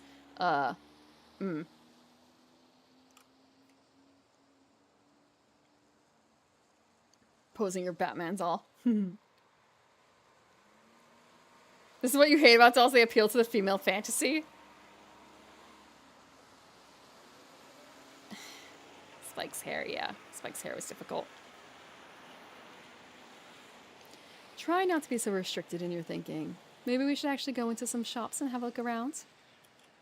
Oop. No one was expecting Spike. But people, his main demographic, I believe, is Westerners. Westerners love old anime. That might work. I've never really been any good at window shopping. Lily and I circle around the city streets once more, this time popping into stores that catch our attention. In the end, though, nothing comes up as especially appropriate. Hanako's tastes are often quite hard to pin down at the best of times, thanks to her intensely private nature, and those tastes we do know are hard to accommodate. May we take a break for a minute? I'm a bit exhausted. I agree and leave Lily to rest against the railing while I go get a couple of drinks from a nearby vending machine. After walking up to the vending machine and grabbing myself some lemonade, I find myself at a bit of a loss. Not really knowing Lily's taste, I decide to take a guess and grab something that seems a little girly, but not too weird. Strawberry flavored milk. Back. I walk up to her and place the carton into her outstretched hands, making sure she has a grip on it before letting go. She feels out its contours before opening it and taking a very tentative sip, her approving smile afterwards telling me I made the right choice. We both rest and have a quiet drink for a few minutes. A familiar soft ringing begins to sound from Lily's side. She quickly apologizes as her hand goes into her pocket, pulling out her mobile phone. Do you mind if I take this? It's fine, don't worry. She nods to me in thanks before turning away and flipping the phone open, bringing it to the side of her face as she picks up the call. Going by the tone of Lily's voice, the person on the other end is no doubt some friend or another. I tune out of their conversation pretty quickly as the snippets that Lisa use make it sound like a little more than gossip. Without much else to do, I find myself watching Lily. She really is a pretty girl, which would hardly hurt her popularity in school. It's interesting just how much Hanako and Lily contrast with each other, in both personality and appearance. Never send a pretty boy to do a pretty man's job. No, we're not. We have chosen nothing that puts us into Lily's hands. For a few minutes, I just lean back and drink, watching her. Before long, Lily says her goodbyes to the person she's talking to and hangs up, placing her phone back into her pocket and leaning her back against the railing as before. Sorry, just a friend from class. I take one final swig from my can before throwing it into the bin. Lily gives me her carton to throw away soon after, finishing it off relatively quickly. You seem to have a lot of friends. Oh? Lily waits for me to continue, her interest piqued. I was just thinking that you and Hanako contrast really heavily. It's hard to imagine Hanako doing a lot of things you do, or knowing the people you know. You seem to think about Hanako quite a bit. I don't know, it's just She's mysterious, I guess. I kind of want to know more about her, which isn't that easy. We're with one girl and we can't help but think of another. We are smitten. It almost sounds like you're doubting your relationship to her. I don't think it's that. I just want to do more for her, being her friends and all. I don't even really know how she sees me. Yeah, but I'm the one who brought up Hanako first. This statement seems to interest Lily quite a bit. I wonder if Hanako said anything about me to Lily during their conversations. I'm about to ask what's on her mind as she picks herself up from the railing. Shall we be off, then? Her voice and expression show that she's playing games with me. Lily knows damn well that she's leaving me hanging. With a sigh, I pick myself off the railing as well and have a brief look around. We have stuff to do, so I'll just try and get back to her about this later. Tucked in between a newsstand and a convenience store is a small shop. The sign above the door reads, Othello's Antiques in decorative English script. It would be easy to miss if we were walking along the street, but since we're stationary and I'm purposefully looking around, it's just noticeable. Say, Lily, that's all you got, Hanako. Was it new? Well, yes, but I'm not quite sure I know what you mean. I think I found our shop. It's across the road. Oh? What is it? Some kind of toy shop? It's an antique shop. I think it's probably going to be our best bet. Really? I didn't know we even had one of those near here. Neither did I. I missed it the first time we went by here. It's pretty well hidden. Well then, it can't hurt to check. Inspired by this new find, we quickly dust ourselves off and head toward the store, Lily's hand finding its way to my elbow for guidance. The store has a strange, musky scent to it. The layout is more like a garage than a store. Things are strewn around the floor without any immediate semblance of order. Oh! I don't know if I saw this in the sprites. Maybe I just didn't look in that folder. The random NPC folder. Is this someone's grandpa? The shopkeeper gives us an almost bored look through his particularly small eyes. His face looks weary and tired, and his dress style is distinctly anachronistic. He gives us a polite nod of welcome before going back to his book. Lily holds tightly onto my arm, and I find myself having to split my efforts between making sure we don't miss a potential gift for Hanako and making sure Lily doesn't inadvertently bump into anything. The task is quite difficult given the haphazard way the store is laid out, and the many things poking out of the shelves they're on or sitting on pieces of furniture, but eventually we safely arrive at an old desk covered in dolls and teddy bears. I think this is the right place. There was pretty much every kind of doll you can imagine here. Are there plastic anime dolls? Come on. Please say there are. That should make the choice much simpler. Could you please pick one for me, Hisao? I had a feeling that it would come to this. I picture Hanako in my mind and try to imagine which of the dolls before me would suit her best. My eyes wander across the collection. Each one is as exquisite as the one before it. The sheer number of styles is boggling, but eventually one catches my eye. Here, what about this one? I pick up a small porcelain doll that looks to be at least somewhat affordable. Dressed in a Victorian-era green dress with a little brown hat sitting atop its blonde hair, it looks a little like Lily. I gently toss it to her, who delicately feels her way around the object while wearing a look of slight concentration. It certainly feels beautiful. Do you think it would suit Hanako, in your opinion? I think it would. It could look good in her room. In that case, I'll trust your judgment. Will you be getting her something as well, or shall this be a shared gift? I'm not sure. I think I should get her something myself, but I don't think getting her another doll is such a great idea. Maybe... I let my voice trail off as I look around the shop. Resting on a writing table not far from us is a decorative box that catches my eye. Wait here, I think I found something. It's a music box. My, that was fast. I gingerly walk through a collection of crystal glassware and pick up the box. The wooden sides are covered in carvings depicting ancient battles around a castle. The top, however, looks far too familiar. Alternating squares of white and black varnished wood are arranged on the lid. That's a really nice item. It's a chest set from overseas. The store owner's sudden appearance startles me a little. I didn't see him approaching at all. I suppose he's trying to help us because we don't really look like we know what we're looking for. Or, on the other hand, maybe he wants to keep an eye on us because he suspects we might shoplift instead. I'm looking for a present for a friend. I see. In that case, this chest set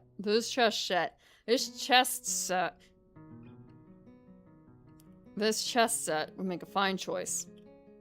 Realization floods into my mind. This is a pretty good looking set, but this is an antique shop. They're not well known for their bargain prices. Chest set, chest set, chest set, chest set, chest set. Let's just get her a boob plate at the antique shop. My grandmother's boobs. How old is this? This is a reproduction. My best estimate is that it's about 5 years old. I see. How much? He thinks a little before telling me, which is slightly disconcerting. The closed eyes! I'll let you take this now for 7,000 yen. I balk a little. I wasn't expecting to spend that much. But this does seem perfect. Then again, maybe that's a testament to how well he worked out how much he could make me pay. Couldn't make it 5,000? 5,500, no lower. The heads are in a different shed. I'm sold.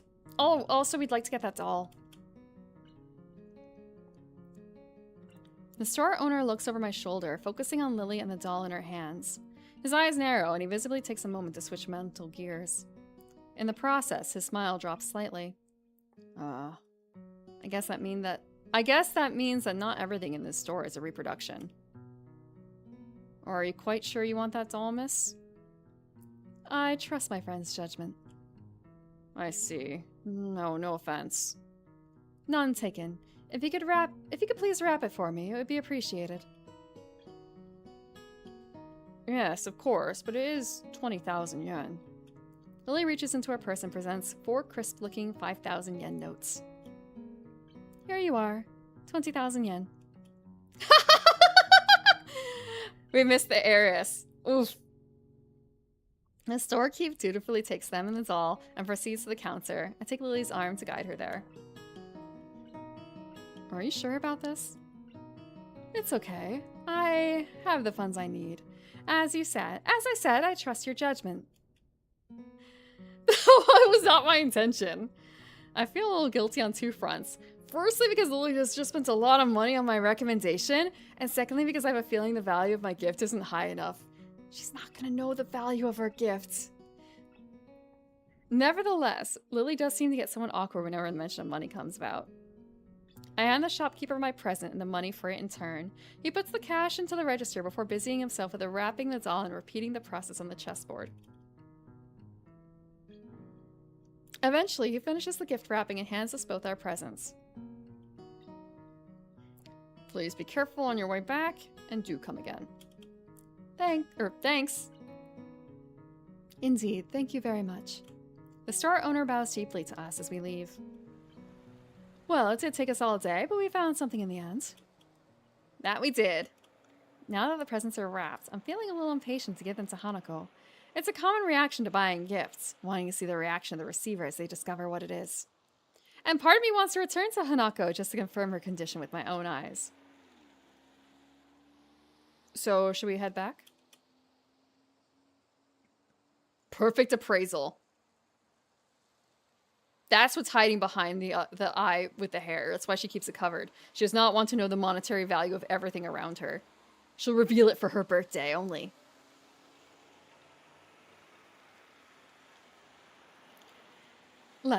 We've done a lot of walking today, so I shan't mind taking a rest back at the dormitories. Lily's right. Now that the need to find a shop is over, my legs are feeling quite tired. Well then, back to school for us. I'm looking forward to resting a bit too. Lily holds out her arm, and I link mine with hers. Together, we make our way back to the bus stop. Going shopping is not that much of a workout.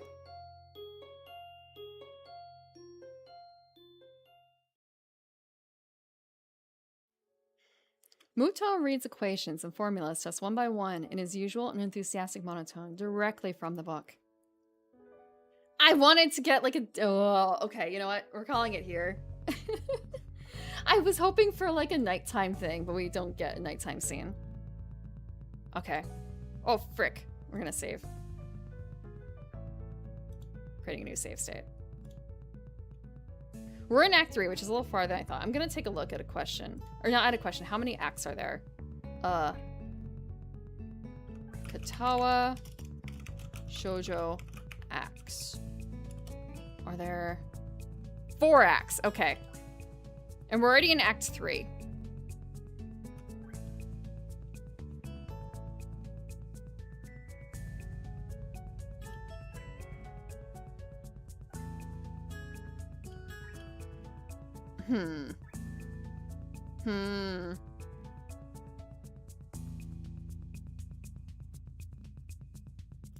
Interesting.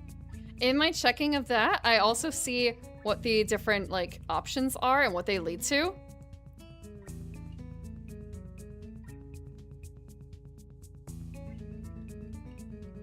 Interesting. Okay. Well, I think I know what path I'm on, but it doesn't change what I'm doing. 3 times the intro? The actual girls' acts themselves aren't super long.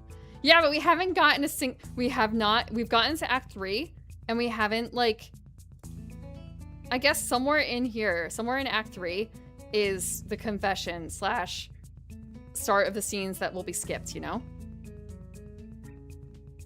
Oh, I'm not on the best end, I don't think. There aren't too many options, to be honest. There's only, like, 3. And, I already am... I don't know what ending I'm going to get, honestly, because I have not picked exactly a good, neutral, or bad ending yet. Or, like, I did not choose a combo that is in that area. So, yeah. I had to introduce all the girls, though, and make sure you knew enough to decide which one you wanted to go for, and then fuck it up anyway and ends up with Emmy. Because Emmy is the best choice. Emmy is the correct choice.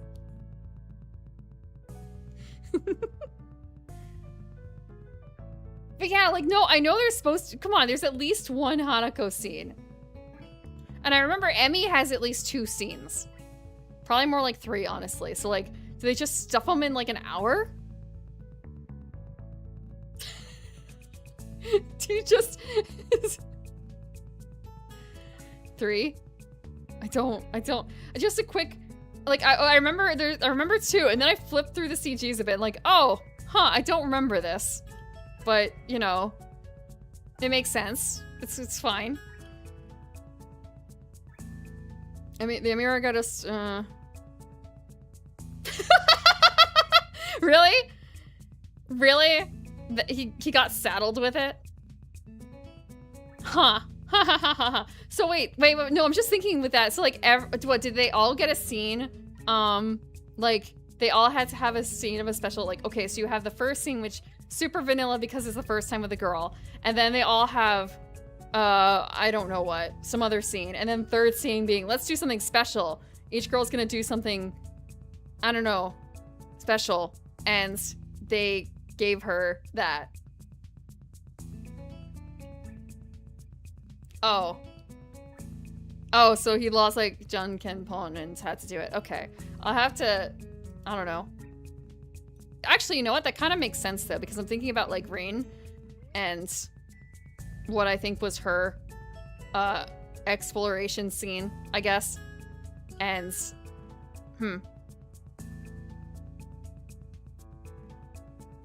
The what? I do not remember that. I do not remember that. Lemon? I don't...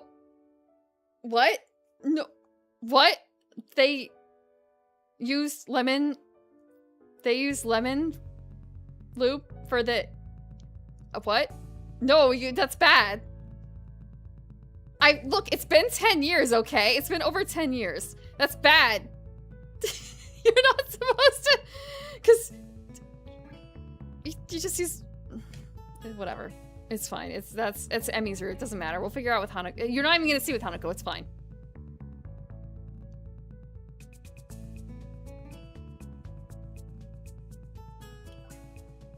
You know what? That track's orange. I vaguely recall that, but it's just kind of a really...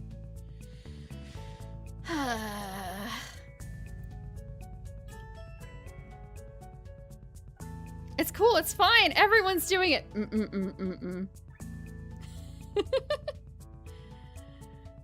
Okay. This has been an interesting night. Thank you for hanging out. And happy birthday in like 1 hour and 4 minutes. Made out the auto game canon ending his silence with Misha. Really? Huh. Ha ha ha. I didn't know that part. PTSD Rose. From what? Shizune is hard to deal with. I think it's a problem that you get 2 for the price of 1. Is really the problem.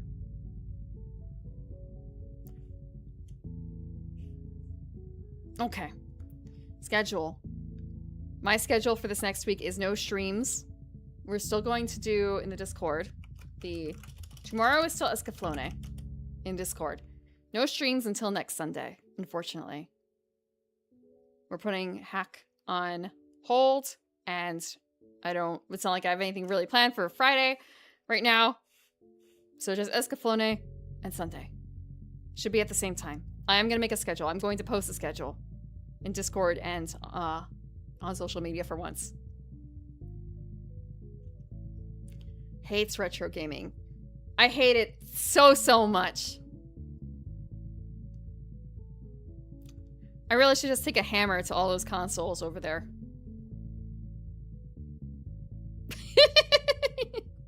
That's doggos, if they will let me. Which they should. April 1st, Prim.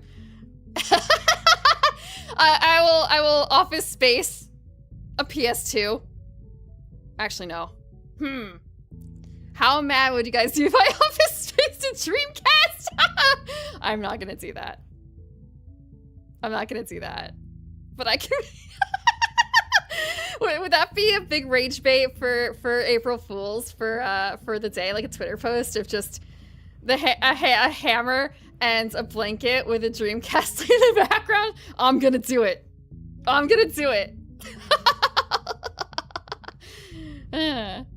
I'm not that cruel. I'm sorry, Lord Kuros, yeah. It's just Prim's cats. Oh, Suspects in a box of PlayStation painted onto it. What do you mean? You guys are lucky I've seen Office Space. Streaming on time. April 1st might be a hard one for that. Okay. Okay. Let's see. Oh, I have so many tabs open. But I do have to remember to look for that Mike and L thing. Let's see. Who is streaming?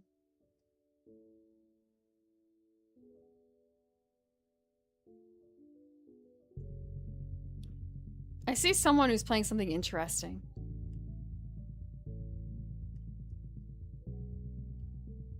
But I don't know what... I know, like, I look at it and I recognize it, but I don't know what it is. Thank you. Yeah, and I also have to add the head pat for her. Oh, I think I know why he's playing it. Do you guys want to watch more? Do you want retro visual novel? I think it's a dating sim. Because the screenshot I see right now is a woman showering.